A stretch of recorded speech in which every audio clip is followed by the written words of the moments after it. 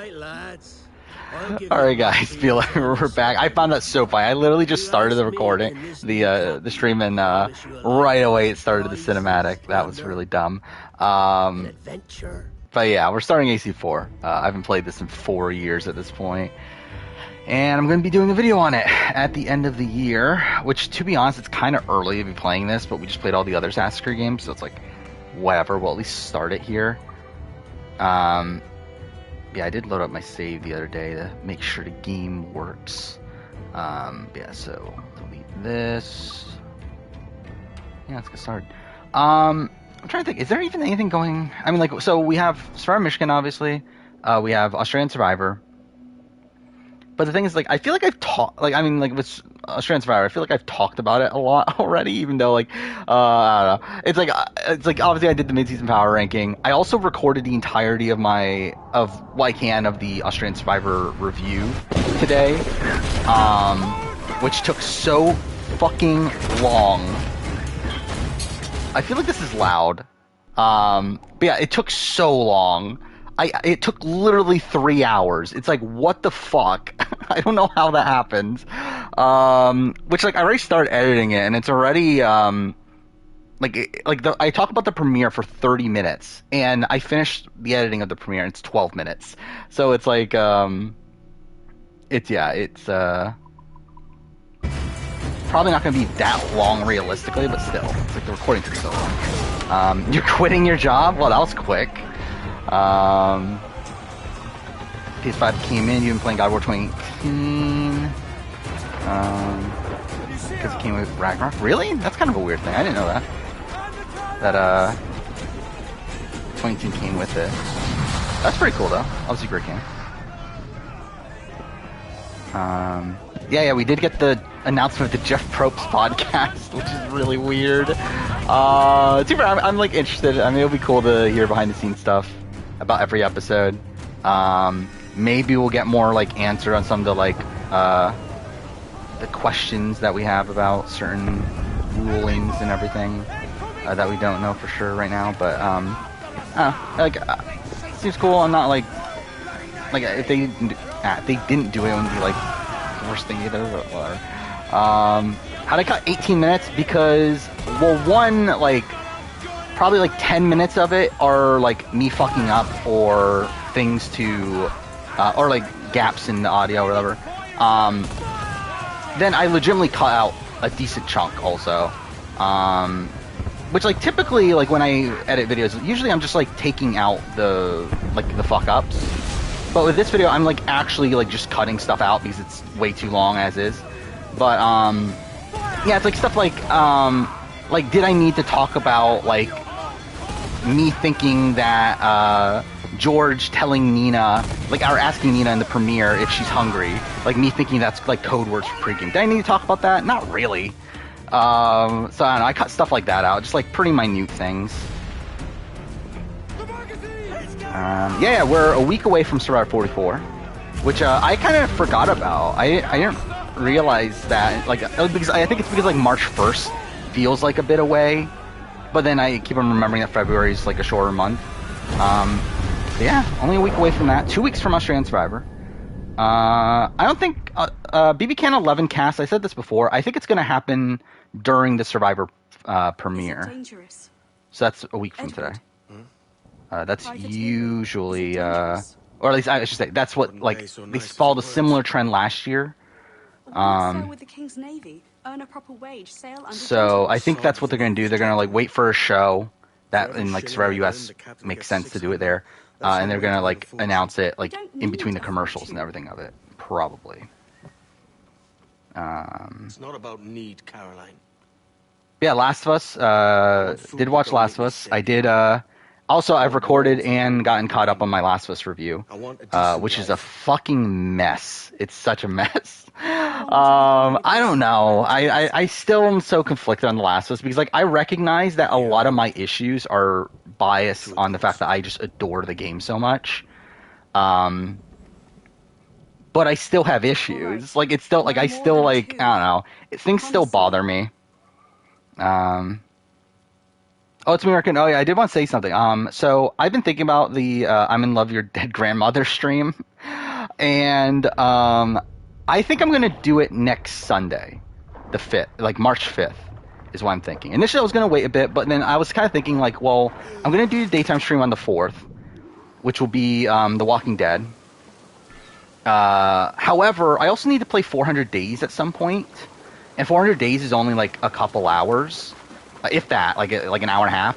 So I was thinking, you know what, maybe that, like, the following Sunday, I'll play 400 Days, and also I'll play I'm in Love Your Dead Grandmother, like, back to back. So, yeah, I think that's when I'm going to do it. I think I'll probably do I'm in Love Your Dead Grandmother first, because why not? Yeah, we'll platinum that. I believe that should only take, like, an hour and a half to 2 hours. And then we'll do Walking Dead 400 Days. So, yeah. Stevie appreciation stream. I don't know.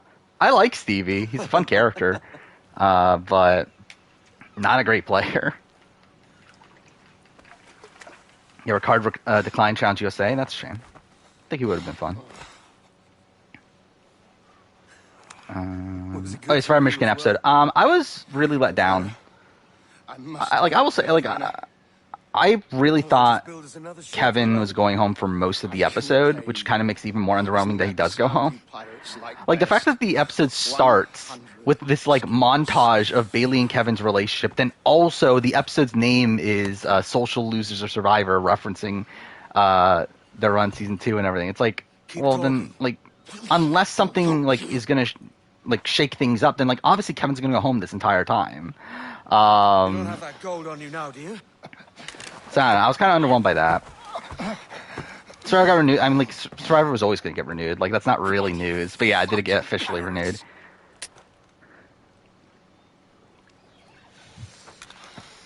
It's so weird seeing. Like, I haven't played this game in fucking 4 years, and this used to be my favorite game of all time. I'm on to you, Sligsby. Yeah, I'm disappointed you lose Kevin, but it's also like it was kind of inevitable. Like, I did think there was a potential for like a Chris Thomas esque run, but yeah, it's like him going home here, not that big of a surprise. You just finished Alfheim. That's pretty early on still. Like, it's still what, like only maybe a third of the way, if that.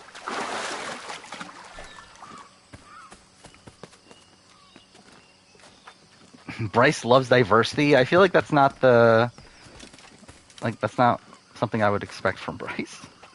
But yeah, I've watched some Practical Jokers in the past. I haven't watched like an episode in like 3 or 4 years probably. But yeah, used to watch it.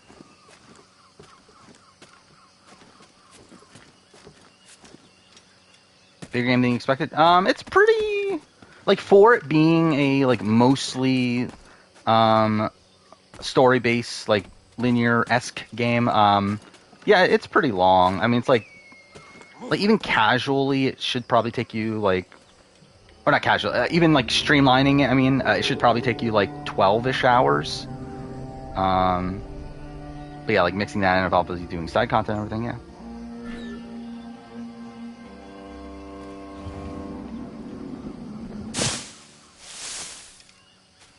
Where's Ben on the player ranking? I think like 4 or something. Where's he running to? He's not particularly high, but he's also like obviously not the bottom. Like Jordy, I believe, is still number 1, and then Frazier. Is Ben 3? I'm trying to remember who's 3. Because I have a Ben above Sharny. Let's see. No, I have him 4. Oh, I have Paige 3, and then Ben. And then Sharny.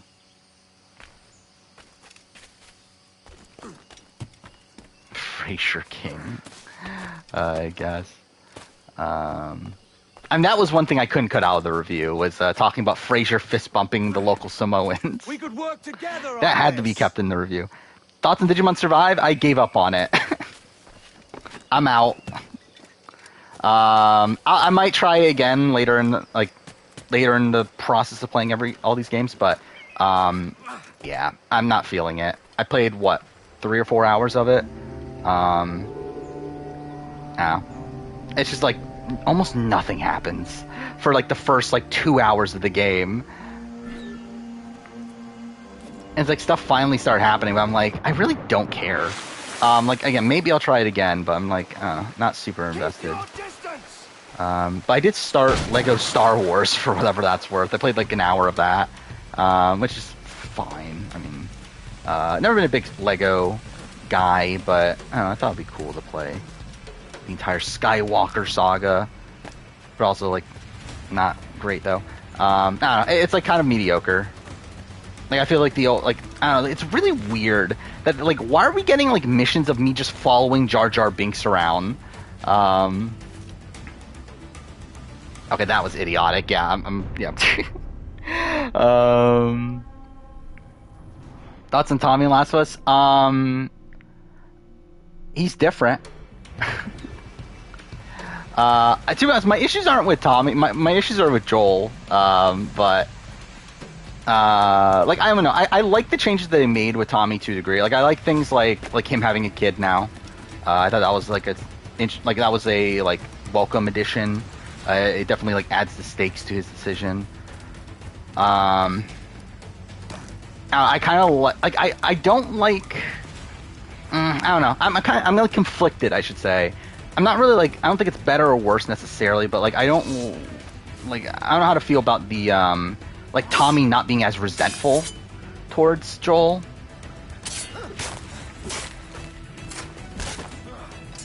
Where he's more by the way, it's so stupid. You fucking killed Duncan Warpole in like 2 hits, but whatever.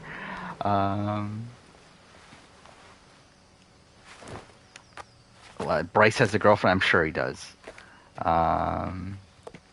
Which boot order is better? I don't even remember fucking Blood vs. Water boot order. I don't know. Like pre-merge wise, like I think this pre-merge is better than Blood vs. Water.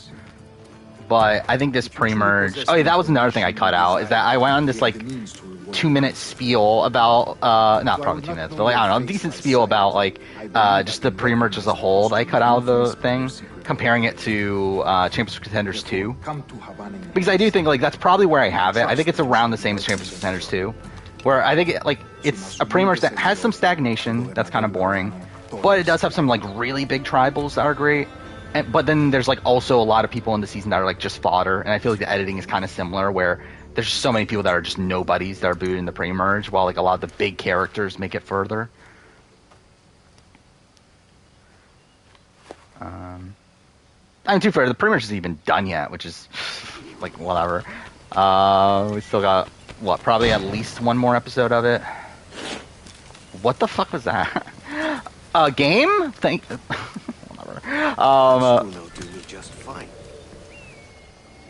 Yeah, we're gonna have at least one more episode. That'll put us at what, 12?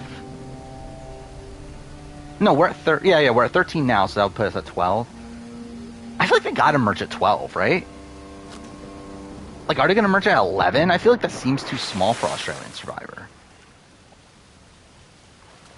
Have they done 11 before? I don't think they've ever done 11 before, have they? I feel like it's either been 12 or 13, right? So, yeah, I feel like we gotta merge next episode. Or the episode after this next episode. Our destination is Havana. I assume we're getting a Final 3 based on the fact that Australian Survivor has always wanted a Final 3. Ever since 2019, right? But like things have always like happened that stop them. Stop them! Do I bother going for 100% completion? Probably not, right? Take my sugar. Take anything you like. Did I keep the part where Anjali people... No, I didn't keep that. I don't even think that was in my notes, actually, now I think about it. When did she even say that, now I think about it?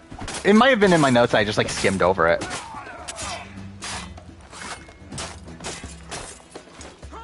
But no, I didn't talk about that. And even if I did, I probably would have cut that out. Considering I just feel like that doesn't really mean anything.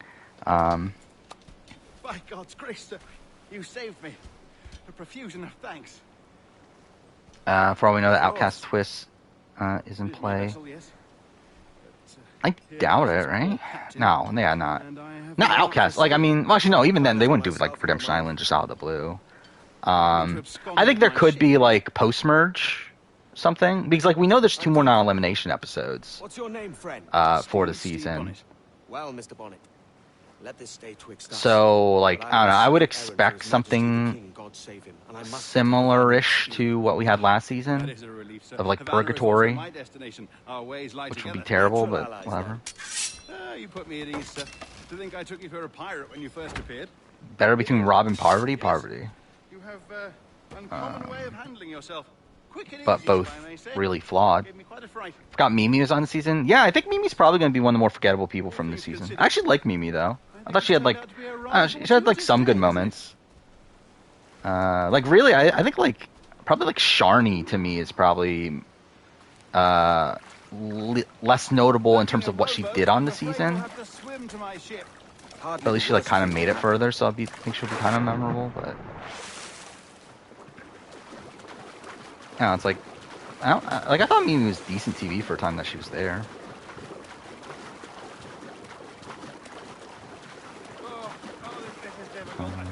What would the thoughts be if Survivor was bring back Brad Burrito? The question would be why? How many confessions did Brad have? It was like a ridiculously like low amount, right? Like he got like almost no content. Like I know he got like content in his boot episode. I think he got like 1 confessional about Cowboy, right? Let's see, where's my Cook Islands? Brad had... Oh, he got more than I thought. 7 confessionals. Actually, he had 3 more confessionals than Becky at the time that he went home. Actually, I forgot that Becky was that under-edited. Becky had 10 confessionals coming into the finale.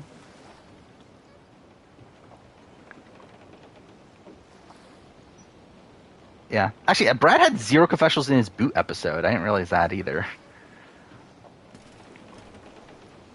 Loose and trim too. Welcome aboard, Duncan. I did mention the Sarah line, especially considering it's literally like that's all of Sarah's content. By the way, that is so fun. I didn't realize that until today. Like I kind of had it like in my head, but like I didn't realize it properly until today. Sarah only got 3 confessionals. 2 of them were that confessional. So that's kind of funny. Best move of UK Panama. That's a top way of seeing. Is there one? Like best individual move? Is there even like I guess just like Johnny bonding with Susanna? But like how much of a move is that? That's just like I don't think he did that like that intentionally. I don't know. Those sailors were quite animated by the idea of pirates roaming these waters. Is it a real danger, do you suppose? What is this link? Possibility. But Oh, most fuck. pirates stalk Cool. the windward passes of Cuba New study reveals that and drinking Coke and Pepsi leads to larger testicles and more testosterone. Well, good for me then. But I shouldn't worry about being waylaid by pirates. Sarah also mentioned she didn't push Miss Grease. Yeah. I don't think I mentioned that. I don't think. Molasses, rum, that sort of Her comment when she left. Turn his back on a keg of rum. Well, yes. But yeah, I still have 2 hours and 20 minutes of audio to run through, so that's fucking great. By the way, last week's video is already 59 minutes long. So that's also great. That was 2.5 hours, I believe, of audio. Which gets so much of that got cut. Yeah, 2 hours, 26 minutes of audio. Again, that's the issue with recording without scripts. Is that... Oh, which, by the way, I don't think I ever mentioned that, right? That, yeah, I recorded my Australian Survivor review without a script. I decided that it's not really worth it. Because, one, I have, like, really extensive notes to begin with, so I think that just, like, using notes is good enough. Especially because, like, it's, Oh, I'm talking about the Last of Us... yeah, I forgot. There's 2 Last of Us videos, aren't there? The Last of Us TV show video I'm talking about. The Last of Us game retrospective I haven't even touched yet. And that's going to be a fucking clusterfuck. But yeah, I have decided to do the Australian Survivor review without script, mainly because like it's a mostly linear season. Like it's not very difficult to like create the structure in my head. Where like I feel like with Survivor US in particular, there's like so much like jumbling around of things that it's tough to do that without a script. And then like Big Brother and BB Can are like impossible to do without a script. Because like there's just so much like superfluous stuff that I need to cut. But I felt like AU was like structured well enough just naturally that I could do that without a script. We'll see. I need you to move your head and look at these. Yeah, I did mention the inflation's a bitch line. I did mention that. Up. And yeah, I did mention Jackie and Simon jumping on the truck. I mean, I talked about the intro for like 4 minutes, I think. So yeah. Oh fuck, I forgot about the fucking modern day. Ugh. What am I doing? Oh, I forgot. I have to look up. Yeah. That's it. So far, so good. Let's get you up. Jordy's ridiculous intro. Was it that? I mean, like, I don't feel like it was super notable. To the Sample 17 project. Like, I feel like other people had more notable intros than Jordy. There you go. Testing. Really high Matt. Oh, we're talking about 44. Which Matt? Oh, so we're talking about Matt from San Francisco. Is that how we're gonna do it? Are we gonna do Matt from San Francisco's Matt, and then the other one's Matthew? Not to this extent, which is surprising. You're very good. The data stream. Yeah, like that's what we're talking about. The scene from like him recreating the Joker scene. That's like nothing to me. Like I didn't like think anything of that. It's like okay, right? cool, whatever. Dumb B-roll they made him shoot. Old, but Abstergo Entertainment has been a studio for a few years. Who do I want back between Wei and Amy Ong? Probably Amy, personally. But I think if it's an all-star season, it would make more sense to bring back Wei. Maybe you saw. Do I have any female viewers on YouTube or Twitch? That was our first title. Probably not. That was just YouTube. I mean, YouTube. I definitely do. But it's. I believe it's a very low percentage. Twitch probably not. Like I would be shocked if anyone's ever been in any of my streams has been a woman, but you never know. So that's your gig. Let's see. I'm trying to look up the analytics. Why can't I find it? Yeah, female demographics for my channel are 12%, 12.7%, 87.1% male. So that's something. Everything's sorted out. But also really fun. I actually haven't looked at these in a while. Number 5 channel my YouTube audience watches is Macy76, which is the channel that put up all the Australian Survivor episodes. And literally, yeah, the what is it? Content your audience watches. Number 3, 4, and 5 are the last Australian Survivor episodes. So that's funny. Also, didn't realize how much like RuPaul's Drag Race my audience watches. I find that kind of funny. That if you like scroll through the like other content your channel watches, like by the end of it, you at least see like 1 or 2 RuPaul Drag Race videos every time. Oh yeah, definitely. So yeah, that's something.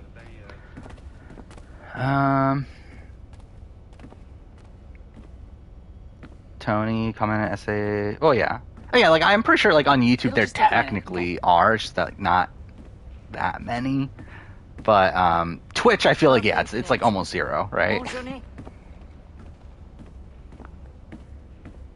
C'est bon, t'étais prêt.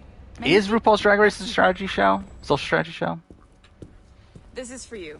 The primary Dad Matt and Skinny Matt, that's what we're gonna call them. Communicator. Power it up and give it a look. It's pretty slick.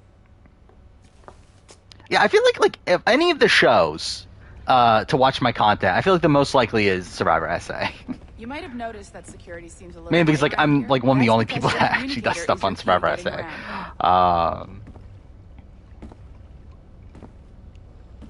Is Megan dead? We're talking about Michigan. I don't know about dead, but like not looking likely. I will say at this point, I'm still on the Leia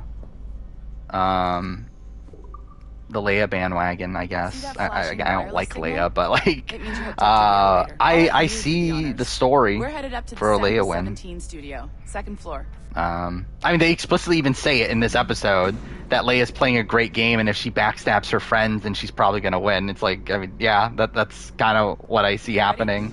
Let's go. We'll see, though. Ah, there's the boss, Olivier Garneau, our CCO. I'll introduce you. Bonjour. If Trump won Survivor, how much of Twitter would be baby raging? Probably a lot, but also Trump wouldn't win Survivor, though. Have you met our new hire? Just started today. I haven't. Bonjour. What project? Sample Fuga 17. Actually, where am I at on the... I just realized I completely forgot about the RJP interviews. I have listened to Matt. I'm actually not... Yeah, I feel like I went down on Matt. That's not right. My opinion of Matt went down after listening to his interview. Just let me get this one second. Like, he seems self-aware, so at least there's that. But he definitely comes off kind of like doofusy. Of one very generous donor. To where like he compares himself to Eric We're pulling Reichenbach, and all it's like, the yeah, best stuff from his I kind of DNA. see that. And hopefully one day we can forge some fantastic experiences from what we Can you find see in his there. face? I kind of forgot if you could or not. Oh, fuck off! This pair of legs is John, one of the wizards in IT. He's just fixing something for you. Actually, can kind of. Calibrating. Calibrating, right. I fucked Matt. I Here mean, we are. Your not very own purposely. Animus workstation. This is all yours. I expect Kevin to be Sit booed. back, Yes, I did relax, from the and find us some opening good of the footage. episode. If you Considering the need entire answers, previously on is just showing the slow Kevin down. Bailey relationship. You'll have no problems. And I'll check in on you You like later. Min Lee? Pirating. Eh. Yeah, Matthew looks like BJ from Amazing Race. Yeah, I would agree with that. Is he still there? Oh, he is. Can you see his face? Because obviously that's a big reveal later on in the game. I guess you can't, really? Then yeah, at this point, like, what would it mean anyway? I guess it doesn't really mean anything to see his face. Wait, does he have, like, white eyes? Did they, like, not even, like, render his eyes? They didn't even render his eyes. That's super fucking fucked. Okay, whatever. Cool. Let's go. Welcome to Animus Omega. Abstergo How would Min Lee do on Survivor? Animus Terribly. Memory It'll be fun to watch, though. School. It'd be a If fucking you have any disaster, though. questions, comments, The BB 8 people are coming back. I don't think anyone is coming please back. contact your project Where I play supervisor. Survivor, I'm in love with your dead grandmother. I'm in love with your dead grandmother because that would only take an hour and a half, and I'm literally going to do it next week anyway. Our primary research target is Edward James Kenway, born March 10, 1693, Swansea, Wales. Calibrations complete. All signs normal. Who wins All Haley, systems Scotty final two? Probably Extra Haley. neurotransmitters activated. George essentially, what if Russell was in on the joke? To a degree. I mean, like, how much is, like, the thing is, like, I think George is partially in on the joke. I don't know if he's entirely in on the joke. He's definitely more in on the joke than Russell, for sure. But, like, I don't think he's, like, entirely there.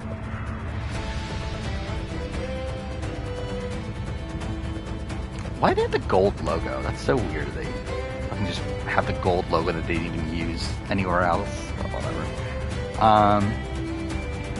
Imagine Bella on Survivor. That'd be a disaster. Lively Havana. Is Kevin the dumbest goat in Survivor Michigan history? I mean, I don't know. Like, he's bad, obviously. I will say, like, I do feel like, See someone you know. like, was it the best move to actually get rid of Kevin this week? Shouldn't want to be mistaken for a Especially, like, I think for Bailey in particular, it's definitely not the right move, right? Even for Emily B. Probably for everyone else, it's kind of like, what? Who cares? These Pirates like gold. I mean, yeah, like, I believe because I believe, like, when the game was announced, it was released in gold, but then they changed it after fact to where, like, they never used the gold logo ever again. Yeah, for some reason in the game it's gold. bartering with Spaniards like they were my cousins. It's like as if they, like, forgot to change the logo, like, in the opening credits. So where's the best squad in town? I'm dying for a quick kip. Or a siesta, should I say. George should have won Brains for Braun. I'm just headed to. I mean, yeah, I would have voted for Public him, House but now to meet some merchants. I could show you the way. Well, lead on. do I think George beats anyone at the end? I think he beats everyone at the I end hope of you'll this tarry a season. bit while I would be genuinely shocked if George gets to the end and loses. misunderstanding. Like, that would be genuinely mind-blowing to me on Might this have a season. drink. Like, I just don't know how that happens. But they don't take kindly to pirates here, do they? Like, on a season where he has the reputation that he has and gets to the end, like, I feel like it would be mind-blowing to me. I think maybe the only person that could beat him is maybe Haley again. Like, if Haley got to the end a second time, then they'll be like, oh, fuck, a winner got to the end twice. I guess we'll vote for him. But, yeah, I would be genuinely shocked if George got to the end and did not win. Yeah, I think that is the case. Like, George definitely has the Jesse issue of no one's going to take him to the end. I mean, I guess you think that, but then, like, fucking Haley did, but also Haley knew that she was going to beat him, so... Here's a purveyor of personal defenses. I should acquire a blade for myself. But yeah, I think that is an issue for George. He's gonna need to win final immunity at the end if he wants to get to the end. That's like, a small dagger would suit me. he's like, I guess if it's like all Spice Girls, would they? The thing is, actually, would Shawnee take him to the end? I feel like Shawnee could beat him, right? I guess Shawnee's probably someone that could beat George. Because Shawnee's essentially just a more likable version of George, right? So like maybe Shawnee would take him. But, like, that's probably it, though. Fit for me. How do you fare? I had only enough for a small knife, sadly. Still. Where's this game ranked for me? What, AC4? It used to be my favorite game of all time for a while. At this point, I would say it's probably my second or third favorite Assassin's Creed game. But also, I haven't played in forever, so we'll see. But... I think of it very highly. That's how you tell a true sailor.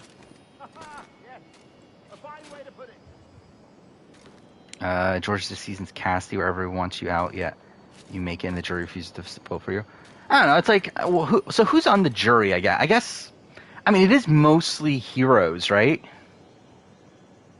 Especially if he gets to the end of, like, all villains. Let's say he gets to the end against, like, Stevie and Jerry. Now, I feel he's got to win against Stevie and Jerry, though, right? So, I don't know. I guess you would have to pick someone more difficult. Like, I mean, if we're saying it's the Spice Girls, then I could see him losing a Spice Girls Final 3. I think at that point, like, I could see Shawnee winning that. Or, like, even Liz. Like, at this point, Liz has relationships with all the heroes, right?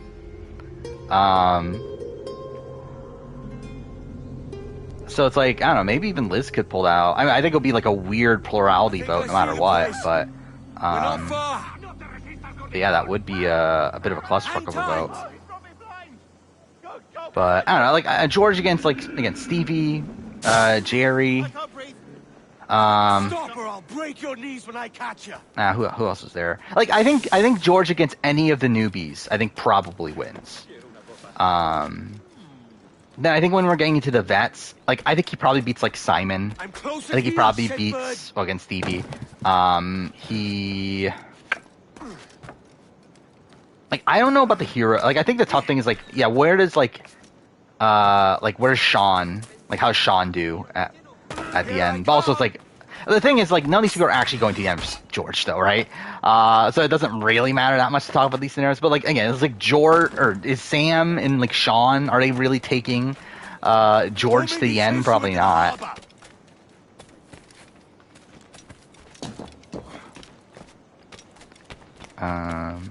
Yeah, is Bryce gone? I guess Bryce is gone. That's a shame. When the merge tribe will be, I don't really care personally. Imagine if they name it Yin Yang again. Actually, that'll be funny. If they name it Yin Yang, they just do heroes versus villains again.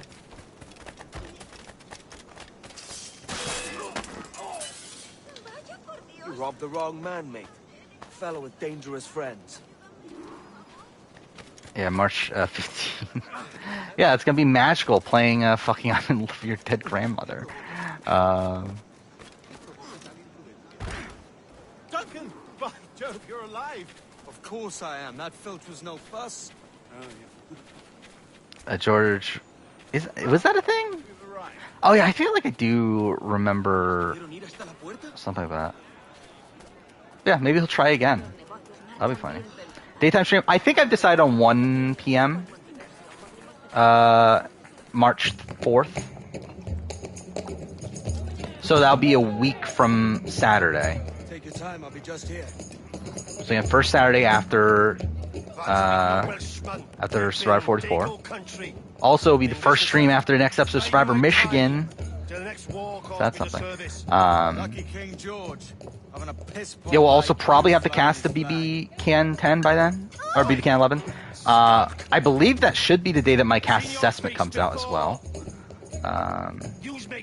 Which I realized that's why I don't start at 12. I forgot about that. That's why I don't start at 12, is because that's obviously when the video comes out. So I was like, okay, we'll start like an hour earlier, or an hour later than that. Queen Elizabeth died during Heroes of Villains filming. Well, that's something. What if they tell them that, they tell them that Queen Elizabeth died, and they're like, okay, well, we'll name the tribe after her. You want a dust up? I'll give you one. Oh, King George, yeah, King George is in this game. Come on, lads. I've seen bigger arms on. Everyone loves King George.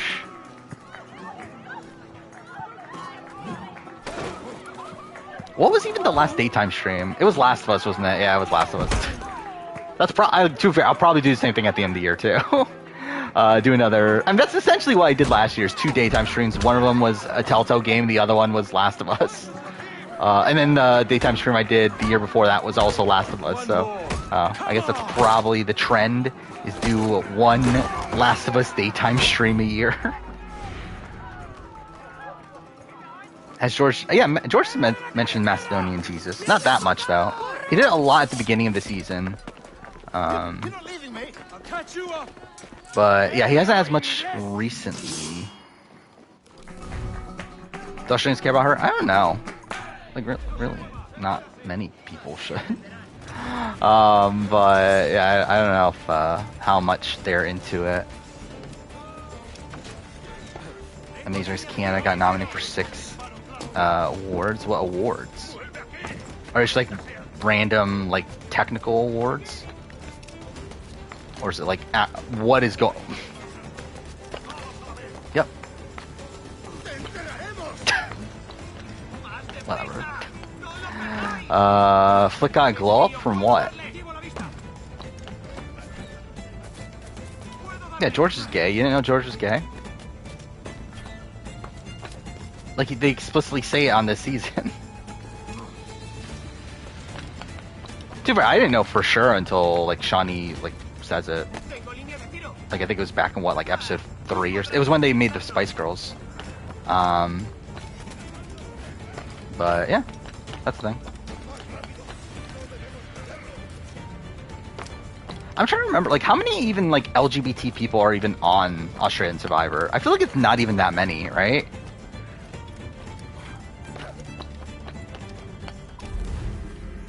So at least that adds to diversity there, I guess. Technically, George himself has never said it, but Shawnee has said it. And to be fair, I don't think it was like actually that. I don't think it was like hidden. It's just that it's like why does he need to say it? Best Canadian reality show of the year. How many other shows are in competition? Actually, that's what the guy like. How many Canadian reality shows are there? Because obviously you got BB Can, you got Amazing Race Canada. What else is there?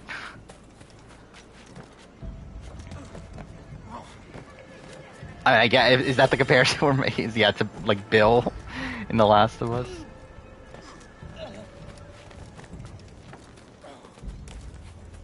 Actually, is that like that? I feel like that isn't that like.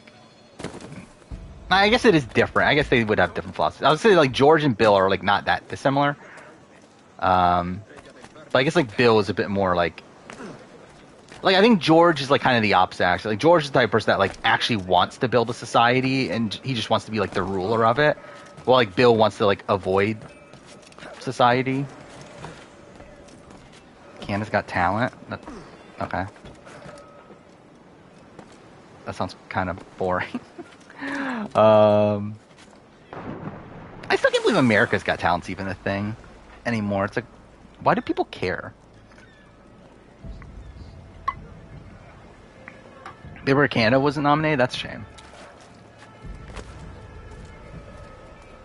Yeah, BB Can, I think is in the best spots it's ever been. Sorry about the swift exit. Bit of a misunderstanding. Shawnee equals Varner. I mean, oh, Jesus. Again, I don't think he was hiding it. I'm only trying to keep these Spanish eyes on. Wait. What? Wait. Steve ran for political office? What did he run for? Haven't the foggiest idea, I'm afraid. I gotta look this up. Chaps might, but my Spanish is wee mal dad's. I'd rather not ask. Shit. All right, come on, let's follow them. I just realized his Instagram is Sneaky Steve. What, in my drawers? Well, what a bio. You go to his Instagram, it says Survivor AU, sustainability consultant, menu log Uber Eat DoorDash writer, and then environmentalist and men's health activist, which is like, yeah, what a combination of things. Actually, he has Sneaky Steve t-shirts. How have I not known about this until now? It's so weird. Oh no, actually no, it's not even Sneaky Steve, it's Sneaky Stevie. I feel like that doesn't work. I feel like Sneaky Steve sounds better. Yeah, go buy his shirt. $27. Not if you keep quiet and stay out of sight. Yeah, first of the tailing missions in this game. Thank God. There's only fucking a billion of them. I'm getting the hang of this. Would I wear Sneaky Steve's shirt? Probably not. Hang back.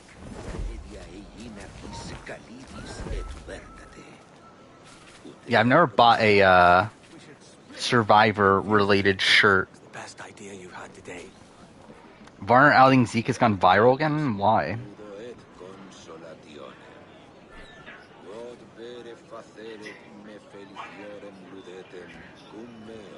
Wait, they actually like post the entire 3-minute clip? Well, either way, at least it's like a positive thing, I guess. It's not like someone like promoting Varner. Yes, sir. See, we're very sorry. Our captain delayed us. Yeah, Bruno's shirt says innocent bystander, which is funny. Schedule for videos. This Saturday will be the Loved One visit video. The Loved One visit ranking. I'm actually not even sure what I'm going to do after that. Fuck, was not even looking at the screen. Because like things are a bit in flux, because Australian Survivor, we don't know exactly when that's going to end. And yeah, we don't know when the BB Can 11 cast is coming out for sure. So, like I know what like video. Oh fuck off! It put me all the way at the beginning. Like I know like what videos I want to come out in March, but I'm not sure like what the order and what the actual like schedule is going to be. But yeah, the Saturday will be Love One Visit, and then I think I might make the Wednesday video my Heavy Rain video. Initially, it was going to be my Big Brother cast ranking. However, I think I want to leave that for the next Wednesday in the case that the BB Can 11 cast doesn't come out on Saturday. Or doesn't come out by Saturday. Because my plan is to have the BB Can 11 cast assessment on the 4th. However, the issue is that what if the cast isn't out by then for some fucking reason? And then I don't have a video for that slot. So, like, I feel like the BB cast ranking would be good enough for that slot. So I think I'm going to switch those. So it'll probably be Heavy Rain on the 1st. I didn't... Okay. You know what? I'm not even... Yeah, let's restart that. What's Eagle Vision in this game? Is it L3? Yeah, there's that. My favorite character from every Survivor season. That's a video coming next month. Last of Us review is on the 15th. Last of Us TV series, season 1 review. The top 10 non-winning based on debut seasons and the winning one, like those 2 videos. Those will be at some point next month. Beyond Two Souls retrospective, Circle season ranking. Those are videos like currently scheduled, but based on like how the schedule is looking right now, Australian Survivor might end quicker than I expected. Where Australian Survivor normally after the merge goes to 2 episodes a week, it doesn't look like that's the plan right now. Where I believe the next like 3 or 4 weeks are already scheduled. Or I think it's 3 weeks. Already scheduled for 3 episodes a week. So Yeah, it might end a week or two earlier than expected, so I'll have to jumble some things around, but to be honest, it shouldn't be that big of a deal. He's very excited to meet you. Only you must be present for a hanging, senor. Hanging? Your neighbor's car was stolen yesterday? Well, that's kind of shit. If we hear the bell, we may At least it wasn't yours.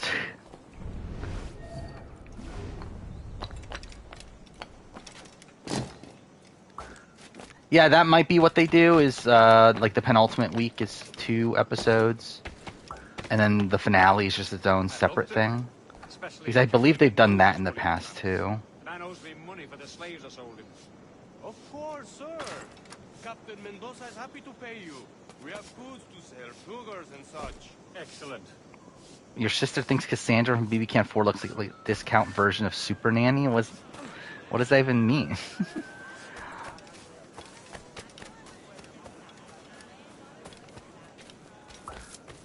Dude, tailing missions are gonna suck on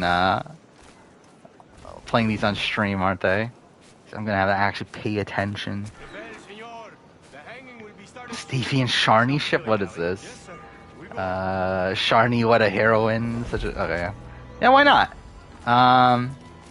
That should definitely be a thing. Stevie not in a relationship?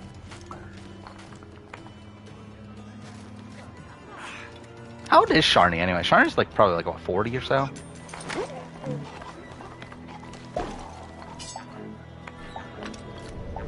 Wait, where'd they go? Oh. 30? Is she only 39? Oh, I was thinking she was older for some reason. I was thinking she was in her 40s at least.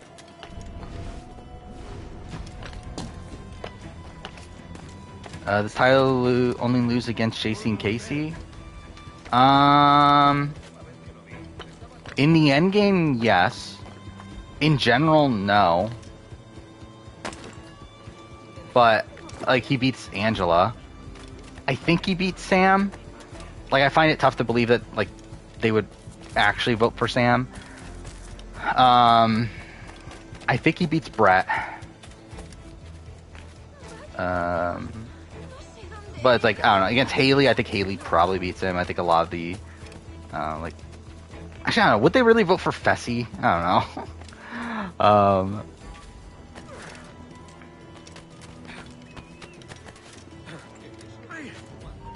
But I don't know. I think actually against Haley, I guess Sam would probably vote Tyler there, so that might change things up.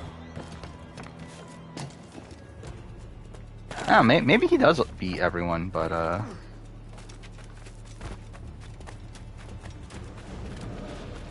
those two. Oh, he hit him up. Jerry and Stevie fighting for Sharni. What is this? It's so weird to even think that Jerry has an Instagram. Quick as anything, sir. Captain Mendoza needs only to hang the... You thought she was way younger by her cast photo? Really? Like her cast... Like, I think I probably would have thought she was younger by her intro video. I thought her cast photo, like, she looked kind of older. We have much fine sugar. I was looking at the... Because, like, I have both of them. I have, like, the image of them from the intro. Oh, fuck, I'm about to fail. God damn it. From, like, their intro video, that like, when they announced the cast. And I was, like, looking at those, and, like, a lot of these people look radically different. And, like, I feel like a lot of my pre-game assessments were, like, based on those. Where is the folder? Season 10. There we go. Yeah, it's like looking at these photos. Like Sharni looks much younger. I feel like in her intro video. And then Mimi looks a lot older. I would say like I thought Mimi looked younger in her cast photo than in her intro video. And then there was another one of notes. Who is it? Oh, Ben. Yeah, Ben is like the impression I got from Ben in his like intro is that he was like a bigger guy. I feel like that's what like kind of why I was like kind of higher him on the preseason.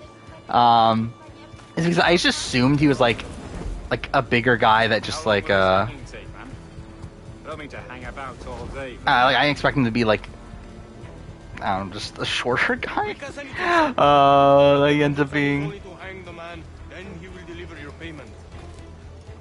I've seen the World Championship. I've seen some of them. I've seen like, so they posted some on Twitter, right? Tobacco, rum, sugar. Like I've seen like Tories. I've seen Jordans.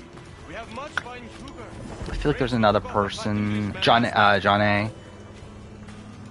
But I haven't seen all of them, I don't think. Am I gonna play Yakuza Instant? Probably not right away. I will eventually, but not immediately. I'll probably wait for it to drop in price or something. Very fine. It's like right now I'm trying to play through all the games of 2022. So really until then, outside of like, unless Horizon, the Horizon DLC comes out before I'm done, like I'll probably just be playing those. After that, maybe I'll be looking for looking out to play Yakuza. Oh yeah, like I did find that funny that Stevie beat Liz in that challenge.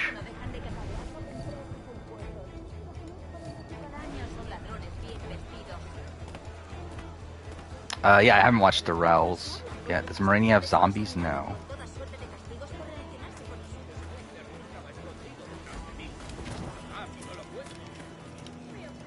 They post the AU players' intros. Yeah, I haven't seen those. I saw the cast photos for them. So I've downloaded all the cast photos so far that they've posted, which is all the legends, the challenge legends, and the AU people. Which feels weird. Like, why didn't they post the USA people yet? That feels weird. Like, the USA people have like been known for like even longer than AU. So it's like, why have you only posted AU? Oh, I forgot. Challenge UK is going on, right? And that's going to be on Paramount Plus on Friday? Is that the day? I like completely forgot about that. So I guess I'll probably watch that on Friday.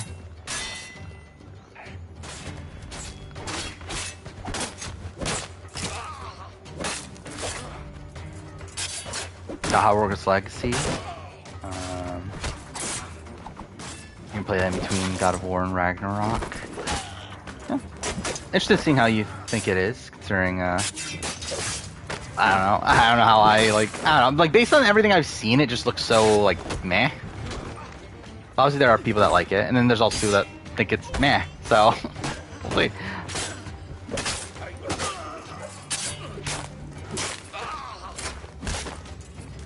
Do I think Stevie really wanted to split the vote between Ben, or is that editing giving a different impression?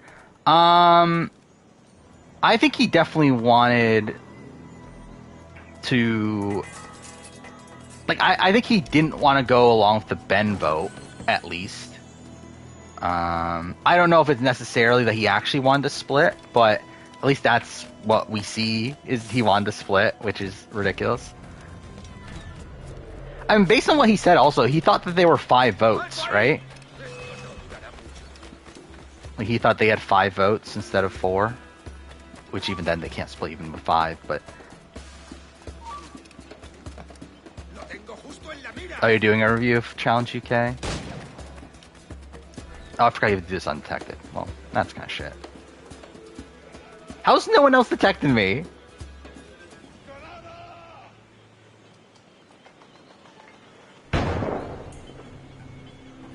Wow, this is so stupid. Better Jerry or Gabler? I mean, it's too early to say. Probably Gabler, though.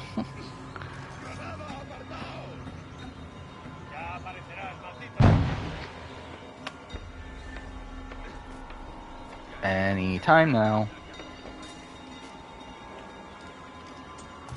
I mean, like, how much can there really be to say about Challenge UK? Like, I assume it's bad, right? It's, like, based on, like, everything we've heard about it, it doesn't seem like it's gonna be good, but, you know, I'll watch it. Is Argentina done yet, by the way? I haven't even seen anything about Argentina in a while. Like, I'm not gonna watch it until it goes on Paramount Plus anyway, but... which that'll be midway through World Championship, right? That's kind of funny.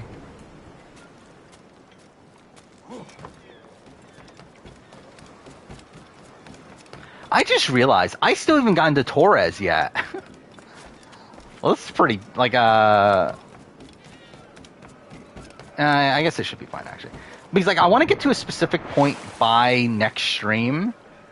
Because the entire point of all this, of me playing this now, is that I want to do frame roam in this for the stream after the Survivor premiere.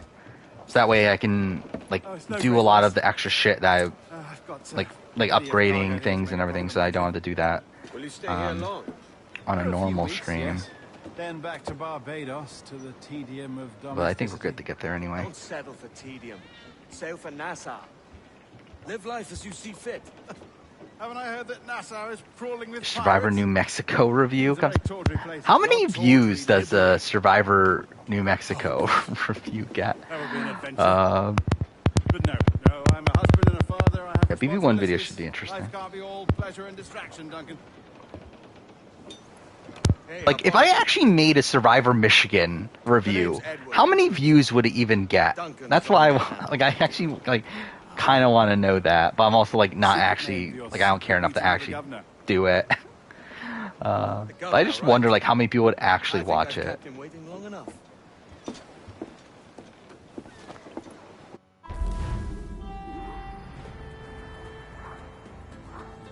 What mic do I use for a channel? I use Blue Snowball, I believe is what it's called.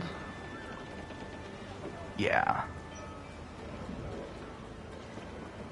Which yeah,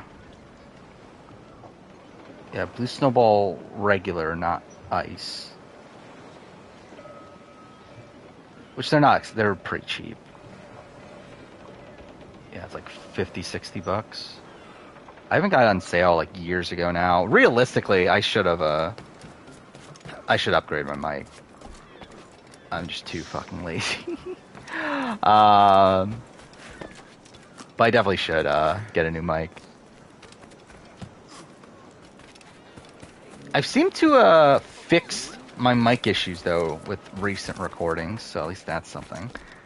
Or, like, recently I've been like having this issue of like I've just like been speaking a bit too, like, it's been like, I think like I've been placing it off, and then also I've been speaking a bit too loud, so it's like sometimes like the audio is peaking a bit too much. I've seemed to have fixed that recently, where like I have none of those issues with the Last of Us or Australian Survivor review. So at least there's that. Are Emily B and Bailey not winning Survivor Michigan? I don't think they are. Or at least I don't think Bailey is, at least. We'll see about Emily B. I wasn't feeling great for a lot of this episode, but then we got talk about how she is, like, playing a good game, I guess. I don't know, I think it would be interesting, like, because I think for Emily B, she needs to do something. Where, like, I think that's kind of the position where, like, Emily B is in, Bree is in, Adam to a degree. Like, they're all in this majority alliance, but they're all, like, not big names within the majority alliance, to where, like, I feel like they need to make moves to actually, like, be able to actually eventually win the game. It's just a matter of when and how they make the move, and if they're able to take credit for it. Buenos dias. Mr. Duncan Walpole. Or, like, we see, like, Adam making moves, but then, like, he's just, like, not getting the credit for it for some reason. 2.5 or 4.5 for Michigan. I did watch both those podcasts. I think I did, like, 2.5 more, if I remember right. Because, like, 4.5, I didn't like the constant changing of the format. I feel like that got a bit, like, a bit random, I guess.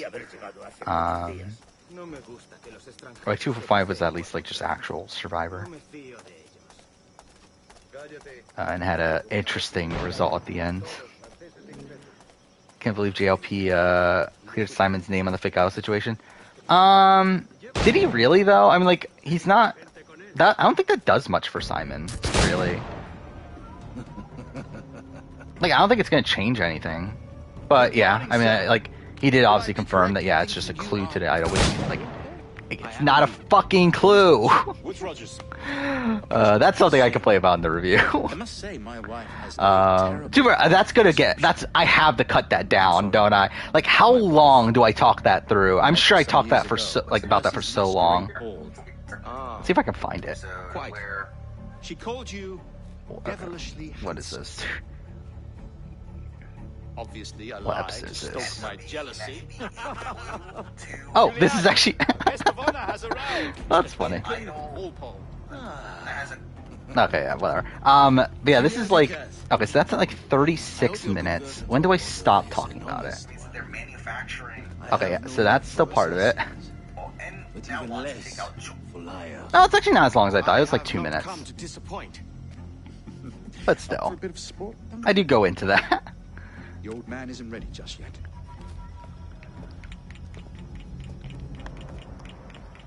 Am I convinced Coop would be final juror? I think he might be booted before that at this point. Duncan, so handle them with care. Or he could win, for all I know. Like, I think that's also a possibility too. I think Cooper could still win for sure. But I think the way I see the season playing out is that Leia is going to be involved with getting Cooper out. I think. Yes? I long for the day where one firearm carries 4 bullets and not the opposite. Yeah, leaked video, I guess. Yeah, I'll keep all of that for sure.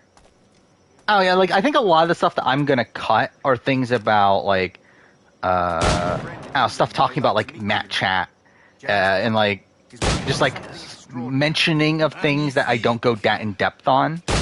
Oh, I did not mean to do that. Do I challenge him? Why not? Let's challenge him. Here's a simple challenge.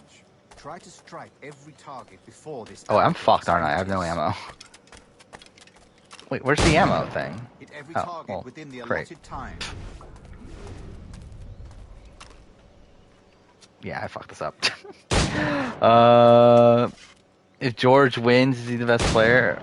Or is he at best to ever play? Probably not. It will be insane, though. An off day, Duncan. Wait, where's the ammo? There's ammo around here, right? Or I literally just wasted it all.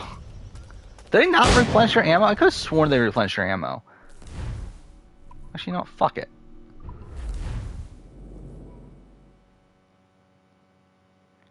Do I like seeing the players talk about strategy and giving idle string challenges? Yeah, I thought it's been really fun. To be fair, I think that's like what's made this like post swap as interesting as it is all these like intermingling dynamics between tribes and everything.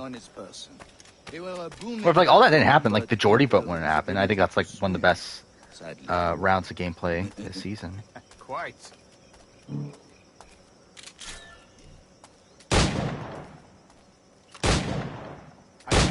Yes? I long for the day when one firearm carries 4 bullets. And not the opposite. Favorite tribe on 4-4? I don't remember the tribes.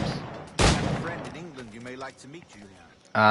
But what, like He's working on Jam, Carolyn, and Carson are on a tribe together, right? So I feel like that would be pretty high. But yeah, I could not even tell you the rest of the tribes. Actually, I feel like I do remember that tribe now I think about it. Because what, it's those 3, then Helen, Bruce, and Sarah, right? Duncan. Well, Which, like, Sarah's kind of, eh. Helen I like. Bruce is fine. And then, yeah, the other 3 I really like, so. I think that's a pretty good tribe. What's the other one I've listened to the podcast for? What?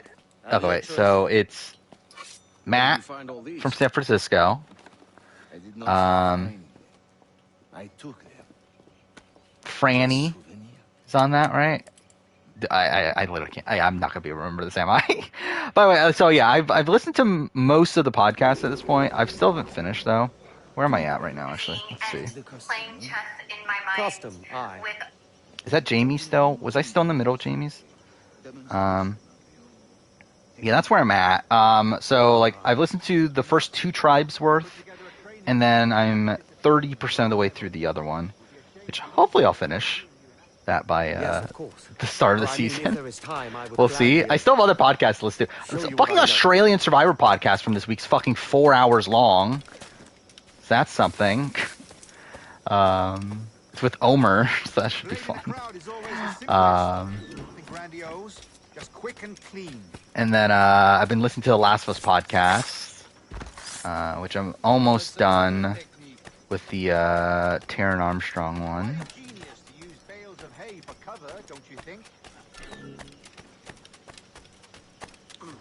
But yeah, I'm a little bit behind on podcasts. Heidi is a person. The advantage of surprise cannot be overstated, isn't that? Yeah, Claire was on the other tribe, right? So yeah, it's Claire, Heidi, Matt, Franny. So I'm missing the 2 other guys. That's a clever trick. Couldn't even tell you.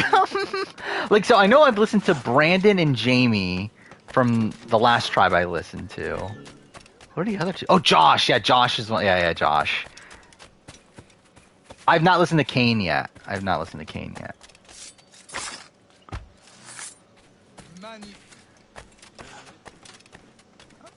Who's the other guy? I genuinely can't remember.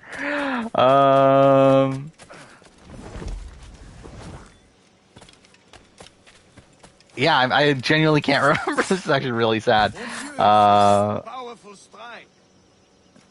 No, I've listened to Brandon's is the last podcast I believe that I've listened to.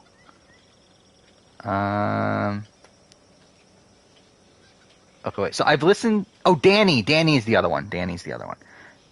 So I've listened to Brandon. At this point, I've listened to Brandon, Bruce, Carolyn, Carson, Claire, Danny, Franny, Heidi, Helen, Jamie. Well, at least I'm in the middle of Jamie. Josh, Matt, Sarah, Jam. So I haven't listened to Kane, Lauren, Maddie, and Matthew. I forgot Lauren was even a person. Yeah, Maddie should be fun. I've heard Maddie's is it's a bit interesting. You chose a perfect time to leave them behind. At great risk, I imagine. Maddie's favorite thing about New Era is Lindsay beating Jonathan in swimming. Well, neither is drinking liquor, I mean, I am drawn to its dangers all like the she same. did in the challenge where he like dragged Marianne and Omer, right? Is that the challenge that she's thinking of? Lauren's your winner pick? Oh, yeah, I was kind of high on Lauren. I forgot what the turd me. Was it that? Is she the elementary school teacher? Was that it? That was like I don't know if that like killer instinct's gonna be there because she's a school teacher. I trust she's well, but I wouldn't know. I've been in Madagascar some 14 months hunting pirates. It took some work to dislodge. Danny's your pick? I think Danny's a solid one. I just feel like the New Era's kind of this like era that has big targets being taken out right before the end. I feel like he's probably looking like someone like that, like someone I could definitely see him making like Final 7, Final 6 sort of range, but I think he's probably out around there. Oh. Tommy was an elementary school teacher. Well, that doesn't count. It's definitely not that I forgot that that's the case. Yeah, how could I forget teaching time with Tommy? Grandmaster Torres. But yeah, I completely forgot about that. I completely forgot Tommy was the teacher. Matt's your male winner pick, Lauren's your female winner pick. I would feel much more confident about Lauren than Matt. Apologies, Governor. My ship was set upon by pirates. We were scuttled. I arrived only yesterday. Unfortunate. I feel like there was a comment earlier that I missed that I wanted to respond to. Able to salvage from these pirates the items you whatever. Yes, sir. I was. Yeah, I like Matthew as well. Matthew's actually he was second, right, on mine. I'll be honest, like I really do not remember my 44 cast estimate at this point. I've edited so many videos and like just talked about other things since then that I just do not remember my 44 cast estimate anymore. Most welcome. How long ago was the 44 cast estimate? Much to discuss. Like that was what, like 3 weeks ago or so now, right? It's been a while, right? Yeah, I think it'll be 3 weeks on Saturday.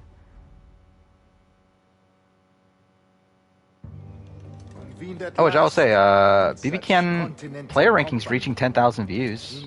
That's pretty cool. Which I think that video's turned out pretty much like best case scenario. Based on the fact that it's a BB Can video. I think the fact that it's again going to reach 10,000 views. I mean, I believe it's already my second most viewed BB Can video ever. So that's cool. Also, really funny how bad my 44K assessment is doing, like, in the grand scheme of things, but whatever. Like, it's my Trader's review has more views than my 44K assessment. Which, to be fair, Trader's review did better than I expected, but by the still. Father of Understanding's light, let our work now begin. Matthew from Columbus, is that what we should call him? Decades ago, is Matt kind of high variance? I don't know if high variance is what I would like. I don't know if I see Matt being an early boot, like Matt from San Francisco. But it's more so that like I just don't know if he's gonna know what he's doing. And I don't know if he's gonna be like he kind of comes off as like kind of like maybe like an Owen style figure. Like I could see him getting to the end. It's just I don't know if he would win. The power to locate and monitor every man and woman on Earth, whatever their location. Only imagine what it would mean to have such a power. With this device, do people criticize probably? Again, I don't look at comments or anything anymore. To be fair, the like to dislike ratio isn't that bad.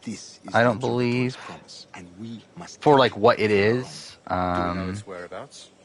Where like any big ranking, it's like always expected to not be particularly. Yeah, it's a 97.5 like to dislike. So that's actually pretty good for a ranking like that. Like even my Australian Survivor mid-season power ranking, that's at a 94.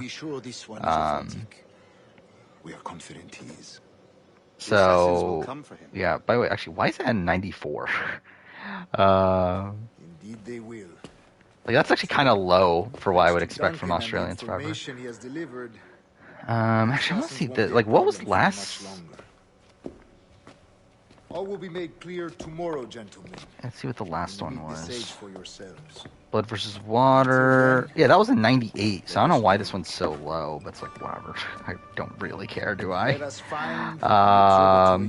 Player ranking. I forgot what that. Blood versus Water player ranking's a 94. That's kind of low. But Brains versus Brawn player ranking's a 91, so that's even lower. So I mean, like any ranking I do, I always expect it to be lower than an average video. Like average video, it's like okay, like 98 to 100% usually. But it's like any ranking I do is typically lower just because like people don't agree with rankings and they decide I just gotta instantly dislike this. I look forward to it. Excelente. Meet me down at the docks first thing tomorrow morning. Actually, my Amazon one's at a 97. That's probably because I diss the Amazon. Actually, first boot ranking for Big Brother's pretty good. 98% for that. That's pretty high. 98% for Survivor South Africa ranking. That's actually pretty good too. Actually, Survivor first boot ranking is pretty high too. Yeah, I don't know. I guess recently it's not been as bad. Actually, can you rank things by like to dislike ratio? You can't. That's kind of annoying. So I want to see what my most... Because, like, actually, I don't have anything below... Yeah, like, I don't have anything below, like, 95% recently. I mean, a couple video game... Like, my Plague Tale Requiem video is at 87 for some reason. I'm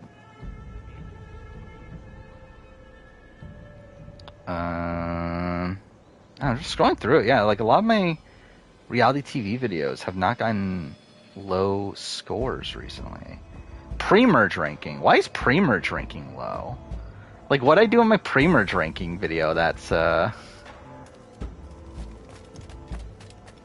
people were upset by. Do I like Popeye's spicy? I don't think I've ever had Popeye's chicken tenders. So, I wouldn't know. Saw a Twitter flame war between JC Lynn and Helena stands from the ranking. Like, I even know there are Helena stands. I think even JC Lynn stands. I mean, I think both. Like, it's surprising they even have stands. Oh yeah, it's definitely because I put Gabon too low. That definitely has to be it. I like Popeyes personally. It's just that there's not one near me, and also just like fried chicken, just in general, is like highly expensive nowadays.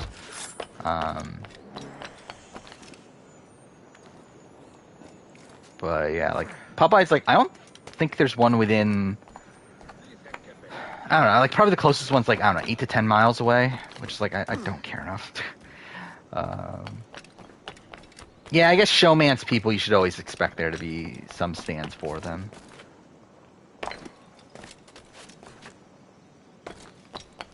What, Popeyes? Is that what you want me to say?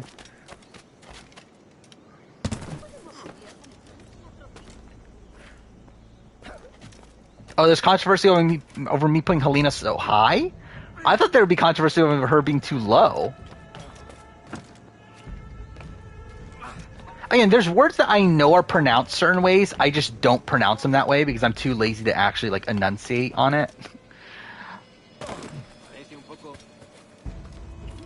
And that's usually a struggle for me when I'm like doing videos, which is why like I have to edit audio so much, is because like there's so many times where like I like incorrectly pronounce something just because like normally in my normal life I wouldn't care enough to actually like enunciate on it, but for a video, I like at least try, but then also there's like many times those slip through anyway. So some mad at Suzette's placement. I mean, they might not like my BB Cam 1 player ranking. Well done. We'll catch up on it later. Gino's probably the second hottest guy in BB Can history. Very punctual, Duncan. This way. I don't know if he would be my pick, Bob, because I'm no expert. A man both Templars and assassins have sought for. So worse than jury management between Helena and Brittany. I am told your surname is we're talking Brittany BB24. So? Probably I think Brittany was more actively bad. According to old tales. But also, I might just like not remember Helena's like actual jury management now we need only its location. Well enough. Perhaps Mr. Roberts will be eager to provide it. Update odds. Yeah, I think it's almost 0 at this point. There's like literally just no talk about All-Stars at this point. Because like where are we at? We're at we're at 2 weeks from the season starting, which means that Sequester would be starting soon, right? Like there should be word by now if it was All-Stars. I feel like we would know for sure. Like even looking back at like BB22, like BB22, we knew it was All-Stars for so long before it actually became like before it was like officially announced, and before people were like in Sequester and everything. Like I feel like we would know by now. But the map you delivered with the blood vial will see that job finished. Fine. That's the idea. Oh, I'm supposed to actually be with them, aren't I? I don't like this route, Torres. We're exposed. Something is wrong. Stay close, Grandmaster. I feel it too. Do not let them get their hands on the sage. Dre's a better player than Cassandra. Yeah, I could definitely see the argument. Assassins! I don't remember where I even played. I'm pretty sure Cassandra's higher than Dre, right? But yeah, I could definitely see Dre being higher than Cassandra.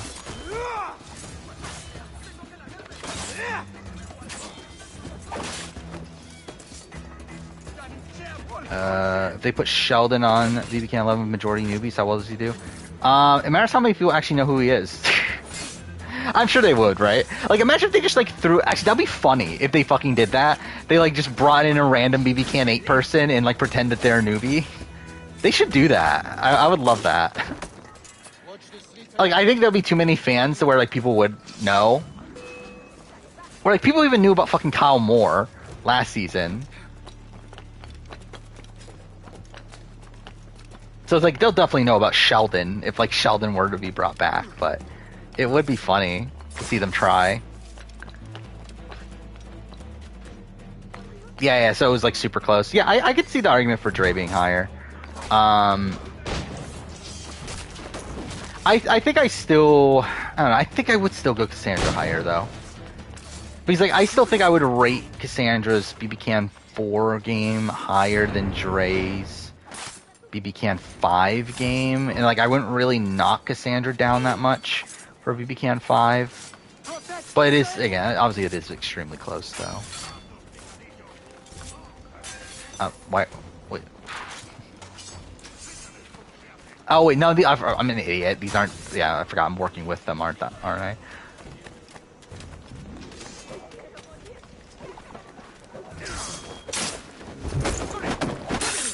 Do I think Nina is a better player than her mom? I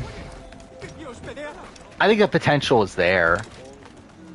Like if I did a genuine ranking of like every. Wait, why are they attacking me? I'm working with them. But if I'm doing a player, or if I'm doing a ranking of every player from... Oh, because that was a restricted area. That's so stupid. But if I'm doing player of every, like, global player ever, or ranking of every global player ever, I would probably still have Sandra above Nina, just due to, like, precedent. But, like, I think if, like, Nina has a really good run here, I think it definitely... I would definitely be tempted to put her higher.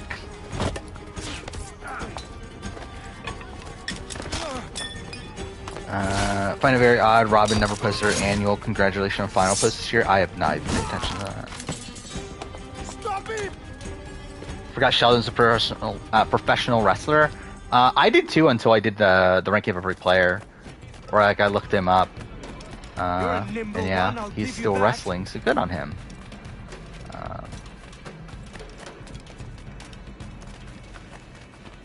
Yeah, how many BB Can 8 people have like just disappeared from the BB Can community? Because like I feel like no one really talks about a lot of them anymore. Or like even like Brooke was like a massive super fan coming into BB Can 8, and like I feel like she's like nowhere to be seen. Double the watch. Does Marine System have a plan of pirates? Yes. There definitely is like a pirate like faction. What's Carol doing? Yeah, yeah. I've never thought that in my entire life, but yeah, like what is Carol doing? Yeah, but like I don't know, like Vanessa, like Maddie's a bit more present, right? Like what is Rayanne doing? Like I know John Luke is still in the community. Kira's still around, right? I think. Yeah, Jamar's still around. Like some of the people are still around, but like there definitely are like a decent chunk that like are just nowhere to be seen anymore. Like where's Chris Wiley?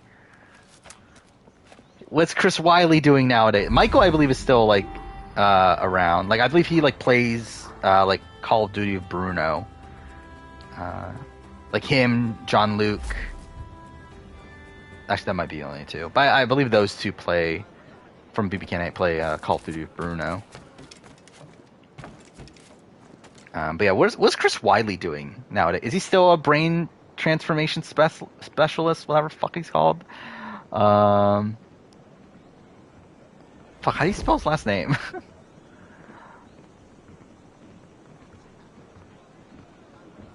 Okay, I spelt it way wrong. Can...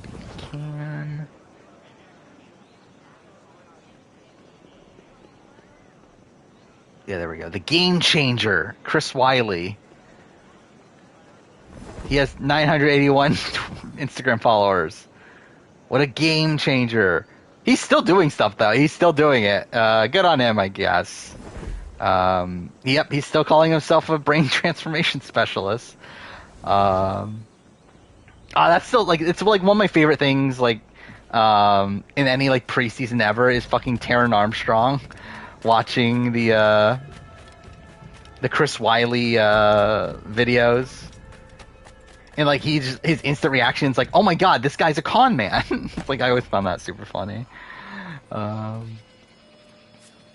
Casey Catanzaro is wrestling still too, isn't she? I kind of forgot about that. Yeah, he is the results. Yeah, that was the funny line too.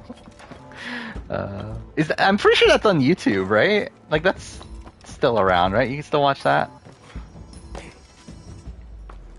If not, then that's a massive shame. Because it's just a hilarious clip. How do I think George ranks amongst best Australian Survivor players? I think he's probably close to top 5, if not in there by this point.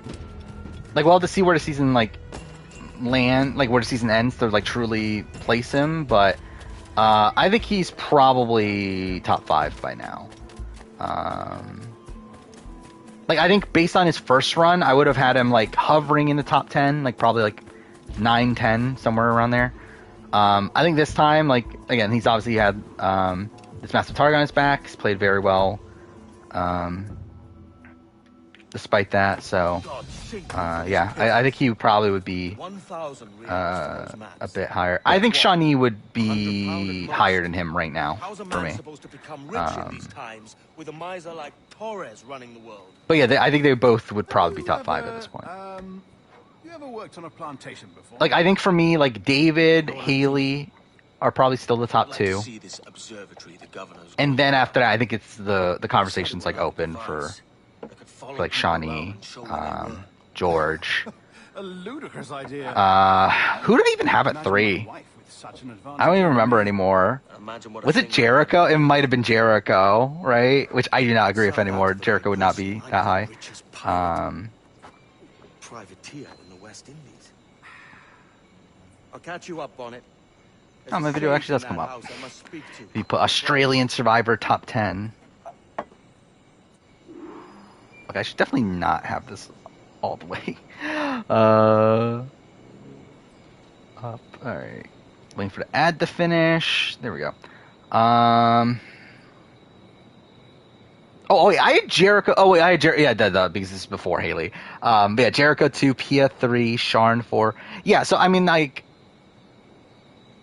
Haley would be 2. I think both Pia and Jericho drop for me. Yeah, I mean, like, I think Shawnee. I think there's an argument for Shawnee being 3 and George being 4 at this point. I think with Shawnee we might have to wait a little bit more because, like, I think with Shawnee, like, things I always forget is that she got voted out pre-merge and All Stars, and she got saved. She only got voted out twice. She had to use an idol one time. I guess that one's not fair because, like, Henry was always going home in a tie. But still, it's like I don't know. I think maybe that's a bit more rocky, but maybe I would jump Luke up nowadays. I don't know. I think I would really rearrange my top 10 nowadays. Which, by the way, also, I do plan on redoing my top 10 after this season. So that'll be something. I love how I've been recommended Survivor 44 all cast bio compilation posted by Carson from 44. So that's weird. Oh, I forgot about Mark. Mark would also be there too. Yeah, Mark would be in the top 5. Yeah, so I think Mark would probably be number 3. And then probably Shawnee George is probably where I would have it right now. Jericho 6. Pia 7. Is Pia 7?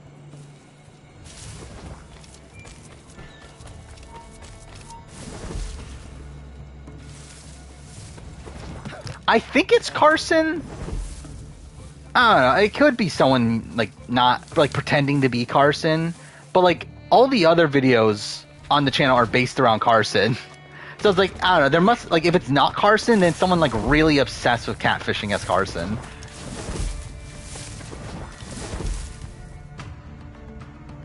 "44 preview was shown during the Toughest Nails finale."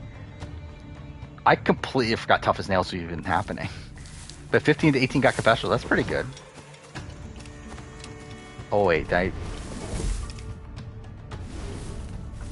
Oh, I'm an idiot. I completely forgot. I have to get a key, don't I? Well, yeah, that's great. No. Yeah, I feel like it seems apt for Carson to do something like that, based on everything we've seen of him so far.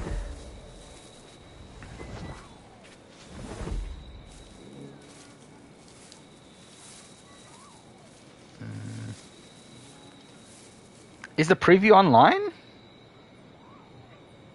Well, then also I don't want the audio to be muted for copyright.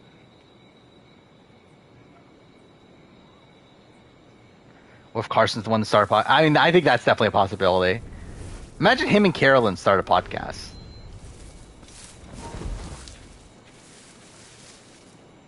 How do I do this again? Like, who am I looking for? Like, I love it, like, I used to know this game, like, inside and out. And then now I don't. I really fucking don't. Oh,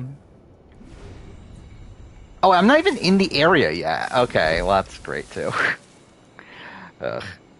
Oh, yeah, Carson definitely. I see Carson being, RHAP. Oh, my, I almost pushed the fucking ad button. I definitely see Carson being the, a staple in RHAP. Get him, Carolyn, who else has been, like, super prominent? Maybe, like, a Claire.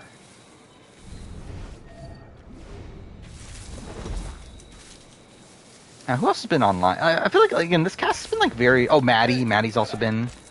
Oh, Maddie's one of the ones without confessionals? That's a travesty.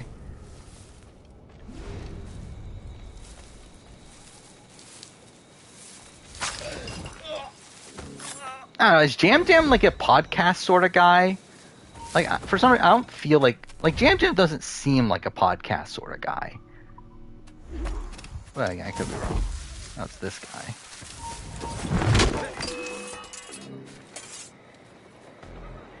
I don't instantly fail. Oh, I thought I would fail if I got detected. Okay.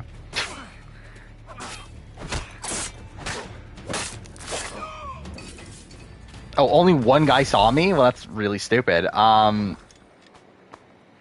should get you a circle, kind of. I can see that. Yeah, put Jam Jam on the circle. Why not? I'm sure that'll work out. Oh, yeah, yeah, actually, that's fair. I did not see Marianne. Actually, I don't know. Marianne is, like, a massive fan to where, like, she was just all over the place preseason. So, like, is Jam Jam all over the place preseason? Like, I don't feel like I've seen much of Jam Jam preseason. But also, like, I haven't been looking that much, so it's like, I don't know. But, like, without looking, like, I've seen, like, a lot of Carson, I've seen a lot of Carolyn, seen a lot of Claire. I've seen some of Matthew, I feel like.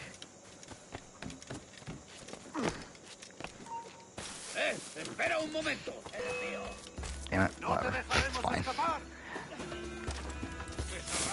Theories the editors are now putting in these confessional montages to increase each player count and make it seem like they're getting more screen time than they are. I think I mean, like, I don't think they care necessarily.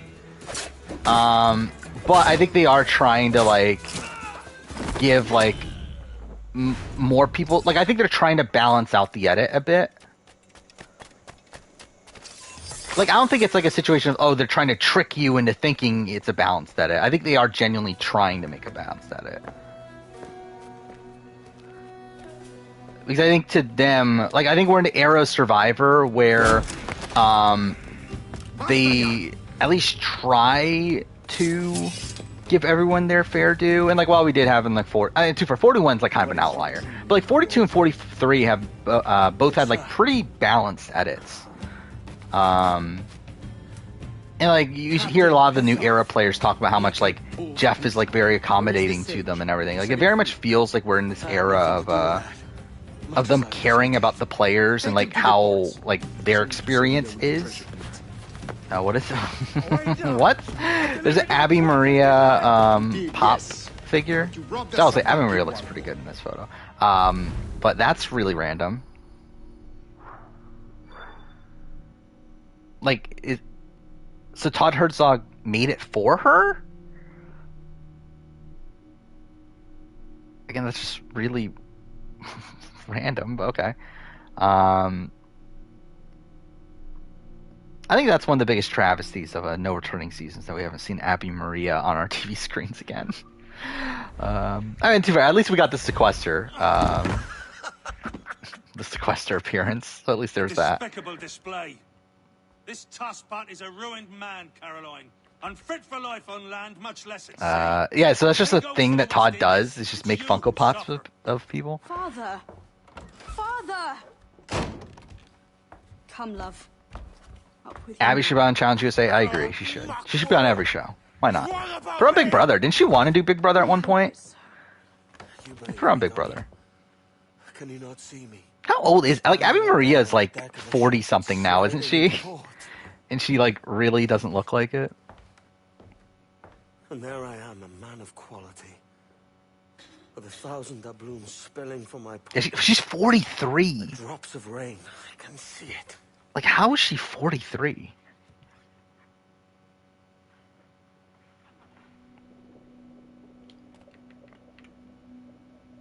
It is funny, though, because, yeah, so she was in her, like, early 30s already at the time of Philippines, right?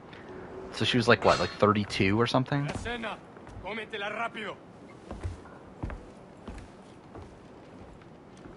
Yeah, Jeff did call her Abby Marie. Which is funny.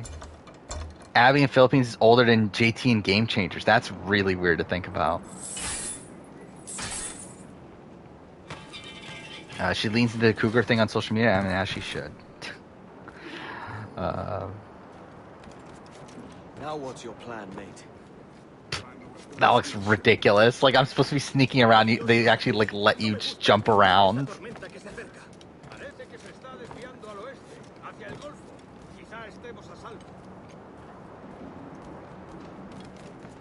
Oh, fuck that up. The survivor ever flip a majority jury to flip on them to win the game before they're... Like, in terms of, like, did they win at Final Tribal, like, an actual flip the votes? I don't believe so, right? Like, we just talked about this not too long ago.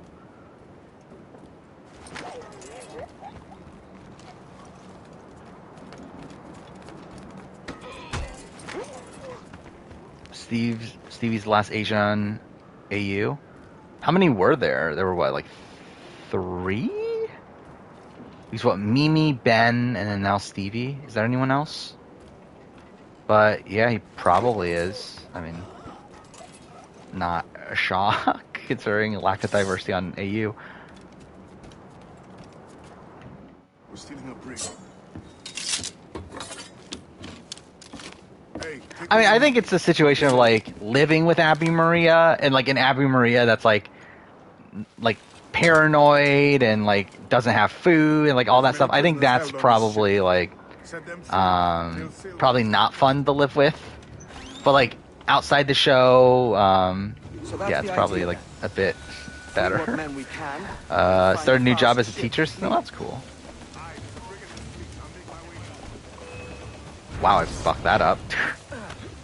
Yeah, that's what I was saying. It's like, it felt really weird. Like, everyone was talking about how they just, like, got a new job all of a sudden. It was like 3 or 4 people in chat. It's like, okay. Oh yeah, and Jolly.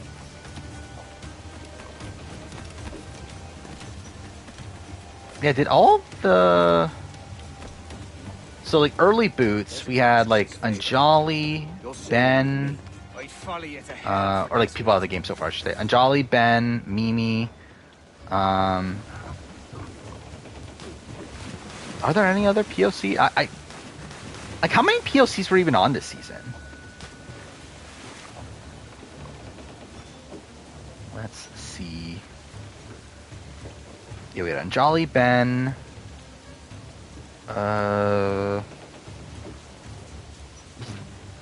Mimi, Nina's still there. Stevie, that's it? It's 5? Yeah, that's not great. I thought there were more. I generally thought there were more than that.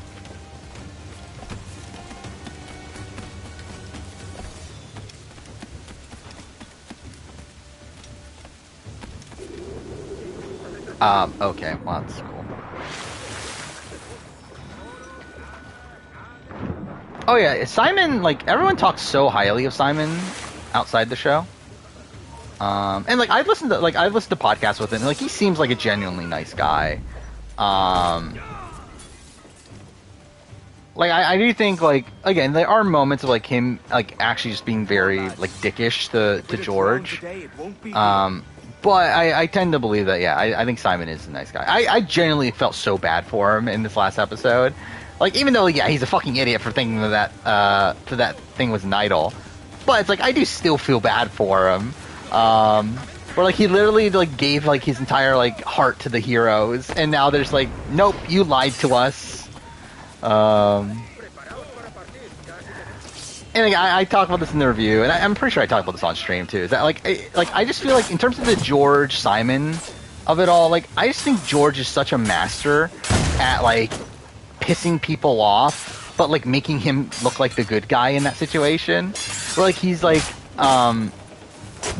he's very good at like annoying people to the point where they lash out at him, but then he is like able to look like the good guy by saying like, well. Because like he's like not as confrontational in his like response to it, and yeah, it makes for great TV. It makes for great TV. Like I mean, George is obviously all-time great character, but I can see how like living with him would be really annoying. There's a brig nearby, just waiting for us to take her. Because it's not just this season. This happened. I mean, this happened his first season too.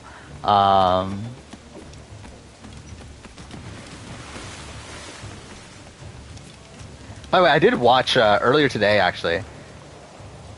I got around to watching all the vote-offs from Brains vs. Brawn. Oh, I forgot. I didn't talk about that. I did do a... I talked about this last stream or 2 streams ago that I, out of the blue, decided to do a Sporkle quiz on every Survivor player. Then the other day, I was like, fuck it, let's do Big Brother. And then also I did Australian Survivor. And like Australian Survivor, I got it. I got everybody somehow. But I forgot, like it took me so long to get Brains vs. Brawn. Like just so many of the earlier boots for Brains vs. Brawn, it just took me forever. It kind of made me want to watch the all the vote-offs again for Brains vs. Brawn. And it's like, it's funny like watching it back to see like how many times like George, like in the pre-merge, like George is either like not in the know,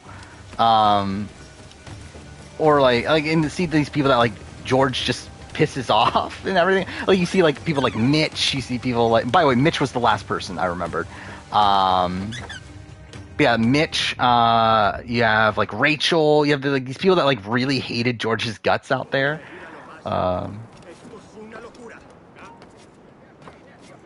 Link to what? The Sporkle? Or what?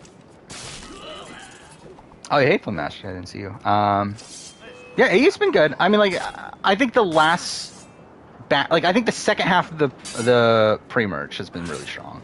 First half was just okay to me. Yeah, like, since the Fraser boot, that was incredible. Paige boot was really fun.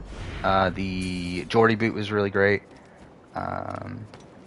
Ben boot was okay. I think this last episode was kind of like the episode. Too fair. The episode was good. It's just that obviously like no vote out at the end was kind of underwhelming. Oh yeah, like I didn't even bother doing BB Can because I feel pretty confident I could do BB Can. By the way, I failed Big Brother. By the way, but mind you, I failed Big Brother because of the time limit. I did not fail it because of me not knowing. Like I ran out of time on Big Brother.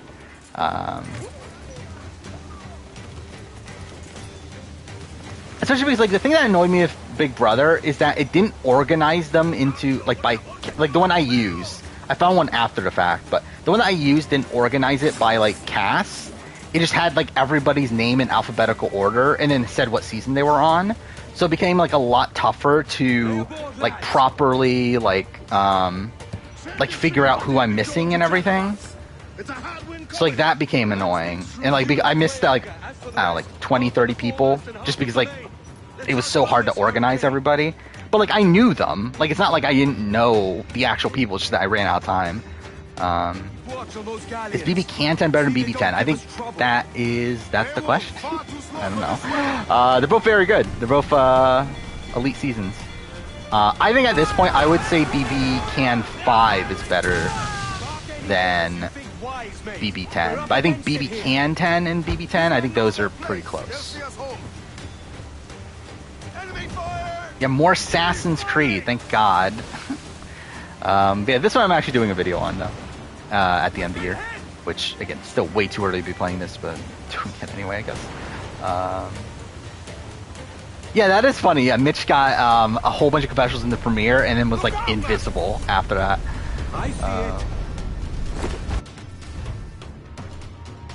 But yeah, actually, I was surprised I got Australian Survivor. I didn't think I would be able to get everybody.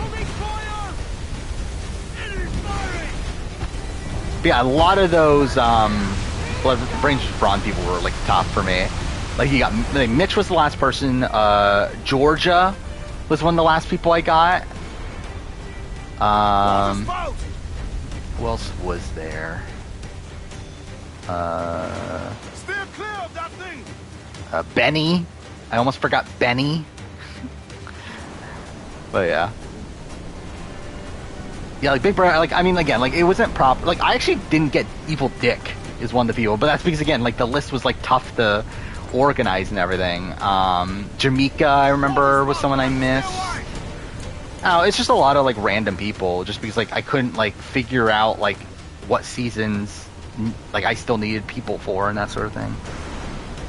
It's not looking good. How much did Odyssey take my opinion of the series? I mean... like, I still loved Assassin's Creed at the time Odyssey came out.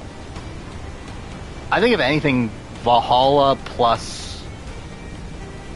It's not even, like, necessarily Valhalla, I guess. It's more so, I just think, like, my overall, like, current taste in gaming is different. Plus, also, like, I just think that, like, Ubisoft as a company just sucks. So... actually, I did miss Cameron. I did miss Cameron also. He was one of the people I remember.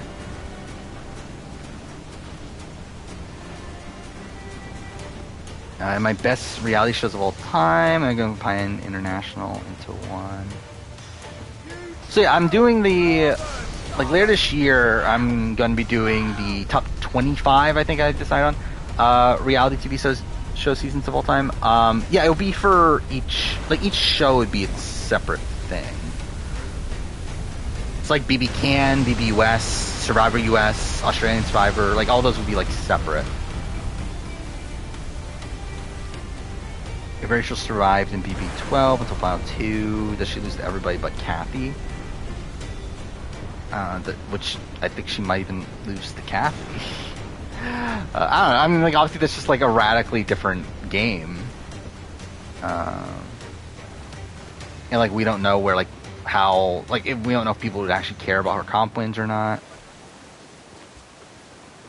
Oh yeah, obviously Survivor UK Panama needs to be #1, obviously. I think again, I haven't done the prep for that video yet. It'll probably be like the first thing I do after this batch of videos I'm currently editing. But like, I think most of the top of the list would be Survivor. Like, I think Survivor for sure. Big Brother, I don't know, maybe a couple seasons. Big Brother Canada would probably include a lot of seasons towards the top. The Genius, I think all 4 Genius seasons will be towards the top. Again, I still haven't created the criteria. I don't know how I should do it. On like how to limit. Like, I think what I'm going to do first is I'm just going to create a general list and not have any limitations, and then try to decide like if I need to create a rule to like limit the amount of Survivor seasons, that sort of thing. Not yet. Scream when David got a confessional. I literally wrote in my notes in all caps, David got a confessional. So yeah, gotta love it. We're taking this one home. I think Traders might make top 25. I don't know if he'll make top 10.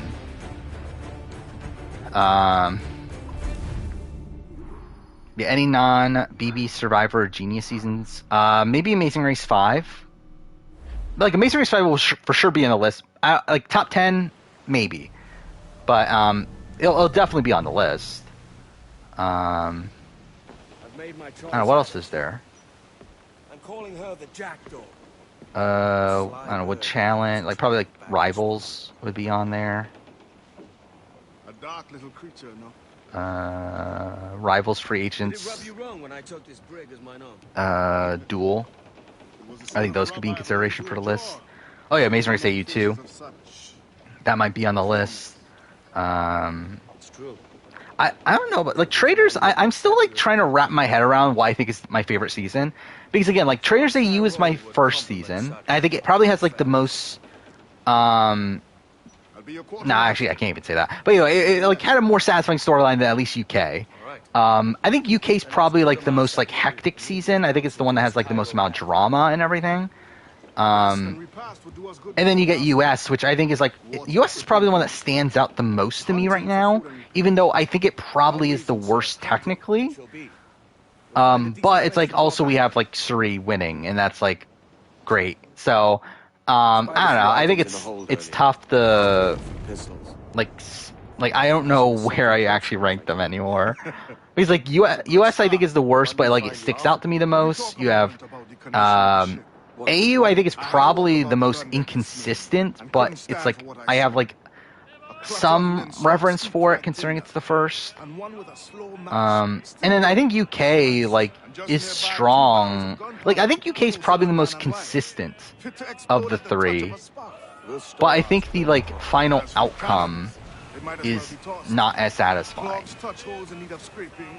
When do I do top 25 final words? Probably not immediately. I did want to. I was initially planning on doing that soon, but with where I'm at right now, I'm so far behind on videos to where like the research process for that is probably going to take a while to where I'm probably going to hold that off for the following batch. But I want to do it though.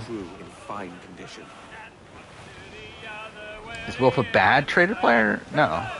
He's pretty good. What was the girl, the main, like the first girl booted from the trailer? She was pretty mediocre. But like, I think the other, like Amanda, that was the other one's name. I think her and Wilf were both pretty good. Like Wilf is definitely a messy player though. Like he obviously like backstabs Amanda for like like he didn't need to do that. But the fact that like he gets to the final four and like everyone was actually believing he was faithful until Kieran calls him out. It's like that's pretty good gameplay. I did not remember Alyssa.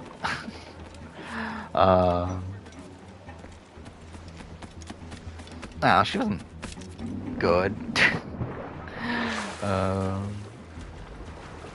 Micronesia, Surya Micronesia, she would be on there. I don't know if she'd be like very high. Like she wouldn't be at the very top, I don't think.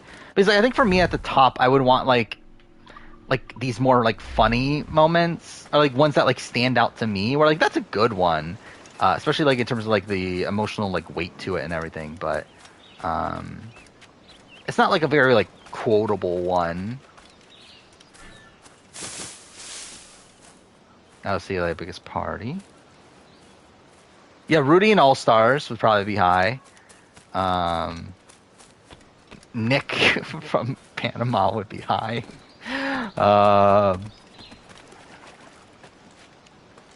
Yeah, Jeff Kent's would be high.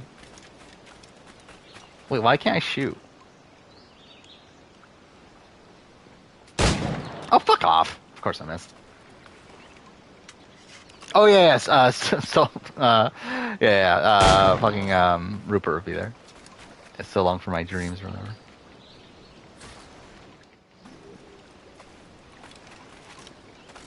Yeah, what was Sammy's again? It was like him talking about Tesla, right? Or something like that.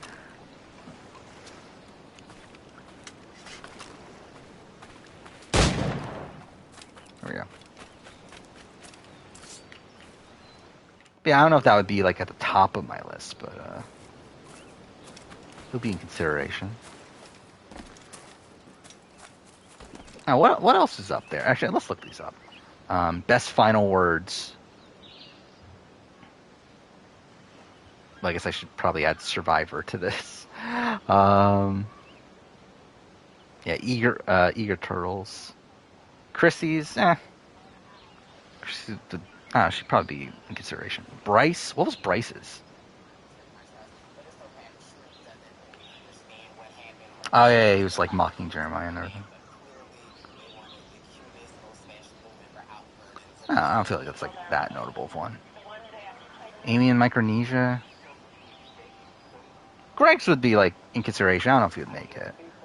Yeah, Rudy would be on there. Oh wait, what's at the top of the list? Okay, Rupert's number 1. Yeah, that makes sense.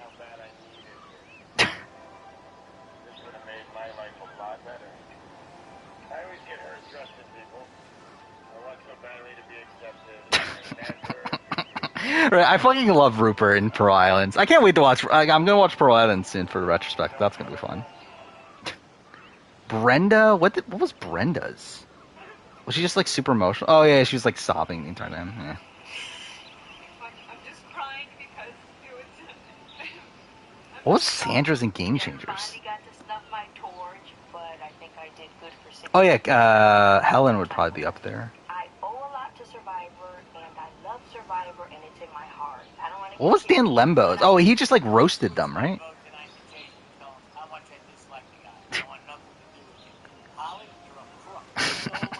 Yeah, Dan Lembo would be up there.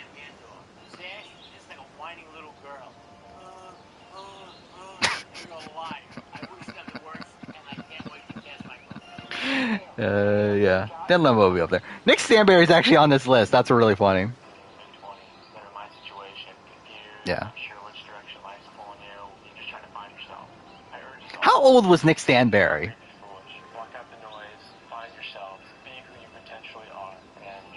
Like, he was pretty young, right? I always love the fucking "will change the world."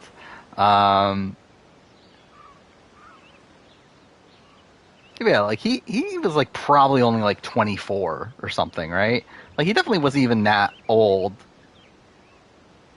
Or so you would think of this like guy's like he's 25. But yeah, you would think of this guy's like giving this like massive bit of advice there. You would think he would be a bit older. Oh, who the hell voted for me is one of my favorite moments in Survivor history.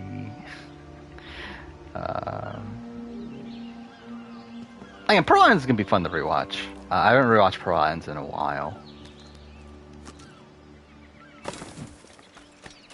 We'll see if it holds up to being one of my favorite Survivor seasons. Hopefully, it's not like the Amazon. Rupert's best game, Heroes vs. Villains, probably. Up. Cool. I love how it was just like standing there for some reason. Well, yeah, I mean, he was young enough to be on the Young Men tribe, but also like Bob Dog was at 32. So it's not really saying that much. Yeah, I would still be on the Young Men's tribe. I'm 29. Yeah, I'm 27. It's not like I'm even that old realistically, but still.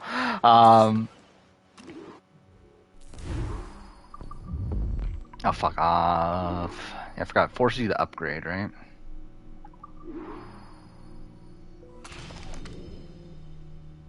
Alicia's? Let's see. Was that like her talking about being a big threat or whatever?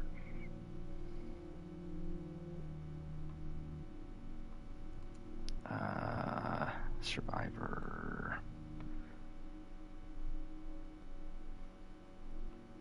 Are her final words on YouTube? Do I care if I actually go to the finale to find it? No. Best Rupert moment in Pearl Islands? To me, it's who the hell voted for me. Like, that's one of my favorite moments in all of Survivor. Like, just such a funny moment to me to see, like, this guy is supposed to be this, like, more mellow, like, fan favorite guy is just, like, screaming at Johnny Fairplay as if he's, like, about to murder him. Oh, Last of Us episode. I thought it was good-ish. It's good for what the show is. But what the show is not what I prefer. It's strange. Where like I think like with what the themes that the show is playing with, it does a very good job. But what the show is not what I want it to be. I don't know. Or again, I think like the characterization of Joel is obviously very different from the game, and I just prefer the game's version more. Little more than a blowpipe, but it'll do. So, are we rested, or should we idle a while longer? And we're down to Haley's game after this last episode. Not particularly. I mean, like, I think she's probably around the same. Like, as a player in the grand scheme, I think she's probably around the same as what I thought of her. But would have been interesting to see her, like, get blindsided.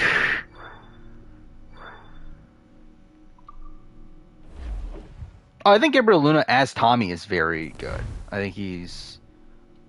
Like, really, all the acting is, like, very good in the last ones. Like, I don't think there's, like, a single actor so far where I'm like, okay, this person's, like, not a good actor. And they're not, like using the material they have, that they're not doing good with the material. Again, I still have, like, issues with, like, the characterization of characters. Like, I still... Oh, by the way, also, I should say, I feel like at this point, I have, like, more of a sense of, like, what they're doing with the show. Where I think it's become clear at this point that they're doing a lot of setup for Part 2. And, like, I think that plays into Ellie's characterization in why she's being portrayed in the way that she is.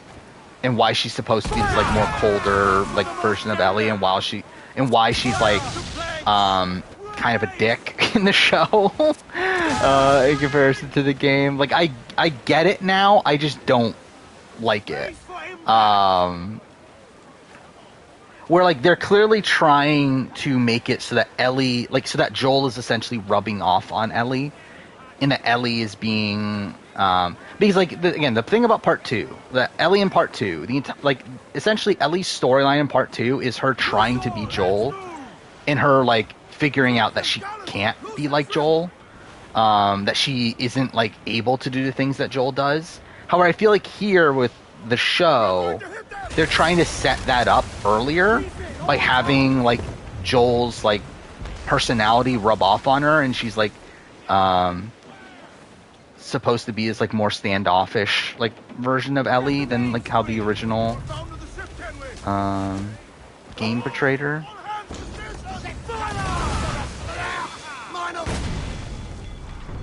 But I don't particularly like that. But whatever. I don't know, I think that is the thing too, is that, like, just in general, I think, like, you could tell that they went out of their way to try to set up Part 2 with Part 1. And a lot of that's because, like, obviously Part 1 was made without the knowledge of Part 2. That, like, and I think that's what's always been jarring to me about Part 2, is that Part 2's always felt, like, separate to a degree. Like, where Part 1 feels like its own individual focused narrative, while Part 2 has always felt like kind of like a fan fiction sequel to it, which is still very good, but it doesn't really feel like it's actually within the same continuity and the same, like, timeline and everything. And I think they're trying to fix that with the show. But it's doing it in a way that, to me, like, nullifies or lessens some of the themes from the original game. And I think through that, they tried to make it, like modify those themes to a degree for the show,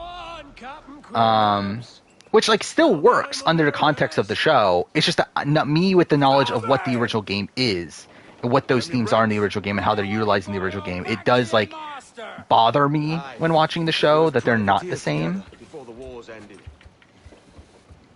I'll see you ashore. But yeah, I thought Maria was good. I think Maria is one of the characters that I think was actually an improvement in the show. Mainly because Maria's barely anything in the game. Yeah, I think Maria, I think Sam are probably, and Sarah, I think are the three characters that are, like, a massive improvement between show and game. but I think that's about it. But yeah, I thought Maria, like, I did like the use of Maria to be this like parallel to Joel, in that Maria is essentially like this protector figure for Tom. Like, the thing is, like, okay, this is the thing that I don't like as much, is how blatant the like Tommy and Ellie parallels are supposed to be. Where they're essentially making it so that like Ellie and Tommy are both like these like figures that need to be protected. In that they both like serve like the same role for Joel. It's just that like Joel like obviously is being portrayed as like bad protector, and through that like obviously led Tommy down the wrong path. But now that Tommy is with Maria is this like good protector for him that has like changed his life and everything. While like it's like You let him carry a pistol, do you? I think like like how do I even word this? I guess like the thing. Like in the original, to me, it feels like it nullifies the impact of Sarah's death to me. Where to me in the original game, Sarah's death was this moment that like really broke Joel. To where after Sarah's death, he isn't able, like he never really recovers from that. To where he never really has a relationship to that level ever again. So where it's like, yes, he has this relationship with Tess and he has this relationship with Tommy still, but like it always felt like those are relationships that never really like went anywhere. Like his relationship with Tommy obviously disintegrates years before the events of the original game, or before the main events of the game.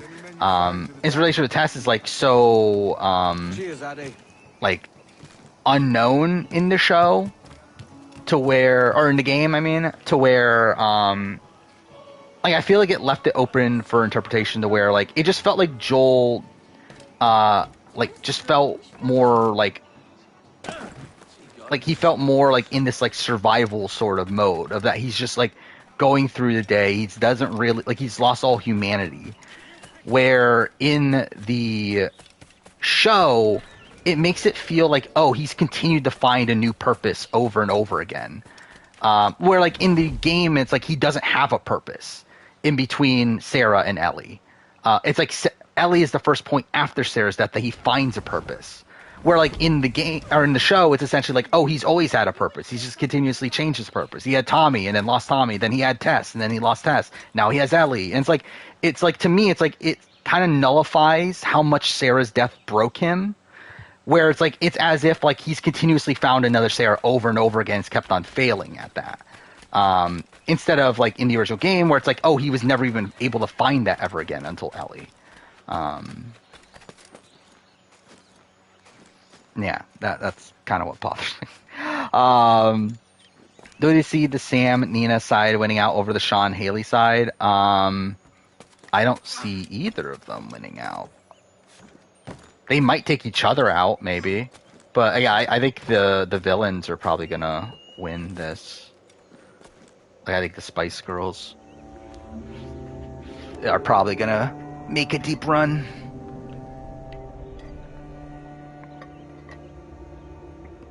If anything, I lean towards Sean and Haley, in the sense that they both have better edits than Sam and Nina and David. Actually, maybe that is the thing. Maybe it is. Maybe it does become like a hero civil war at the merge, with like George's side siding with Haley and Sean, and they take out the David, Nina, Sam contingent. Who is the biggest jury threat despite being a very passive player? I mean, I think there's a lot of those sort of people. Now, like Lydia in Guatemala. Now, what other ones? I feel like there are like a good amount of examples, but don't remember top of mind. Yeah, David's probably one of the best players of the season so far. If not the best. Maybe outside the Spice Girls. But, yeah, he's just not on the show. Favorite scenes, the argument. See, this is the thing. For me, the argument scene did not hit for me in the show. And I don't know why that is. I don't know if it's because the argument scene is my favorite scene in the game. Like, it's the scene where, like, Joel finally accepts Ellie. Or, like, it's a turning point, I should say, for Joel accepting Ellie. Where, like, in the show, it more so felt like it was there because it was in the game. Like, to me, it didn't feel as impactful. But then, like, in all the podcasts I've listened to out the fact, no one has that opinion. So I was like, I'm clearly, no one seems to agree with me on this. So it's like, whatever. But I don't know. Like, for me, it didn't really do much for me. I feel like it just felt kind of weird to see. Because, like, at the end of the day, it's like, the thing about this episode 2 that changed from the original is that in the original, Joel always wanted to get rid of Ellie by this point. It's like, by this point, like, he had already seen, like, what Henry and Sam, like, what happened to Henry and Sam, and he didn't want to repeat that. So by this point, he had always been planning on getting rid of Ellie. While in the show, he doesn't plan on getting rid of Ellie at the beginning. Like, he clearly, like, says that, I'm going to go along with you, with Tommy, during their first conversation. It's not until their second conversation that he changes his mind. And I think through that, it kind of, like, nullifies the argument to me. Where, like, it just feels kind of weird that he's, like, this angry, and, like, this emotional over this, when it's, like, like a thing that, like a change of his mind that, like, literally just happened. I don't know.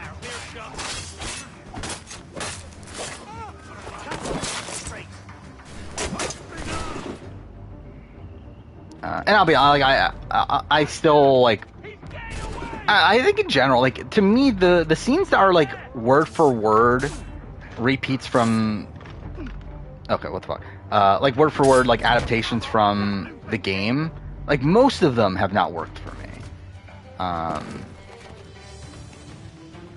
And again, I think obviously a lot of it's bias. I do have attachment to, like, Troy Baker and Ashley Johnson.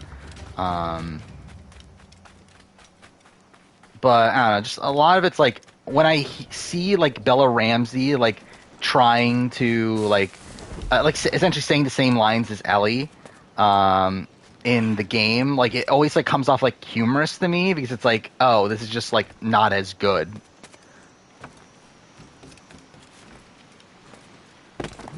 And, like, even Joel, like, I don't even think Pedro Pascal's, like, really trying to be like Joel from the game. So it's like with Pedro Pascal, it's not even like because like with Bella Ramsey, to me, it's like kind of humorous because it feels like she's trying to be like Ellie from the game, but it's like not quite there. While with Pedro Pascal, it's like he's not even really trying to be like Joel at this point, from the game. But also, it's like it still like isn't as impactful for me. Master Chief is going to be so long. It is. It's going to be like an hour and a half, probably. If not, probably more. Again, 6 episodes, it's an hour long, so I guess 10 minutes an episode, so. Yeah, I would say at least an hour and a half.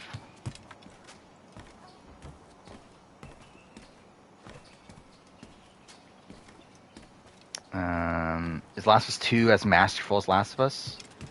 I think Last of Us 2 is more flawed, but I still really like it.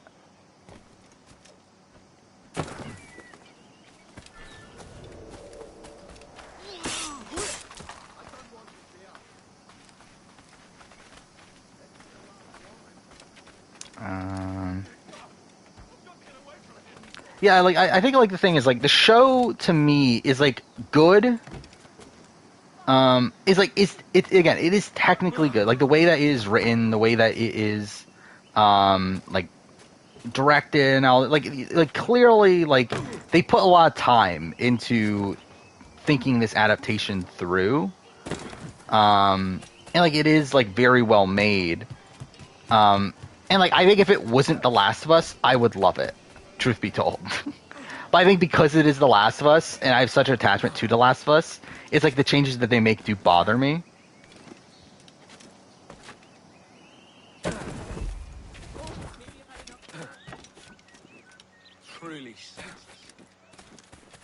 Does any video game rival Last of Us in terms of storytelling? I don't think so. And also, like, I think another factor here is that I literally just recorded an 8-hour video on The Last of Us, which had me like really like analyze like every little thing about the game. And I will say too, like some people have like criticized The Last of Us, like so. Okay, well, I'm listening to Taron Armstrong's podcast, and like there's a lot of points where like he says that this like comes out of nowhere, where it's like it doesn't. It's like so like the moment where like at the ranch, like after the argument, immediately after the argument, like and to be fair, this is something I thought for a while too, but like so you're thinking that like Joel like has the argument with Ellie, they get intruded by raiders and everything, you fight the raiders, you go on a horseback ride, and then when you're overlooking Jackson, just all of a sudden like all of a sudden Joel changes his mind and decides to take Ellie instead. And it's like that can seem very abrupt. However, there is a scene like during the horseback ride, there is a shot of Joel like slowing down behind Ellie and Tommy, and he's just staring at them, and he looks down at his watch. And it's like that's the moment that he changes. It's like it doesn't come out of nowhere. It's like the game explicitly has this shot in there to tell you that this is like him seeing Ellie and Tommy in front of him, like fate, like going away from him essentially. Like that's the moment that he changes. It's like there's a lot of that sort of stuff in The Last of Us. Like to me, it's like that's why I also get bothered by like the lack of subtlety in the show, is because there's so much subtlety in the original Last of Us. Like the show, the game, like there's many points in the game where things aren't blatantly told to you, and you're just supposed to like pick up on it, or like to fair, you don't need to pick up on it, but it has like a lot of moments where like character motivations and stuff like aren't blatantly told to you, but like by looking at like the by like the way people say things, or by like the by the what is the word I'm trying to think of, the body language of like characters and everything, you can tell what they're thinking, and I feel like that's something that the show is like completely lacking on.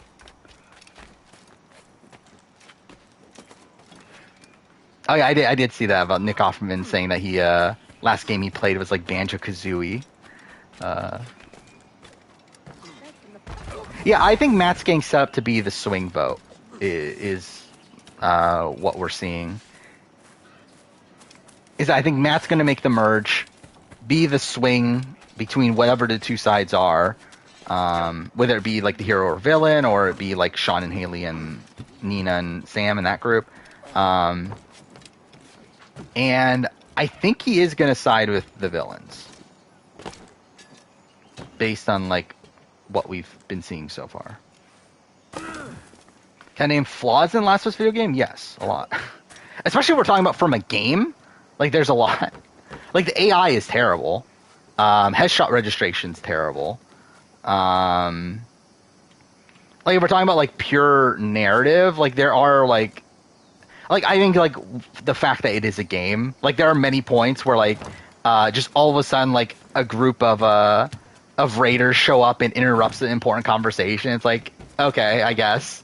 And like I will say, like obviously that is something that the show improves upon. Is obviously like not feeling the need to put as much action into the show, which I think helps the narrative.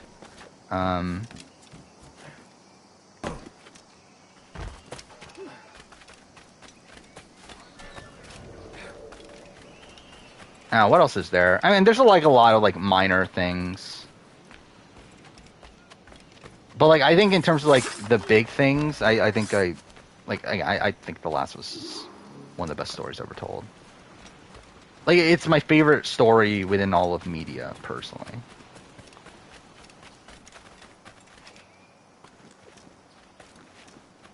I've not watched Chainsaw Man. I haven't watched anime just in general in a while. I really would like to, though, but I don't have as much time. The thing is, like, I have time to watch things, like, in the background, but I don't have as much time that, like, actually, like, focus in and actually, like, fully pay attention to something.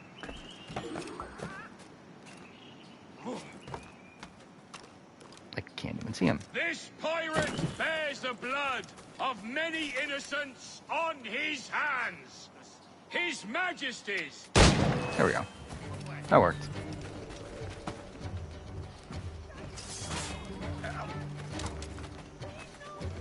I didn't even pay attention to the exact editing of that scene, but yeah, like, they use slow-mo. But yeah, either way, I think, like, the fact that that scene was there, like, definitely screamed out to, like, okay, Matt's gonna be important come the merge.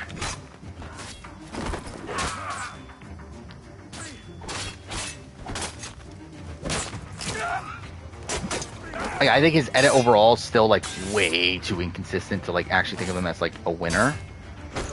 But, like, I think he definitely, like, has an important role to play on this.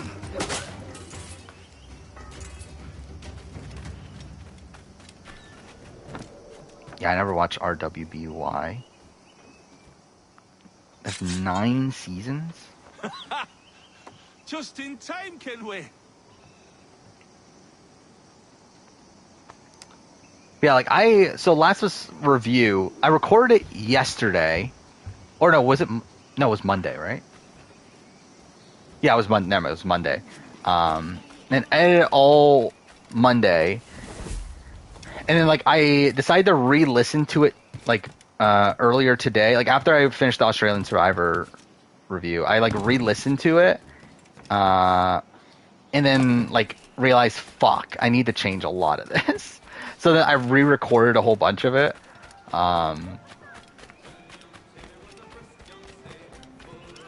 Like, the thing is with The Last is, like, I think I have, like, a tough time, like, truly articulating how I feel about it. And it's like, I think there's, like, many points where, like, I think there's a lot of points where, like, I just, like, think of new things along the way where,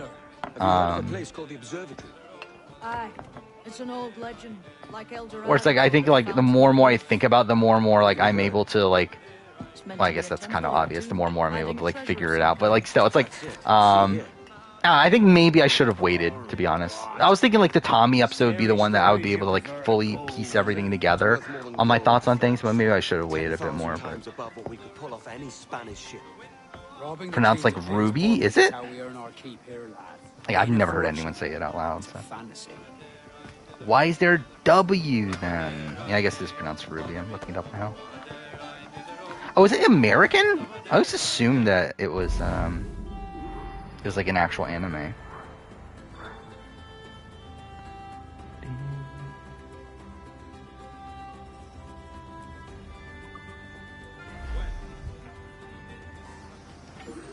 Yeah, I just always assumed it was like Japanese.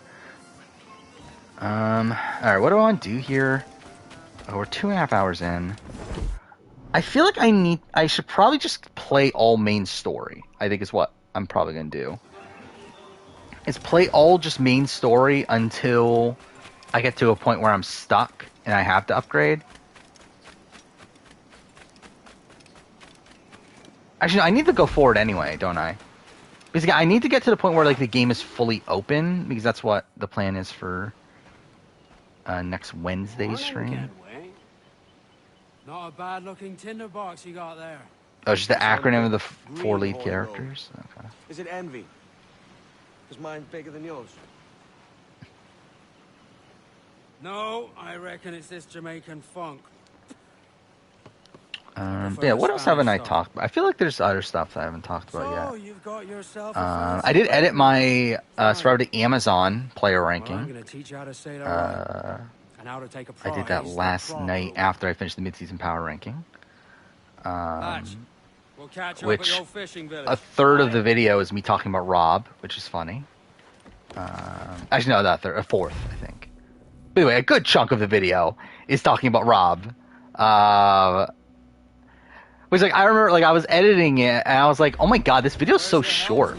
Because, like, I got through, like, the first, like, I don't know, like, 7, 8 people, like, in, like, the first 10 minutes. But then, like, fucking Rob is, like, 10 minutes on his own, so that's kind of funny. Oh, yeah, obviously Janet #1. You gotta have Janet #1. We're looking out for merchants, boys. Them that's fat with cargo. There's a prize worth taking.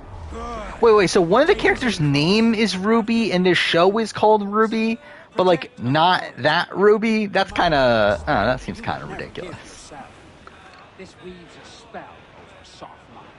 For your victims must always have in the back of their minds the uneasy idea that you could snap at any It's so funny that, like, after this game came out, they decided to do Skull and Bones, and Skull and Bones still isn't out yet. Fire what cannons you will, and land a few strikes if you must. But for God's sake, don't sink. It's no fun fishing cargo out of the sea. Although it can be done. Oh wait, am I about to... If I crash into it, then... I don't know, I guess we're She's good. disabled now and taking on a decent amount of water. So keep your Yeah, so it's like, it has like a double meaning, I guess.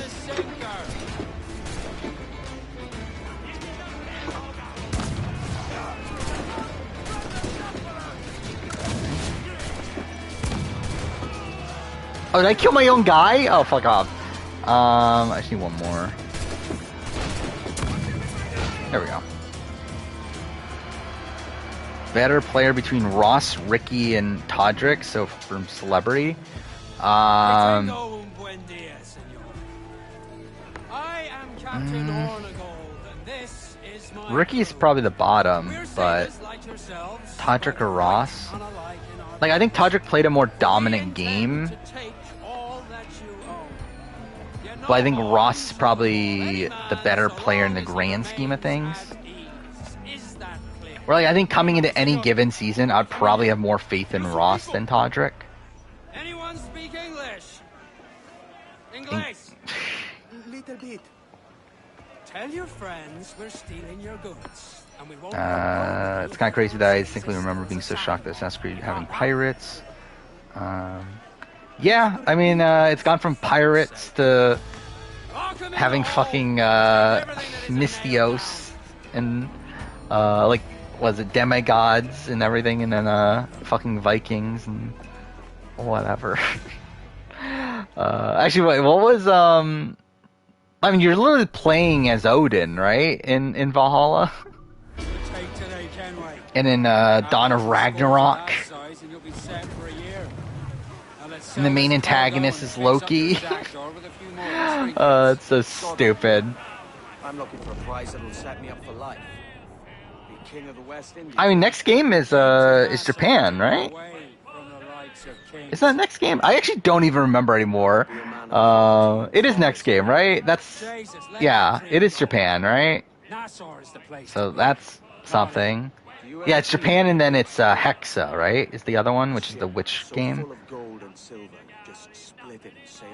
Which I have like no interest in Assassin's Creed Red. That's what it's called, right? Or like that's the code name. The Japanese game. It's like whatever. Who like? It's gonna be probably the same level of bad.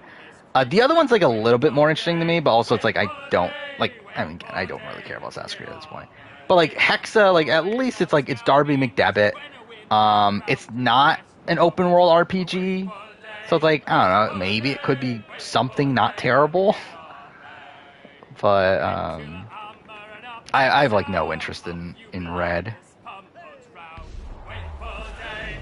India would be great. Like I mean, India. Like I always wanted India as a setting, and then they kind of like wasted it to a degree in the comic, and then they also made the Chronicle games, where India is one of those. And yeah, I just felt like they didn't really actually intend on going to those settings. Where like they did China, India, and Russia in those games.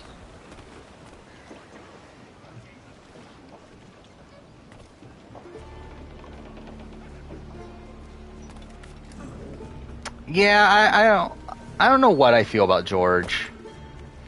Because like the thing is, like, if George were to win this season, this is exactly the edit they would give him, right? But this is also probably just the edit they would always give George. So like, I don't know, I have a tough time like dissecting if this is like leading to a win or if this is just like the George edit. Yeah, I talked about Ben. Ben's probably number 4 of the boots so far. Where I have Jordy and Frazier above him, and I have Paige above him. Plays above Sharney. Is David Wright the best player of Millennials vs. Gen X? Probably. He'd probably be number 1 on my player ranking. Where he's like one tribal away from winning the game and unanimous, like in a unanimous vote. Maybe 9-1 if Adam's there, I guess, but whatever. We fly no colors out here. Praise. Oh yeah, I have seen the memes of Joel leaning against the post. Signal nothing but your allegiance to man's nature. That's kind of funny. Again, that's also the thing that like bothers me with Joel's portrayal. Is that it's another situation of like the lack of subtlety in things of like again the scene of Pedro Pascal with Tommy and like saying like revealing like his like fears and everything, like that's a great scene in terms of the acting of it, the like learning the inner psyche of Joel, but it's also literally the show just blatantly telling you how Joel is feeling, which again, if we're talking about the game, that's something the game would never do, is literally have like Joel go on this monologue about how he's feeling. Right. So to lure the Navy out of hiding, it's best it always, I feel like it's never raining during this mission. Catch a few small fish to attract.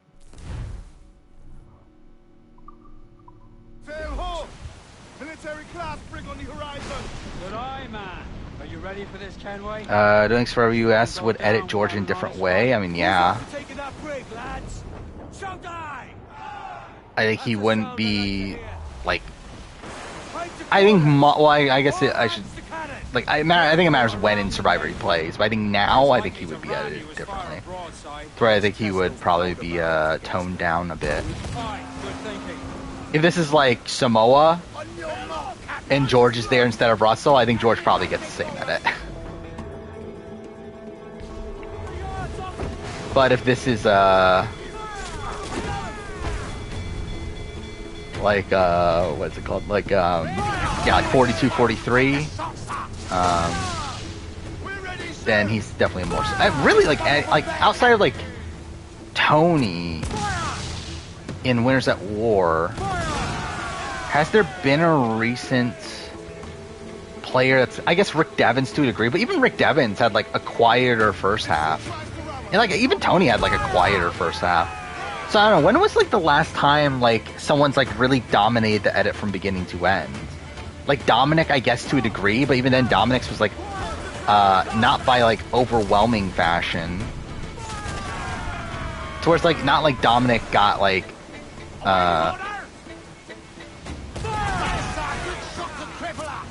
I was gonna say actually that I guess like in terms of episodes, I guess it's around the same, isn't it? Because George has I think like 62 confessionals right now, stuff like that. But like I believe Dominic ends the season at like 60 something. But like and like it doesn't seem like as much with Australian Survivor, but like it is still 12 episodes we're through. Like that's almost the entire season of the US. So I guess their eds are like somewhat similar in terms of like amount of content. Mike Holloway. Even Mike Holloway though, I believe his edit doesn't like peak until like, or like he isn't like ending at the top of the professional count until like the final 9. I'm pretty sure Jen was at the top of the confessional count for a while.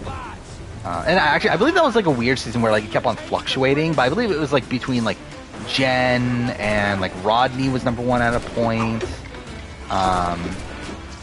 But yeah, I believe Mike wasn't number 1 until like towards the end game. And too far, I guess with this season, like George hasn't been number 1 the entire time. Like Simon had the most at the beginning. Oh wait, was that it? Oh fuck.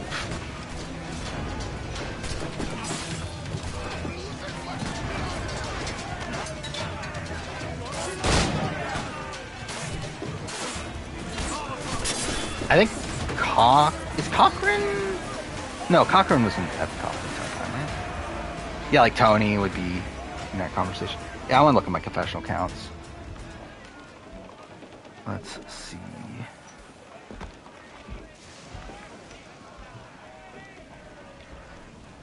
Actually, Super Cody was at the top of the confessional count for a lot of 43.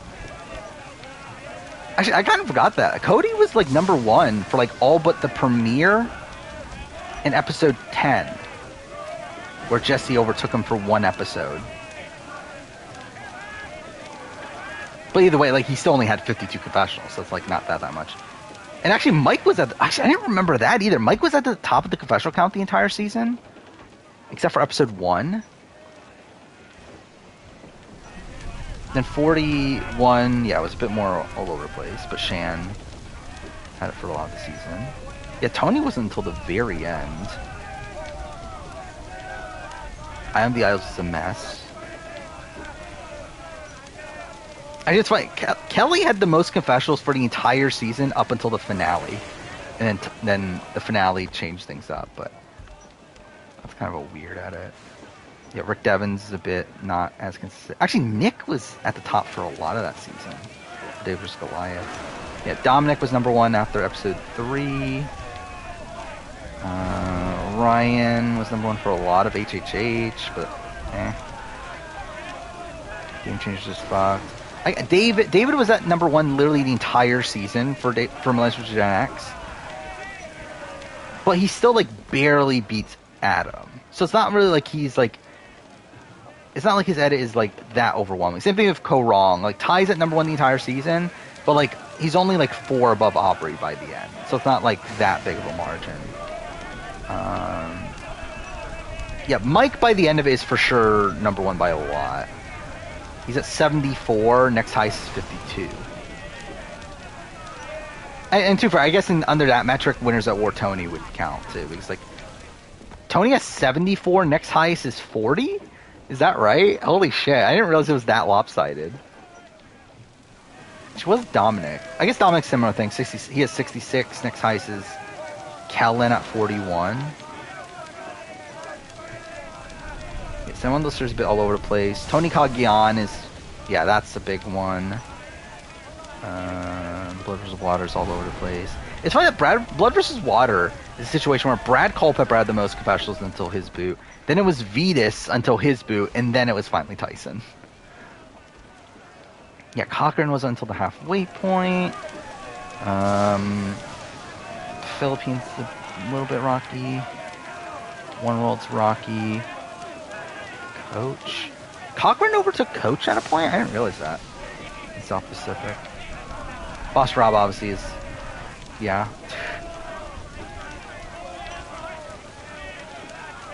It is funny, like, Russell. Like, Samoa's, like, confessional count is so fucked. Where Russell is number 1 at 108. Again, the highest confessional count ever for Survivor US. Number 2 is Shambo at 39.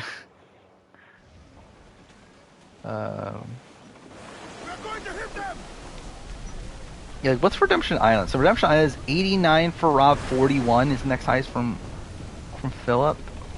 So yeah, so the Samoa is definitely more ridiculous than that.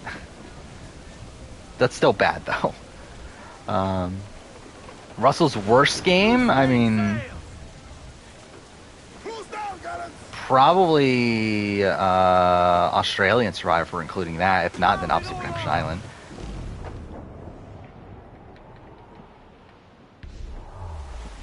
Halfway through, here's your villains. I think make for good transfers to challenge. I mean, probably like Liz. It's the first one that comes to mind. Now, is there anyone else? What am I actually doing right now? Where's the mission?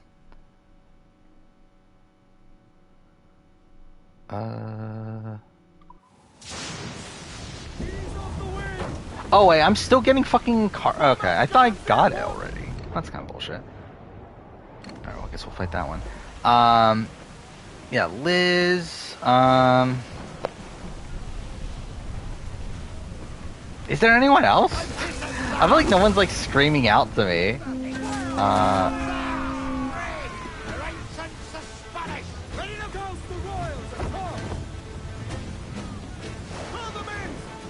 So, oh yeah, Simon. I think Simon would be good. I like Sean would be good from like a competitive standpoint, but I don't know how like entertaining he would be. Jordy would be okay, I guess. I wouldn't be like dying to see Jordy on. Am I about to die?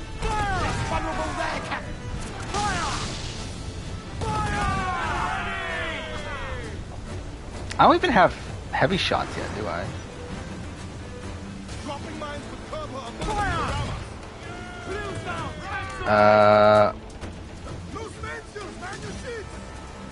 Why is Suri #1 power ranking despite R7 3 lock votes? Because Suri 1 was better positioned than RS. Okay, I'm about to die, aren't I?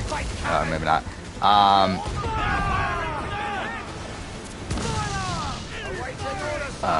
And also was like the strategic decider between the two.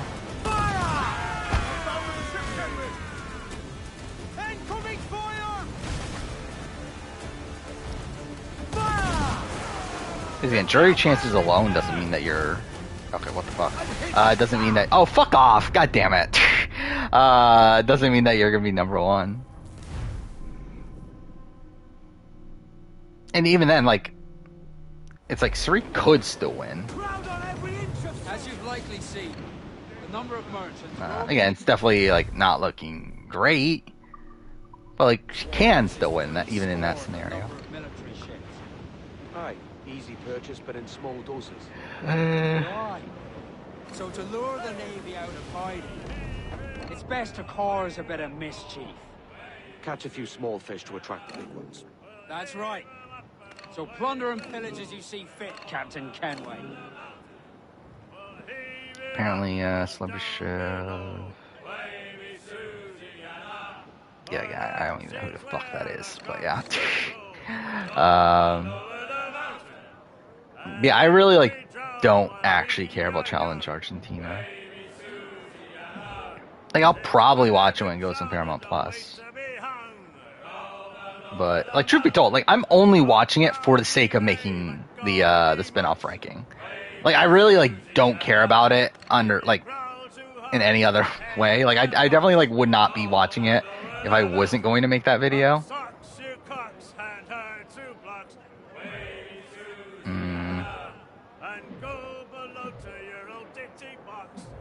What the fuck is one medal?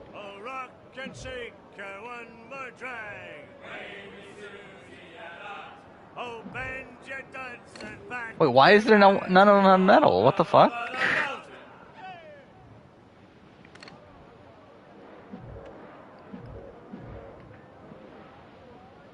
Florida? We're at the bottom of the map.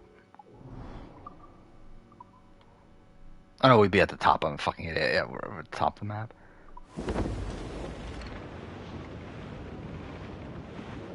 Oh my god, why is there no... Wait. No, that's wood. What the fuck? Oh, there's one.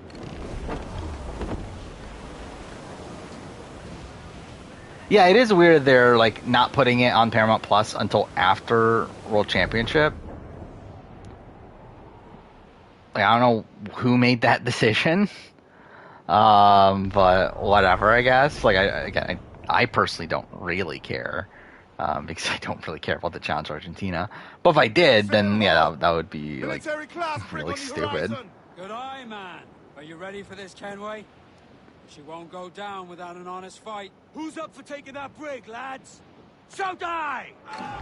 So he's gonna be hosting Survivor too. To be fair, he kind of looks the part. I feel like he seems like someone that could host Survivor.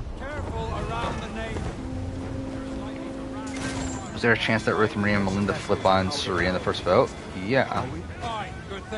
For sure. I mean, initially it was going to be Suri that went home, and then Suri flipped the vote onto Tina.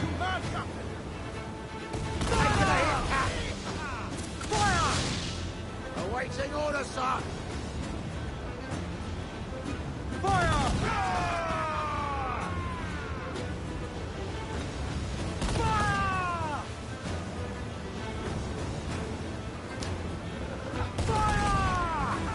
It's definitely the only number 1 on player ranking to not have a viable path to the end. Like, probably not. I don't know. I mean, she had a viable path to the end. It's just that it's not like.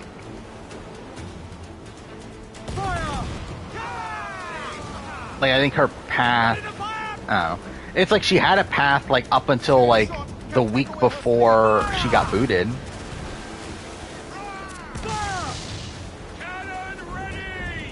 It's like it's not until Kylan like changed his mind at the last second to decide to take Xavier instead of her to the final 2 that she didn't have a path. And even then, it's like she still had like Hannah. I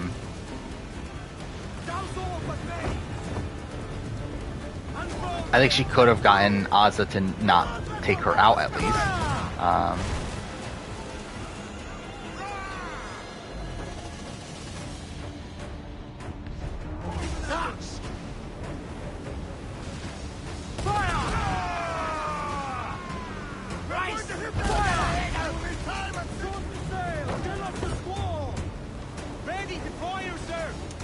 Street Fighter game better than any of her Survivor games. Again, like I don't think it's comparable at all.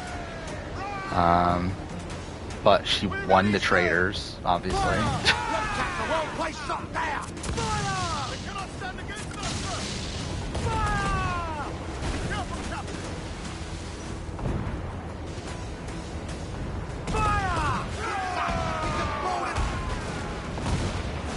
Again, like realistic, they're just like radically different games.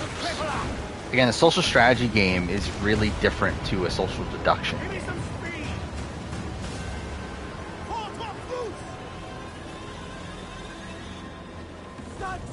Let's get moving.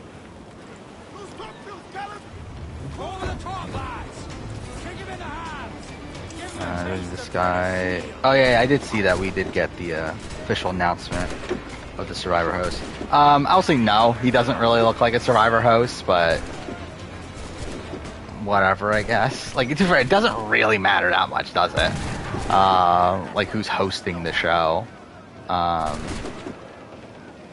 Hey, in an ideal world, they would have, like, some level of, like, the ability to read people. Because most tribals done, like, on the spot. And then being able to ask the right questions at the right times, and hopefully he's good at that, but, like, realistically, like, outside that, it doesn't really matter too much who the host is. And really, like, most shows, I don't think it really matters who the host is most of the time. Like, obviously there are good and bad hosts, but it also, like, doesn't really, like, make or break it and who the host is. Like, if Julie Chen hosted BB Can instead of Marissa Cox, like, it doesn't change the quality of a BB Can season.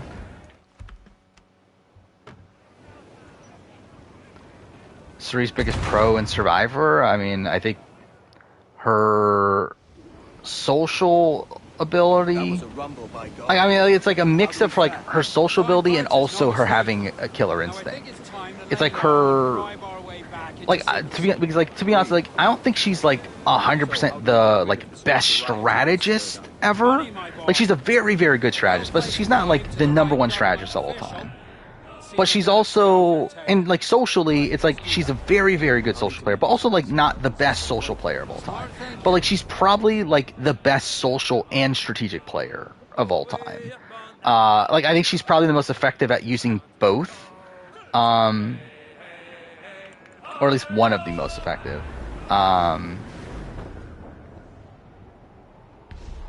Where really it's like, I think she's a better social player than Parvati. And she's probably a better strategic player than Parvati.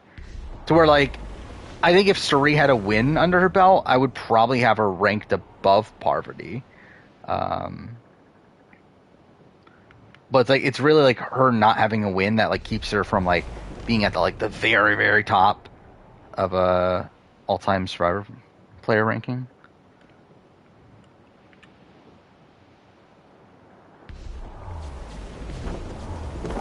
Where am I going again? Did I already go here?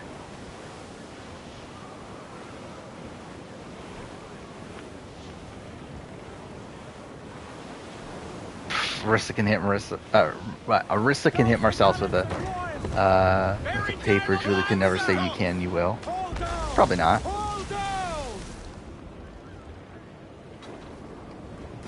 But also, it's like, I don't think that really changes anything on the season. Like, it's not like the like it's not like BB Can 5 is only good because Arissa said you can and you will.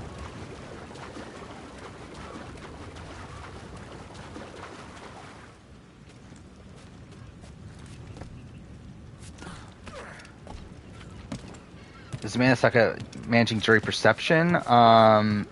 Yes. Obviously. But, like, I also think, like, it's like, I think it is obviously jury perception, but I think it's also, like, just general perception. Or, like, I don't even think it's necessarily just, like, how the jury is seeing her, but I think that's just how, like, everyone sees her in the game. Where it's not like a thing of like, oh, they're only seeing this when they're like, it's not like they're only seeing this like from the perspective of a juror. It's like, this is just like generally how people see Amanda, is that she is this like doe-eyed, I don't know, like, kind of not smart individual. Okay, game.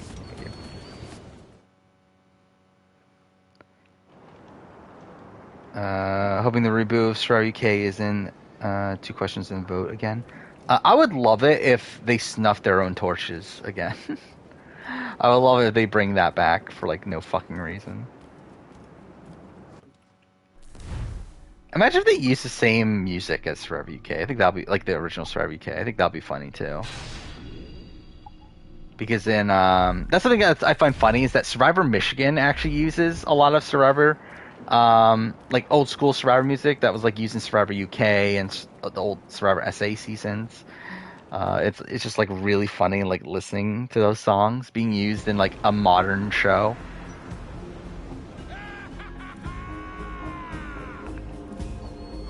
No, Michaela Blindside was made after the Suri fuck up, which is the entire reason why it's not. They never explain it on the show.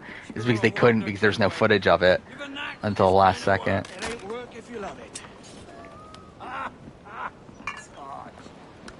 But I ain't doing this forever, lads. Yeah, like Julie doesn't really have like an iconic individual moment. I feel like she has a lot of like sayings that are like considered iconic. But yeah, like she doesn't really have like an individual like really notable moment. Like to me, it's like there's things like the "Would you be mad if I killed you?" like the way she says that during the Justin ejection, and she has like moments like that.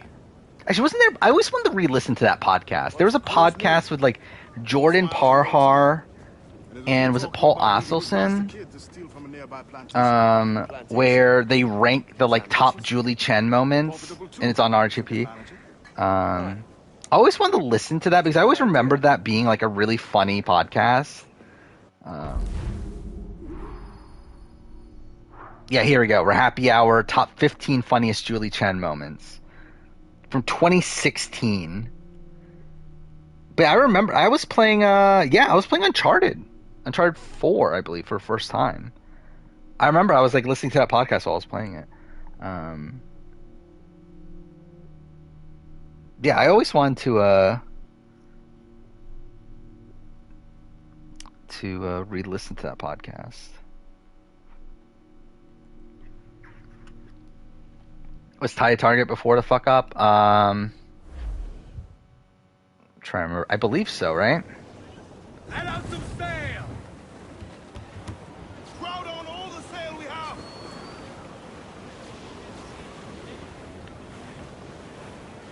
They expect to win Nicaragua.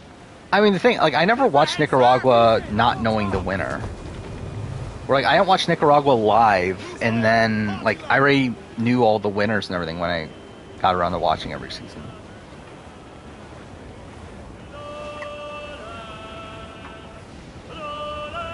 It's like a lot of the, like, pre-Philippines. Actually, really, I mean, like, I've been, like, up until Cagayan, I was spoiled in every season that I watched. Or even, like, Philippines, I was spoiled when watching. I was spoiled when watching Caramoan. I was spoiled when watching Blood vs. Water. So Cagayan was the first season that wasn't spoiled when I watched it. Where am I going right now?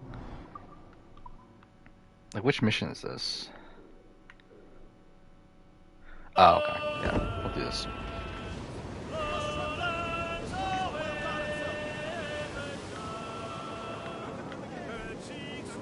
Yeah, like, in terms of, like, Survivor in general, like, the only seasons that I've watched live not spoiled are 41 through 43, and then, what, like, Cagayan, San Juan del Sur, Wrong, right? Wasn't spoiled, but, like, I knew. Millennium Gen X, HHH, and Edge of Extinction. I think that's it. Because what, like, Winners at War, I was spoiled by the end. I Am the Idols, I was spoiled by the end. Edge of Extinction wasn't spoiled. At least not the winner. I believe the final grouping was, right? What were the spoilers for Edge of Extinction? Like, we knew Chris came back. I remember that. Because he posted a picture of him with the merge buff on on social media, which was funny. But I don't think anything else was really that spoiled, right?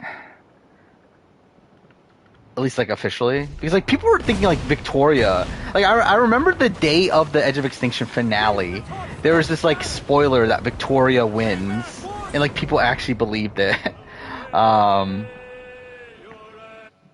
Okay, where am I going? Oh, okay, it's in this. Here we go. Is Korong overrated on... fuck. Is Michelle overrated on Korong? Like, probably at this point. Like, I don't think she played a good game. So, yes.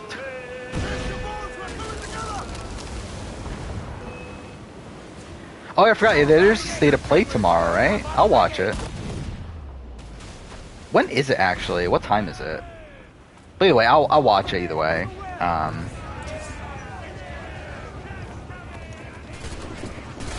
Like, I'm not expecting anything. Because what, it's like Suicide Squad, VR games, and then, like, a couple other third-party announcements, right? So it's like, I'm not expecting anything, like, that good, personally, but, like, I don't know, it'll be interesting to see what's there. Like, obviously, we're not gonna see, like, Spider-Man 2, we're not gonna see, probably, like, Factions, we're probably not gonna see, like, I don't know, like, Uncharted, or, like, any of the, like, stuff that we know is in the running. Or in the running, in the works, but, still, we'll see what third-party stuff could show up. Is Fabio 4th in a Nicaragua power ranking? Maybe? I don't know, where do they have Nyanka?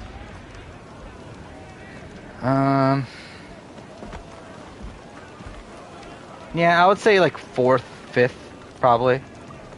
Yeah, it would be Chase, Sash, Holly.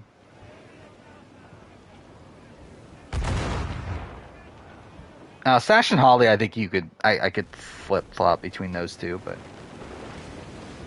We now have the materials required to make the ship stronger. Main down, let's go! 33-39 is the longest stretch where only one woman makes it to final 3. Like one on each season, you mean? Yeah. I actually never thought about that, but I guess that is the case. Yeah. That's really weird, actually. I never thought about that. Yeah, all of those final 3s are 2 guys and 1 girl. In all those situations, except for Sarah, are ones where a guy wins, right? It's really strange. Can't stress how uninterested you are in Suicide Squad. Yeah, I'm not that interested either. I'll probably watch it, maybe, or watch it, play it. But yeah, it doesn't look great. But it is Rocksteady, so it's like, you know, it'll probably be average, at least. Did you steal that costume from a I don't know what they're doing with factions. I mean, Naughty Dog has said recently that they're not going to announce things anymore until, like, right before they're done. So, I think they might be, like, waiting a bit. Like, I don't know. Like, I mean, the assumption is that they're going to have another event around the time of E3 that's going to be, like, a proper event. Thinking we thought that last year, too, and it didn't happen last year. Actually, like, they haven't had, like, Sony hasn't had a big event in, like, over a year, right? Like, when was even the last time Sony had, like, a big, like, showcase? Because, like, I believe it was the end of 2021, wasn't it? Because, like, I believe it was when, like, Wolverine got announced, right?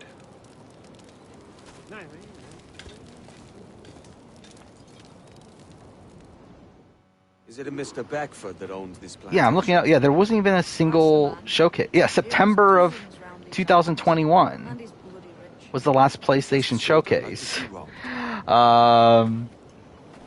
So, like, you would assume there's got to be one coming, right? Like, everything that's been announced is pretty much out at this point. But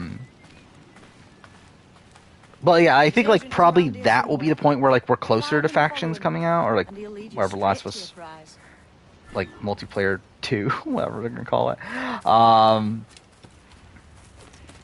I believe the rumor is that it's gonna be free to play, right? Which we'll see how that goes.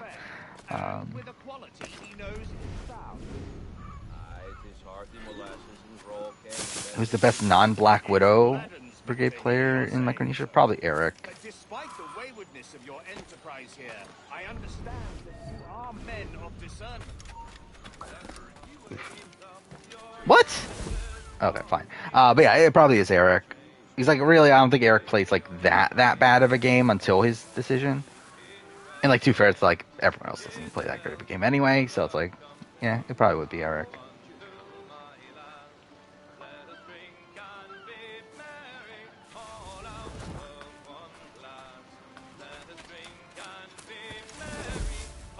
Lots of fire tokens now that we're 4 seasons out.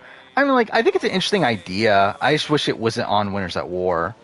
I think it was like a terrible season to like introduce that twist. Really, I think that's like such like Winners at War is so weird in my eyes. Where it's like I have so much respect for like how much appreciation Winners at War has for like the rest of the series and how much it celebrates it. But also, there's a lot of like dumb shit in Winners at War. And the fact that they like decided to put like again Edge of Extinction, fire tokens, it's like what the fuck were they thinking? What's our course? We'll return to the plantation and there take stock of our inventory. Something that's even weirder to think that I believe this is the 10th season now with forced fire making, like 44 is going to be. It feels so weird that that's the case now. Is that we've had forced fire making for 10 seasons.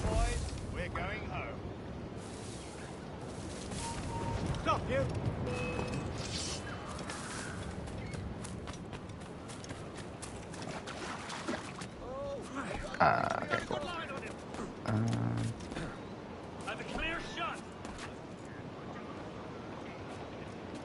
MK11, what was it? Mortal Kombat 11? 6 to 8 months with shows. Yeah. Yeah, I think like that's the kind of the ideal. Obviously, is like I think it's. And I think Sony has been doing this more recently. Is like trying to not announce their games like super early anymore. which is why I think we've had very little from Sony recently. I've just overheard one of the Bagford's men talking grandly about his plantation and all the cargo he's keeping. But it does still, like, feel weird that we're at the point where, like, after Spider-Man 2, like, what is even, like, officially announced from Sony? I think that's been about, like, that's it, right? I mean, I guess Wolverine, but, like, that's also probably still a couple years out, right? Because, like, we know things are in development. Like, we know an Uncharted game's in development. We know Naughty Dog has a new IP. We know Sony Santa Monica has a new IP. We know Ghost of Tsushima 2 is in the works. We know, Ben Studio has a new IP. Like, we know, like, all these things are in the works. Yet, like, none of it is actually, like, officially announced.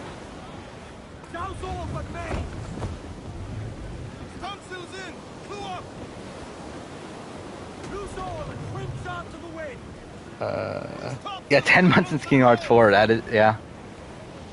Like, I don't think we're getting it for a bit. Like, I think end of 2024 is my guess of when it comes out. Oof, I fucked this up. Like, who the fuck thought naval tailing missions was a good idea? And this is the issue of Black Flag. Like, Black Flag is, like, such a great game from, like, storytelling.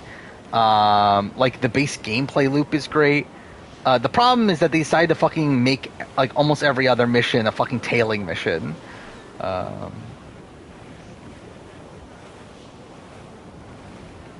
I know when BB-Can 11 cast will release this cast? No. But I assume it will be the day of the Survivor premiere. Is what I would guess. Based on, like, the history of BB-Can cast release in the past, because that's exactly a week before the premiere.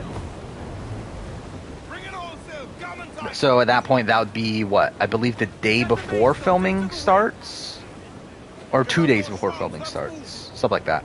So at that point, like, everyone will be, like, sequestered and be like, you assume COVID things will be done by that point. Like, that's also, again, the day of the Survivor premiere. I feel like that seems like the perfect time for them to announce it there, like they did last time with, I believe, the Celebrity Provider finale was when they announced it last time. Yeah, that's kind of the sense, I guess, that's how they'll announce it. How high do I rank Jesse? So again, Final Juror, Jesse, I think I said, like, I think there's a debate for him being number 1, but I think I probably would have him number 3. Behind, Suri and Devin. What's it like? But yeah, non-winning games, it's like I don't even know what the general is for non-winning games. But hi. Let me tell you, brother, boiling sugar is nearly the hottest thing on earth. Just a touch on the skin, stick like wood line, brewing on. How do you think Liz's game will play out? I mean, like, I think it's probably attached to Shawnee.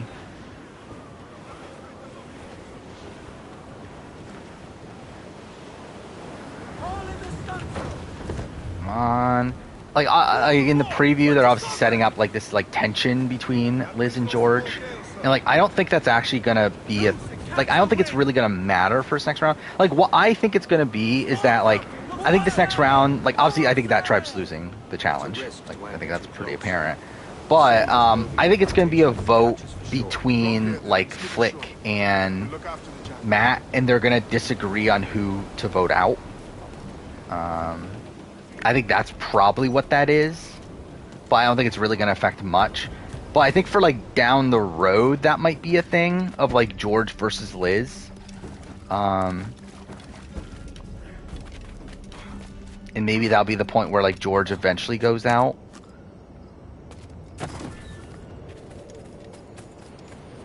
Oh, fuck off. There's another fucking tailing mission here.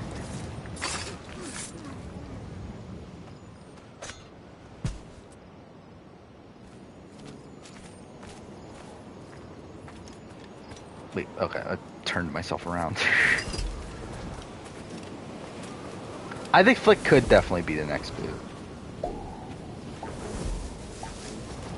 Because yeah, like if it is like Flick or Matt, What's happened here? Why I think it probably will be Flick over Matt. That's all. It's Wilmington's birthday. Does it make sense for it to be like Steve or Jerry? Because yeah, like I don't think it'll be a Spice Girl. Again, Matt seems to be set up to be the like swing at the merge. So at that point, it's like Jerry, Stevie, or Flick. But I think that just logically it would make more sense for it to be Flick. Certainly wasn't slavers, though. Not a ship that size. In any case, double the watch. And keep your damned And also it eyes makes wide sense for why anything Flick is suspicious. like a nothing figure on the edit. Because she doesn't make it that far. I'm making this up, but didn't Horizon... Yeah, well, the Horizon multiplayer didn't get announced. It got leaked. And yeah, it's like a MMO, right? For God's sake, what the hell is going on here today? How do you suppose you'll be able to ring that alarm if you're piss drunk and barely... I think it's too hard to say who the final three is. Forgive me, sir. I am fit and able. Fuck. Oh, wait. I never mind, we're good.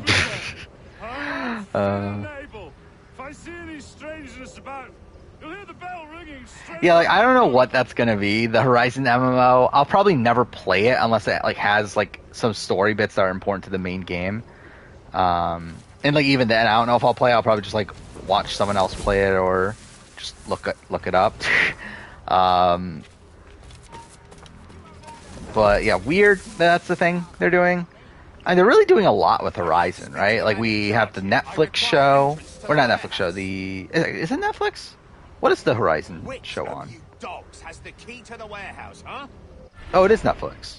Well, that's not great. But anyway, we have the Horizon show. We have the remake, or again, it's a remaster, but like that's in the works. Again, the MMO. Horizon 3 eventually. I feel like there was something else, right? Yeah, I believe it said Netflix. Either way, like, not great. I feel like I would be more confident if it was like HBO. God of War is Amazon, I believe.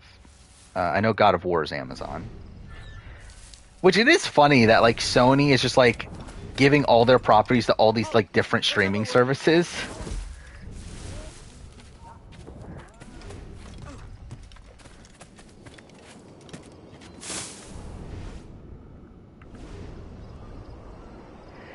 Who has the fucking key?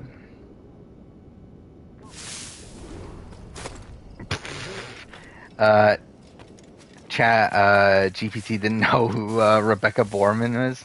That sounds about right. I mean, to be fair, does the average Survivor fan know who Rebecca Borman is? Hold on. You. He's off.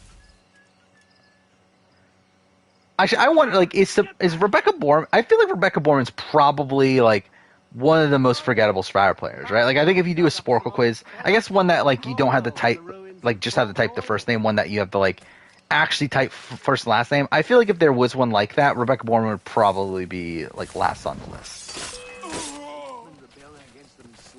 They're nothing too bloody.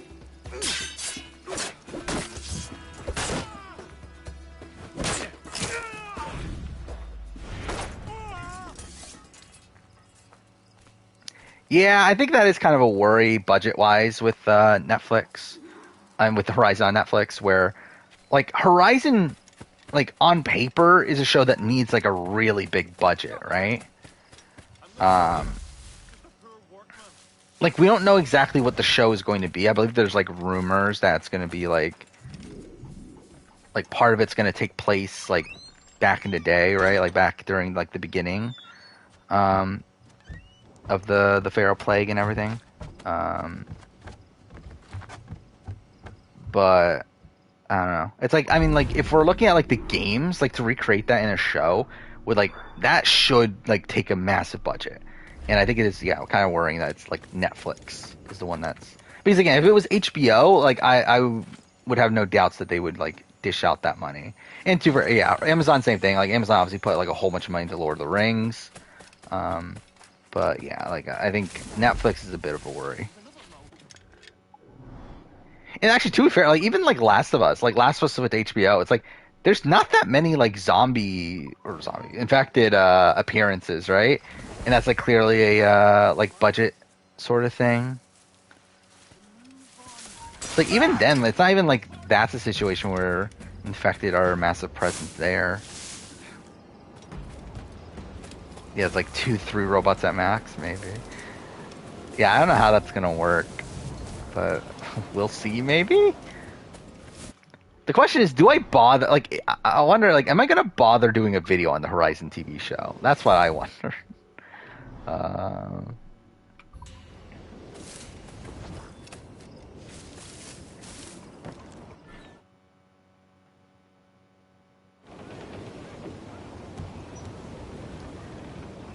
I think that might be a thing that they're like saying, but I don't think that's actually like the main reason. Is that they're reducing like infected scenes to stop Walking Dead comparisons. I think it's really because the budget is the main thing. Then also like infected kind of take away from like the story of it.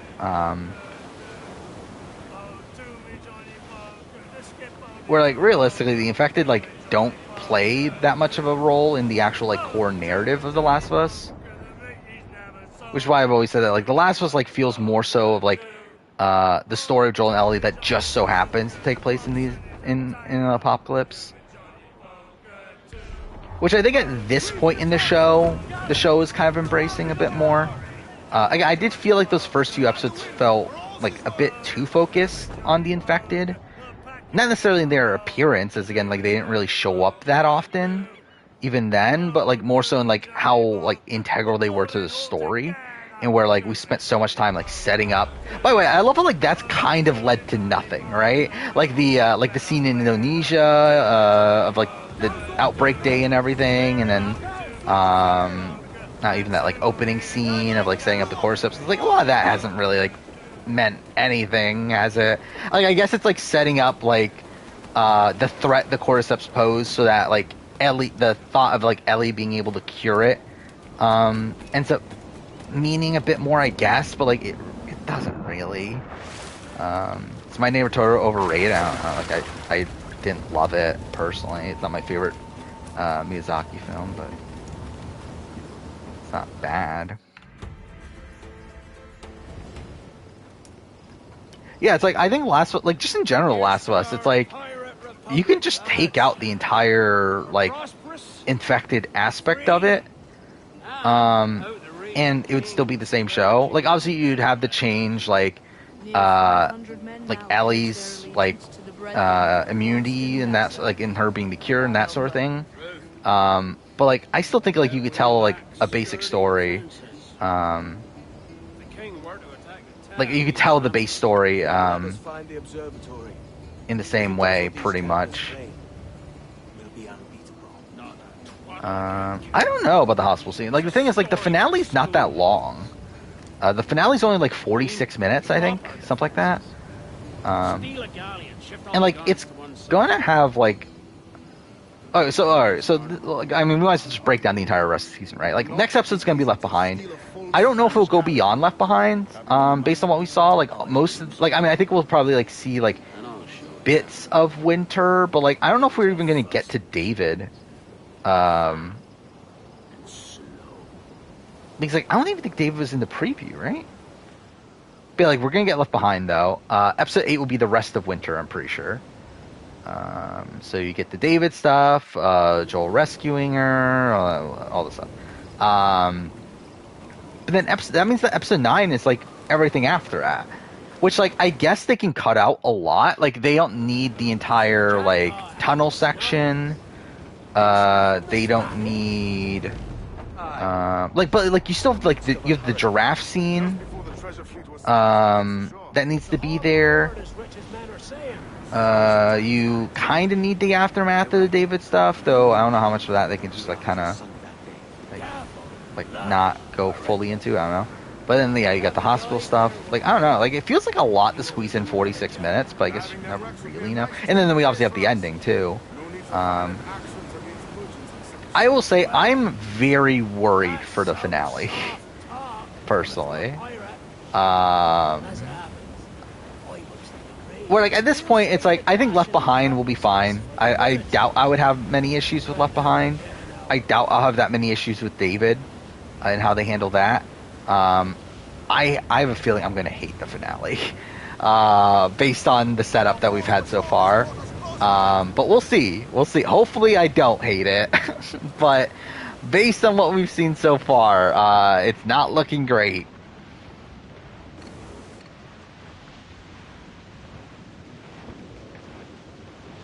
But again, it feels like the show's done like a lot of like rationalization of Joel's final decision, which I'm worried that they're going to portray it in an even more sympathetic light for Joel. Or I'm worried of also the opposite of like I'm worried also of like they're going to show it as if like Joel is snapping. As like he loses control at the moment that he knows Ellie is going to die and he has to save her, which like I think that's also worse because at that point it feels like it takes away agency from Joel, where like again it's part of what makes the ending to the original Last of Us so great is that it is Joel making this very like actively making this very selfish decision. Like it's not this like emotion, like I'm emotional. I don't know. It's not like this reactionary. I mean, like it's like it's an actual like decision, like a proper decision that he actually like makes. And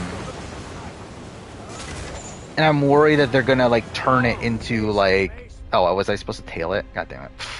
But I'm worried that they're gonna like kind of take away agency from him there, which I think takes away from the story, but whatever. Yeah, are they gonna bother with Abby's dad? I hope they don't. Like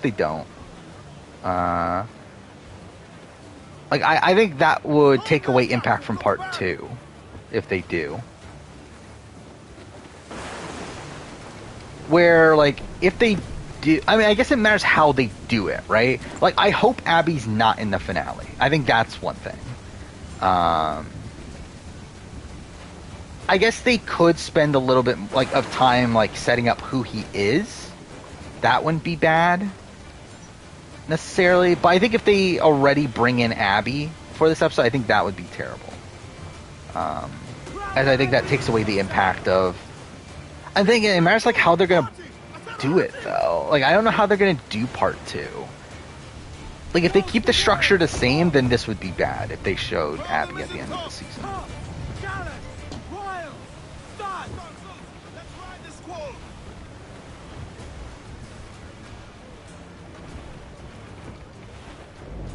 Because again, like you're supposed to like hate Abby at the beginning of part 2.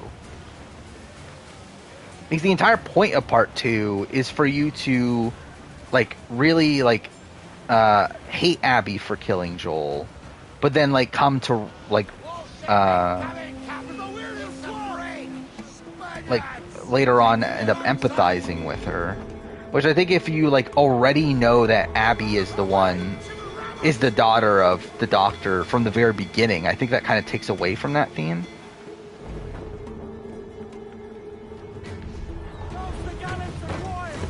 I mean, the thing is, like, Abby is there, right? Like, Abby's at the hospital.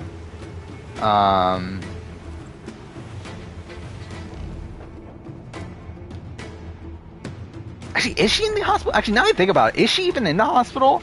I don't even know anymore, actually. Because, like, she's obviously, like, in the, like, around the area. Like, they live in the hospital, but, now that I think about it, it's like, is she actually in the actual hospital? because like she's not there when like Joel is there. Like she isn't like she arrives after the fact, right? Where like they're already like putting away Jerry's body and everything.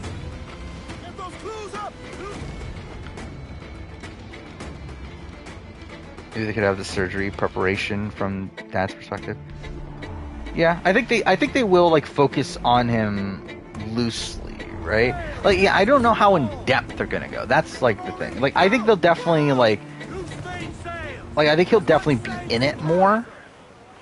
Because like in the game, it's like you do find these tapes that he has where you like hear his point of view a little bit there. I think they could like add that to just the actual show.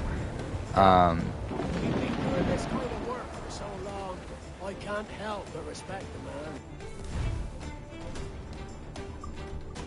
No, I never did watch Dark Road.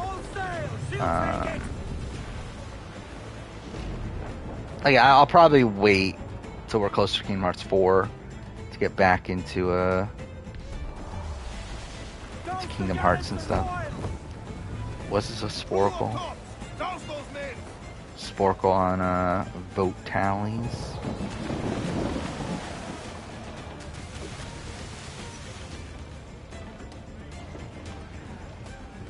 Wait, so you just have to like name, is it that you name one of the people that had that vote tally? Carl's vein, slinking off. 11-0 is Andy, right? Bastards. We'll have to deal with this skirmish fast. Forget the guy.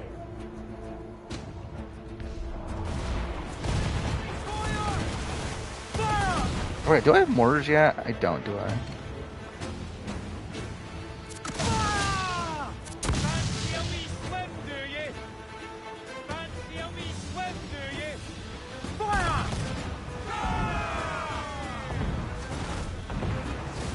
Oh yeah, when's Missing Link coming out? Isn't that supposed to be out somewhat soon?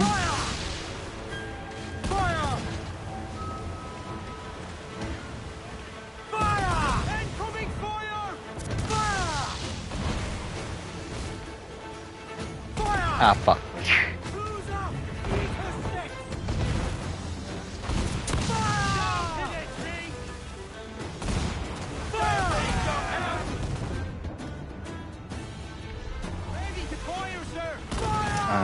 Maybe the opening is her dad leaving Abby to prepare.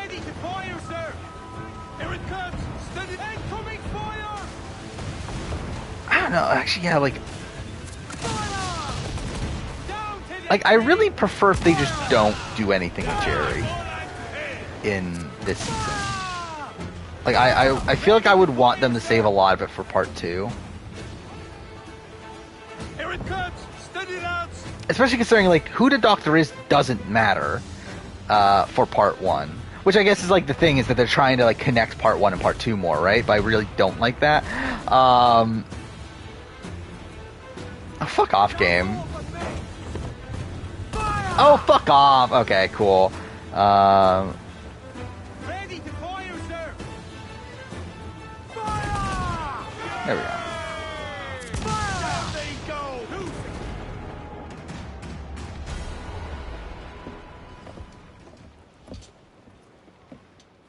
Yeah, Square's making a lot of mobile games, right? Like, there's all these Kingdom Hearts games. They had FF7. What was it, the First Soldier or whatever it was? Julian to cast the Templar. Name's right. Didn't know he had a title. I know the man. How good was Stevie winning that Water Challenge? I mean, it was funny. He beats Liz.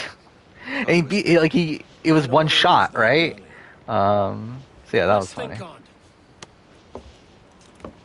Maybe wait till it's dark before hopping aboard. Too far, actually. I think I'm definitely making it further into this than I thought I would. Saying we're about to get to sequence 4 already, right? Like, what mission is this? A single madman. Which mission is that?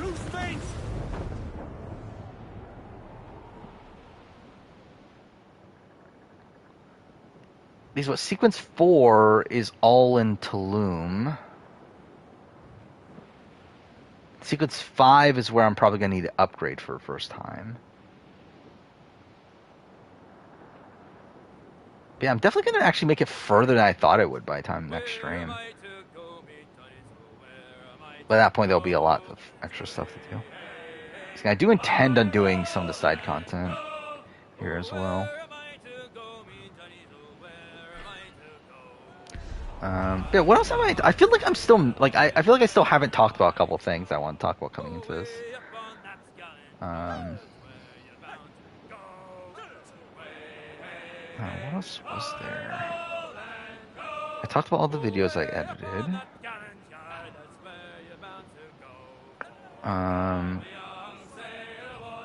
Oh yeah, I started watching a playthrough of Final Fantasy IX. Not that that's really anything. That's fine. Like, I've only watched like 3 hours of it. But, yeah, that was fine. What was the other thing? Oh yeah, like, kind of just out of the blue, like, I got recommended Sequester. So I was like, fuck it, let's rewatch a couple episodes of Sequester. So I had that on in the background the other day, of Sequester Season 2, which, I will say, has not held up the greatest. Like, Sequester's production value definitely, like, up, like, kept on going up through Seasons 4 and 3 and 4, but Season 2 is definitely very amateurish. Like, it's still fun, but it's definitely a bit janky. Calling out Jerry will have a bigger role than Marlene. Jerry's gonna be the one to brief Joel on the situation. I fucking hope not. All those in favor of storming this cove and taking this ship, stomp and shout aye! Aye! Those who oppose, whimper nay. I don't know. I really hope not. In terms of the initial conversation, because I think that really takes away from the Joel and Marlene parallels. Oh wait, this is the fucking Julian DeCoste mission. Oh, this is the end of Sequence 3 then.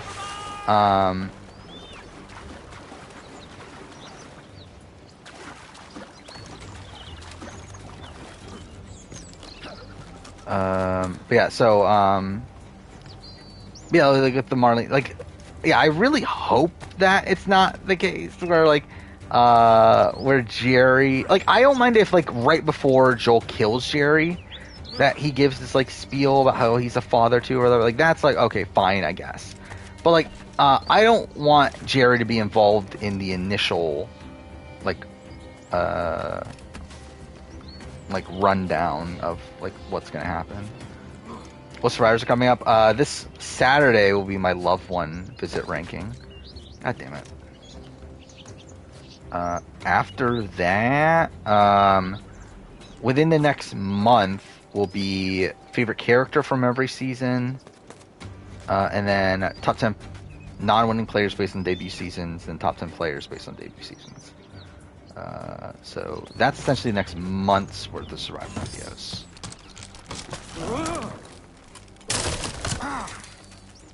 And then the following month, we got 44 mid-season power ranking, game deciding vote of every season. To be fair, I haven't locked in on a couple of these other videos, but jury speeches will be within a couple months. So there's some stuff coming up.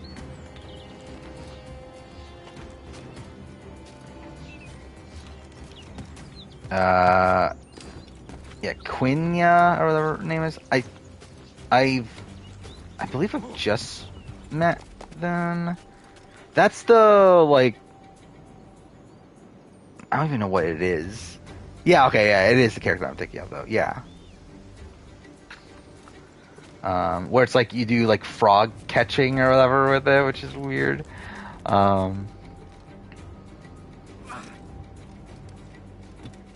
Oh yeah, IOI Loved One Visit's obviously gonna be a #1. That's everyone's favorite. Gotta love the really emotional story of a man seeing his son.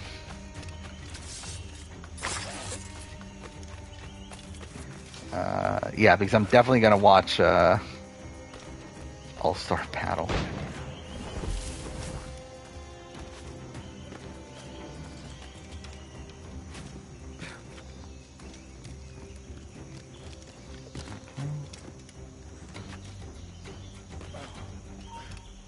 How do I sing a shanty? Like in terms of like on the ship? To be honest, I don't remember anymore because I haven't played this game forever. I'm pretty sure there's like a button to like shift through all the songs.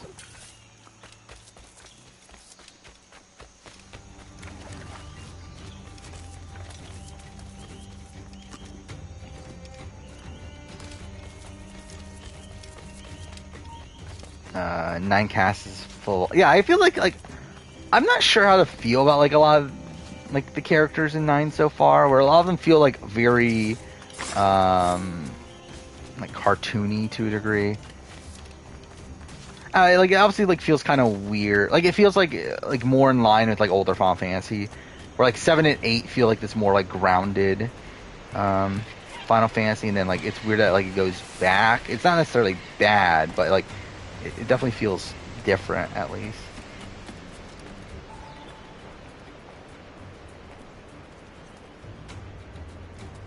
No, they don't do anything. It's just it's different songs that play.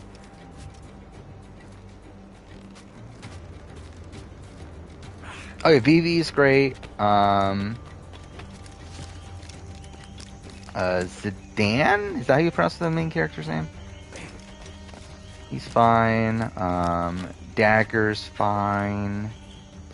Yeah, Steiner's good.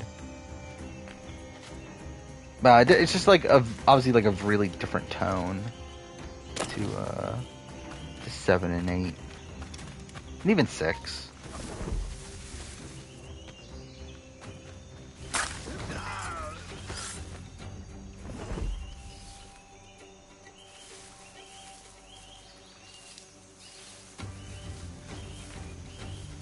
Oh, fuck off! How did I not kill him? Okay, whatever, it's fine.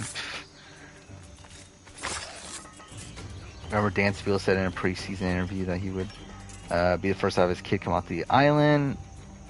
I mean, how old was Pat? Pat was like not young, right? Like we're talking about, Kathy's kid. Like Kathy's kid was definitely like at least like 19, 20, right? But yeah, obviously Boston counts though.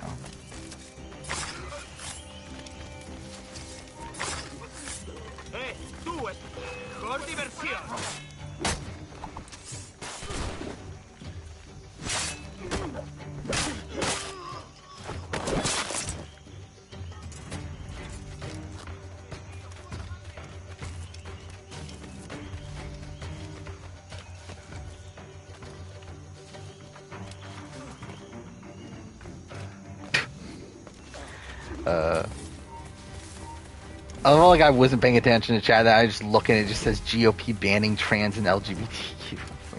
Okay. I think Julie is the best strategic player in All-Star Battle. Obviously, what a legend Julie is. Let's see, who is Julie?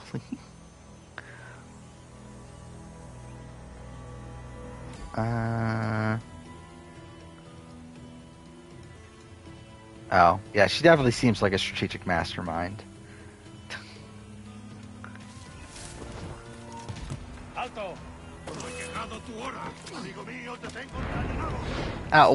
Where do you even watch All-Star Battle on? Like, is it just... Like, is it on any streaming service, or do I actually have, like... Alright, let's look this up.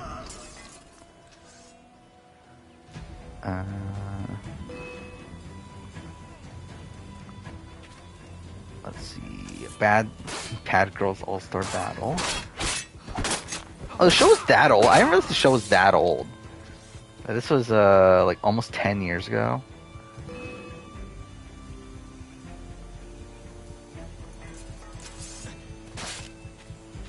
Why is it on Apple TV? Of all streaming services, why is it on Apple TV according to this? Let's see. Let's see if the site that I used to watch the challenge has it.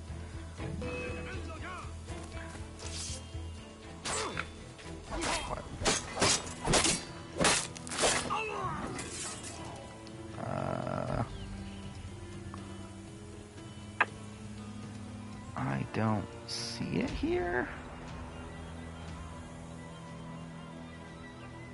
Alright, let's see the other one.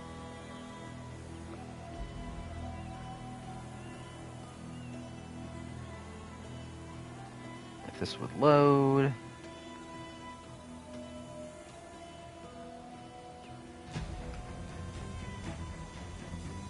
Let's see, does this one have it?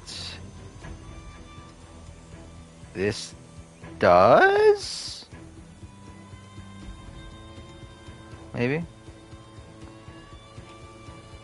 It does. So there we go. I have access to it. Again, will I watch it? We'll see. Maybe a funny thing that, like, I won't watch it, like, in the immediate future, because, like, right now I don't want, like, shows that I actually have to pay attention to. That's kind of why I started putting, like, Sequester in the background, because it's just, like, who fucking cares? I'm not going to pay attention to it anyway. Maybe when I finish this batch of videos, maybe I'll bother watching All-Star Battle.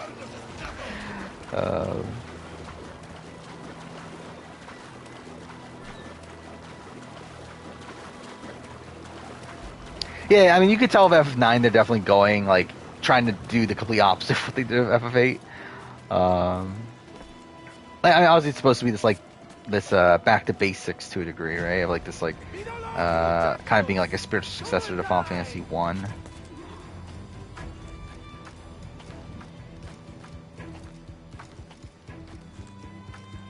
Fuck.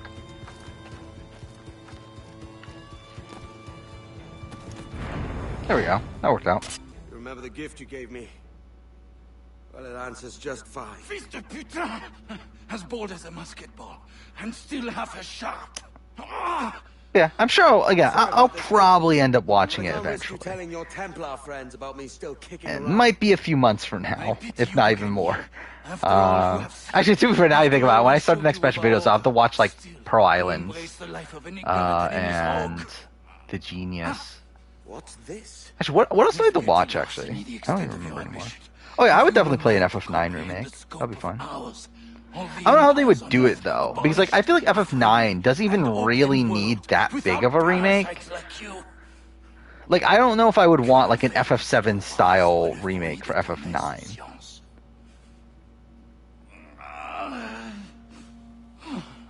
Like, obviously you can boost the graphics and all that stuff. But, like, I don't know if FF9 is the type of game that, like, I need, like, an action RPG version of. Yeah, like Link's Awakening. I could definitely see that to a degree. But even then, it's like I think like gameplay wise, like I think I still would want it turn based.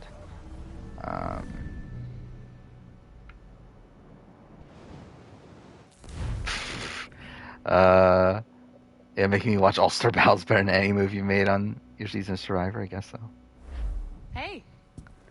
I forgot we had Modern Day. I just saw you were logging out, so I thought I'd stop by and give you Yeah, I something. think what I'll do here is I'll finish the Modern Day section here, and then we'll probably call it night. Employees for doing quality work, and they're nice to have since there's no official bonus scheme here. I already have. I don't even remember how these sections work. Bonjour. Of course. I remember I used to love this Modern Day because I was like, oh my god, there's so many Easter eggs to the things that are going to get set up for down the road. And then nothing happens of any of these things. Because it's a fucking Assassin's Creed for you. Yeah, okay. What shows do I have to watch? I have to watch Mighty Morphin Power Rangers Season 1. I'm going to cancel the Joe Schmo video. I have to watch Survivor Pearl Islands.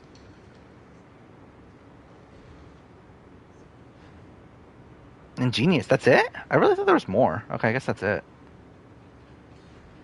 But then also I need to... There you go. See there? I need to... Where'd it go? I just, like, lost it on this list. Their Power Rangers season rankings. So I'll probably do some prep for that too. But I don't know, maybe I'll watch. I ideally would like to watch like every reality TV show that's supposed to be kind of good. So I'll try watching at some point. Why the fuck is there a poster of fucking Edward already up here? I mean, he's a nice guy who won't That's kind of stupid, isn't it? Even another shift at 7 a.m. Yeah, you have to get up at 7 a.m. and you're still here. That sounds terrible, but yeah, I guess see you later. Oh, cool. Watch a few episodes of Star Trek. Of the original series. I mean, either way, you probably have like thousands of episodes if you want to watch everything. How many episodes of Star Trek just in general are there? There's got to be like 1,000, right? So like original series, there's like over 100 of that, right? The tracker says you're on your way to Olivier's office. All right. Oh no, that was 79. Okay, there's only 79 of those. Next Generation, I'm pretty sure that's 178. Okay, so maybe it's not 1,000, but like it's definitely a lot. 176 of Deep Space Nine. 172 of Voyager. Enterprise is probably what, like 198? Okay. So I believe that puts us at like 750-ish. Then we're including Discovery. Yeah, it's probably like hovering on 1,000 episodes of TV. Bonjour. Go right in. Actually, how many episodes of Power Rangers are there at this point? I'm gonna look this up. Because like I'm not gonna bother watching every Power Ranger season again for my ranking, but I just want to see how many episodes it would be.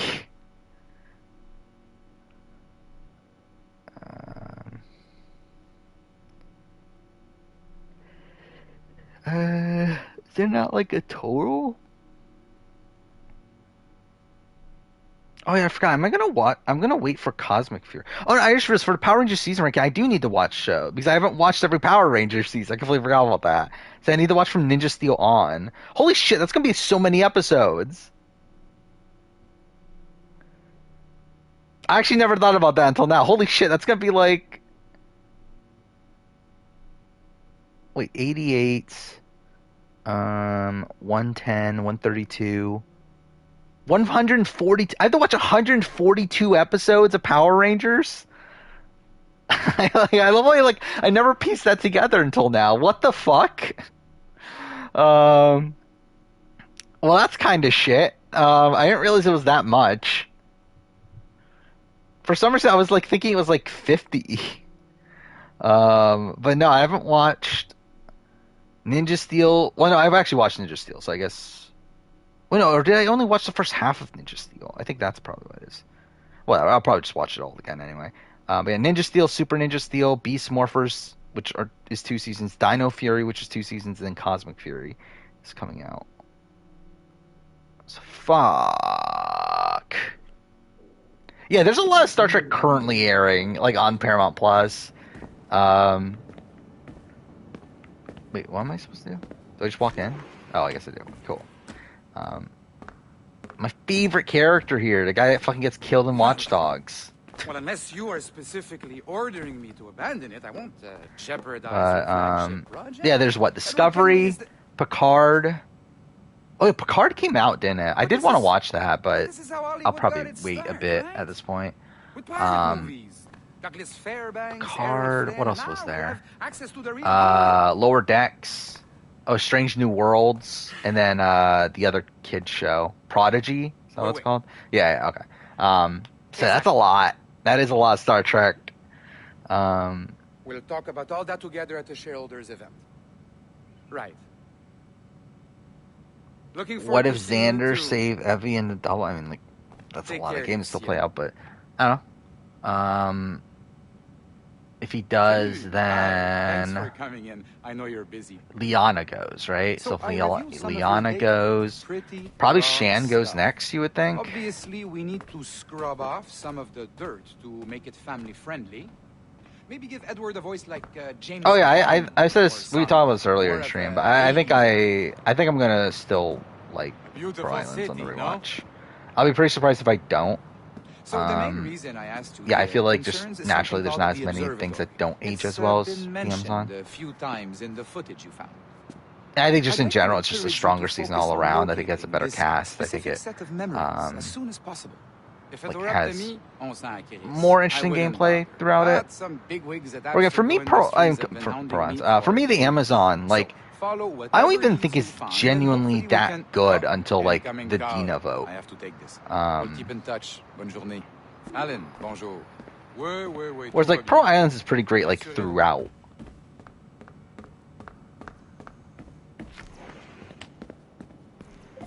Hi, John from IT again. There's a Revo in 41. No, Evie would have gone home. I'm adding a waypoint to your map. So, a colleague of yours left for vacation this morning and forgot to send a video. Which one's this one? Since I hate just about everyone else on your floor, I was hoping you could help me. Could you transfer the file from her computer and deliver it to the courier when she comes? It'll be easy. You just wander over to their Animus, log in, and transfer the file. Easy.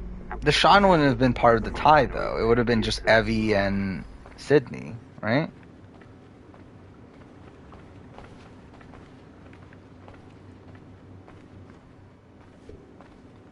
Because Sydney was going to vote Evie. A locked door. Not a problem. That's the advantage. Like, Sydney was never voting Deshaun. Now, you do too. Don't abuse it. Log on and I'll walk you through this. So it would have been a tie between Evie and Sydney to where they just all would have voted Evie on the repo.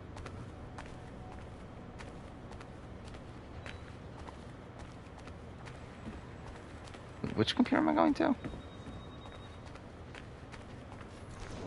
Now, you need to bypass the core to find the data inside. Yeah, I've watched Strange New World. I watched the... Download it automatically. You need to find well, too far. Watched is the strong word. I had Strange New Worlds on in the background. But I did genuinely watch episode 1, and then I just did not pay that much attention after that. Just look for the My File section in your communicator, and you'll be redirected. No, Tiffany and Xander don't vote Evie, but like everyone else does. December 23rd, 2012. Sample Recovery Unit Team Lead. Yeah, thank God we get to know what happens to Desmond. Because he's definitely dead and he's not in the gray. And unattended. Time of death was placed around 0-100 hours and 7 minutes, with conditions favorable for DNA sample recovery. We had some initial concerns about interference in the vault, but given the skill and talent of this team, we were able to capture useful feels data. though Amazon would be near all season ranking. And extracted a number of like I think if Rob was not on the Amazon, it would be a truly atrocious season. Like I think Rob is like the only like saving grace to the season. The bones, indicating some kind of spontaneous, intense burn trauma. Honestly, we've never seen anything like it before. Erica and Heather were not gunning for Sydney during that round. Torso remained in good condition. I hand-selected recovery agents to like they were still trying to work with fuck was the Blue Tribe's name? We then commenced material extraction and were able to preserve several exemplary samples. Data analysis and sequencing is already underway, and I'm told proceeding with exceptional ease. Thanks to the cloud database. Like they were gunning for Sydney win on Luvu, as obviously that's who they have the target.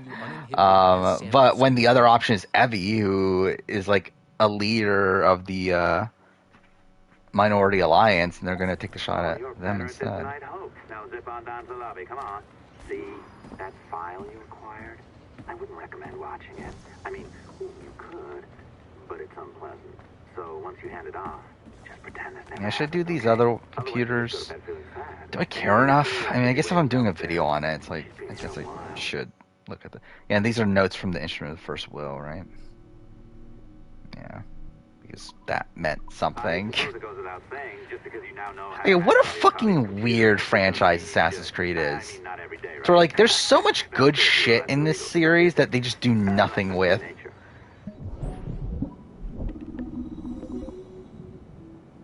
Oh yeah, that would have been like a complete disaster. If like imagine if Roger got the majority in the post merge of the Amazon. Like how terrible would that season be?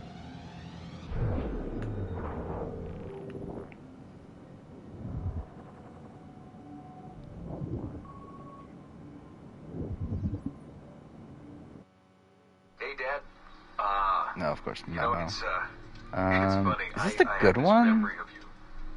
Yeah, this is a pretty good one. I'm not actually going to listen to it though.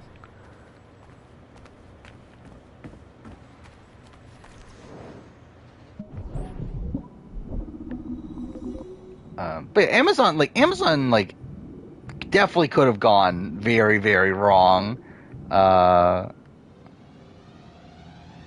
Which, I was like, at least that part of the season did not go worst case scenario. Like, actually, imagine if it was Josh. Like, imagine, because, like, originally, like, Rob was supposed to be on Big Brother 3, right? Or, like, he was in the running for Big Brother 3. And, like, Josh got his spot. Imagine if they switched. Imagine if Josh from BB3 was on the Amazon. Because, like, I feel like Josh would 100% be more in line with the Rogers of the world than Rob was. When's B4 retrospective? Like July. Like right before Big Brother 25 starts. I haven't touched it yet.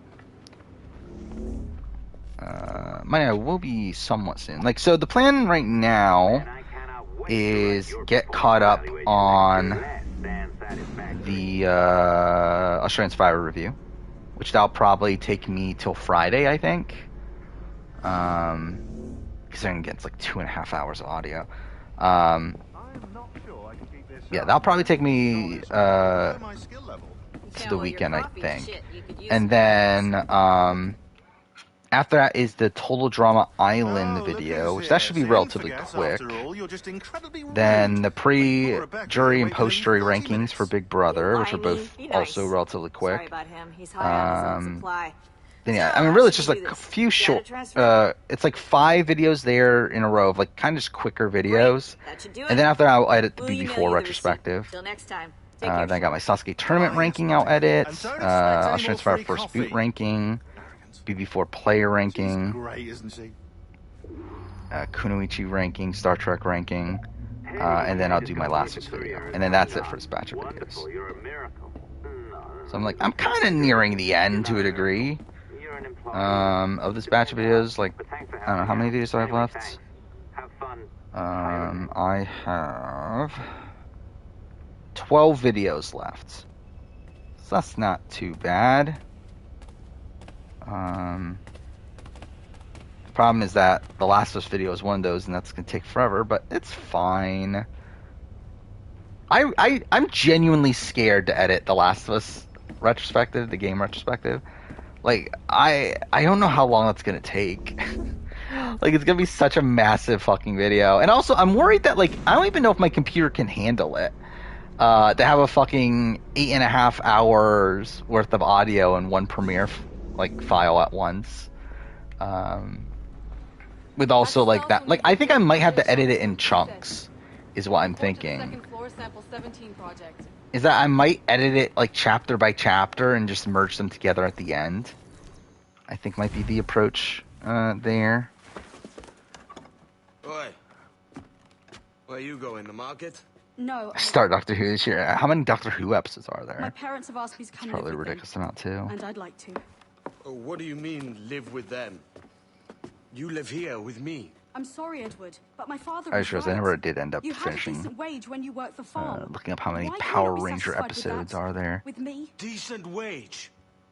That job was near as damn it to robbery. You want to be married to a peasant the whole of your life? All right, Edward. Are they not at 1,000 yet? All right. You leave now, Caroline. You'll never know what's coming to us. Huh. I guess they're not at 1,000 yet. That's kind of surprising. I thought Power Rangers would be at 1,000 already. I guess it's almost there. So it's at 9. So 973 after this next season. This will be like 2 seasons-ish off from that. He left this morning with the galleon. Is Kevin Jacobs my favorite Big Brother player? Probably not. Actually, not at all, really. Like, he's good, but not really like my favorite player. We could keep a fleet here if we like. With a bit of fixing up, it'd be a decent place to call home. Okay, I guess we'll do this intro section here. I forgot about that. We gotta unlock the hideout, right? I guess we might as well do that before I end. Because then next time it'll have us want to go to Tulum. I feel like that's a good spot to start next stream. Should raid Bruno and praise Kevin. I think I'm good. Is Bruno streaming right now? Let's see. No, Bruno's not streaming right now. No one I follow is streaming at all right now. But I guess to be fair, it is 3 o'clock in the morning where I'm at, but still.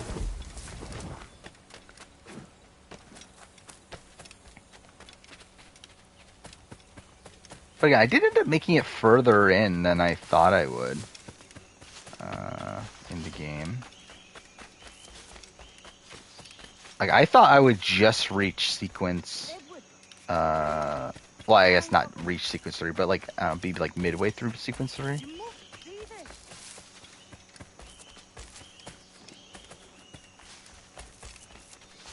I've only raided once, right? The only, I believe the only time I raided was during the last daytime stream, and I raided Kevin Martin.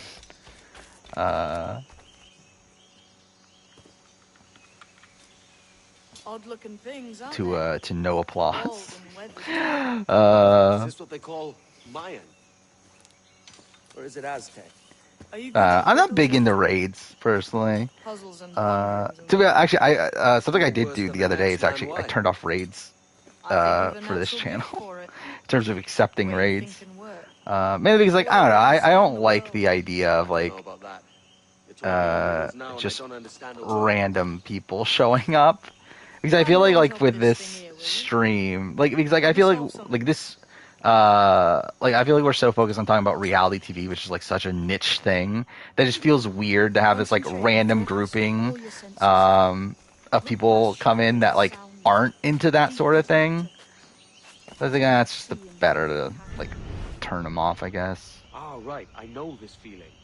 I have since I was a lad. It's like using every sense at once, isn't it? To see sounds and hear shapes. There we go.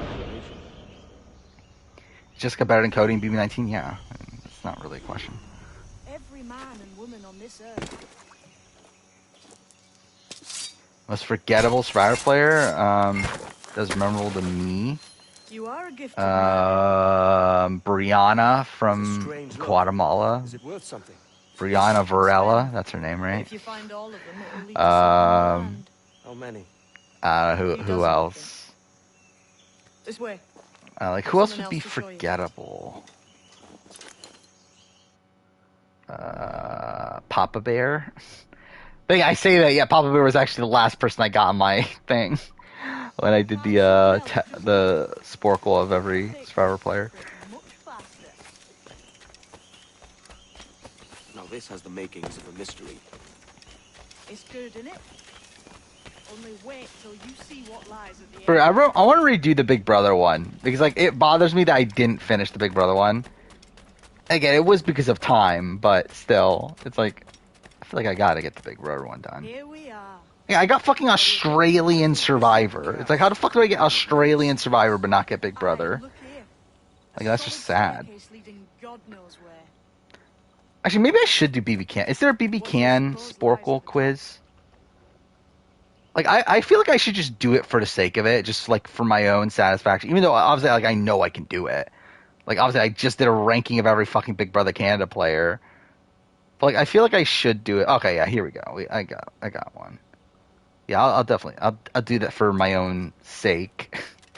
You think you might not go to work? Well, that's not a great sign. Be surprised to find a collection that's great. I see stream buffering. An Iron Maiden or a collection of thumb screws.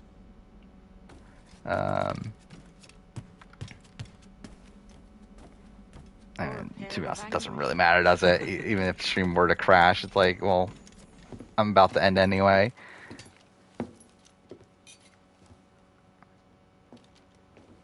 Only remember Skinny Ryan because he failed the Rob Sisson archetype, essentially, yeah. I feel like Skinny Ryan, like, to be honest, Skinny Ryan even more so than Rob, I think was, like, cast as the super fan. Might be that these 4 Templars have them. Where, like, Rob, like, I don't think Rob was, like, cast as a fan of Survivor. Like, he was more so cast just because, like, he was, like, looked at as this, like, more, like, comedian-style figure. But, like, I think Skinny Ryan was, like, actually cast because, like, yeah, he's, like, a fan of the show. If you have any kind of heart beating in that chest. Suppose I could, if it leads me to the 4 other keys. Is Kyle more Survivor Tribal Council? Probably. Bad excuse is better than none at all.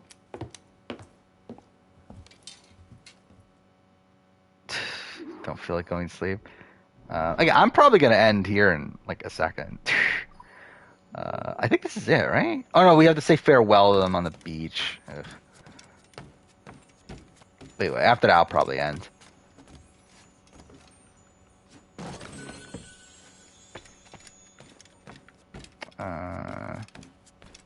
Wait, why can't I run? Has that always been a thing? I never even noticed that. Yeah, that you can't run in there? Well, whatever. I guess might as well wrap things up. As we're heading over there, I'm gonna. Yeah. Do I die from? I do die. Yeah. Okay. I'm an idiot. I thought that was a fail. Hey. Wait, I didn't die?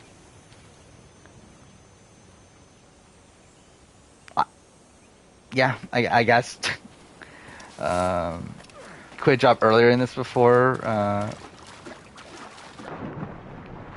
I mean, if it's really that taxing on you, then yeah, you probably should. But yeah. So we'll be back on Sunday. Play more of this. Is there anything going on between now and Sunday? I don't feel like there is there? Like Last of Us, but I probably won't watch it by the time of the video. Well, I mean, I guess one Australian Survivor episode. We'll see who, maybe the last pre-merge boot is. And that's really about it. I mean, I'm gonna probably be caught up in my Australian Survivor review by that point. Technically not, actually, because like the new episode will air, but you get the point. I'll maybe edit the Total Drama Island video by then. It's not who you are. We'll see. Yeah, really not. To be honest, probably not that much is really going to happen between now and the next stream. Oh, Challenge Reunion was tonight. I completely forgot about that. Don't even know if I care enough to watch it. Maybe I will, maybe I won't. Oh yeah, Challenge UK, right? I forgot about that too. Okay, maybe there are going to be things to talk about. I guess Challenge UK. I'll watch that. I'll have something to show you there. I forgot. I was going to watch Perfect Match. I kind of forgot about that. No, whatever. There's gonna be stuff to talk about, I guess. Maybe apply for Big Brother instead. Good luck. I mean, if we're following Spoiler Girl, it's gonna be a fucking All-Star season. So you gotta hope for next year. Yeah, I've seen the Spoiler Girls like really talking a lot about Challenge USA nowadays. But anyway, yeah. Again, we'll end here. I think this is the perfect time to end anyway. Should I do this Big Brother Sporkle quiz? I'll probably do it later. If Sheldon really is on the BB 11 cast, am I picking him as a winner pick? Probably not. I think if he's the only returnee, probably not. But anyway. So yeah, we'll be back on Sunday. So see you guys then, and thank you for watching.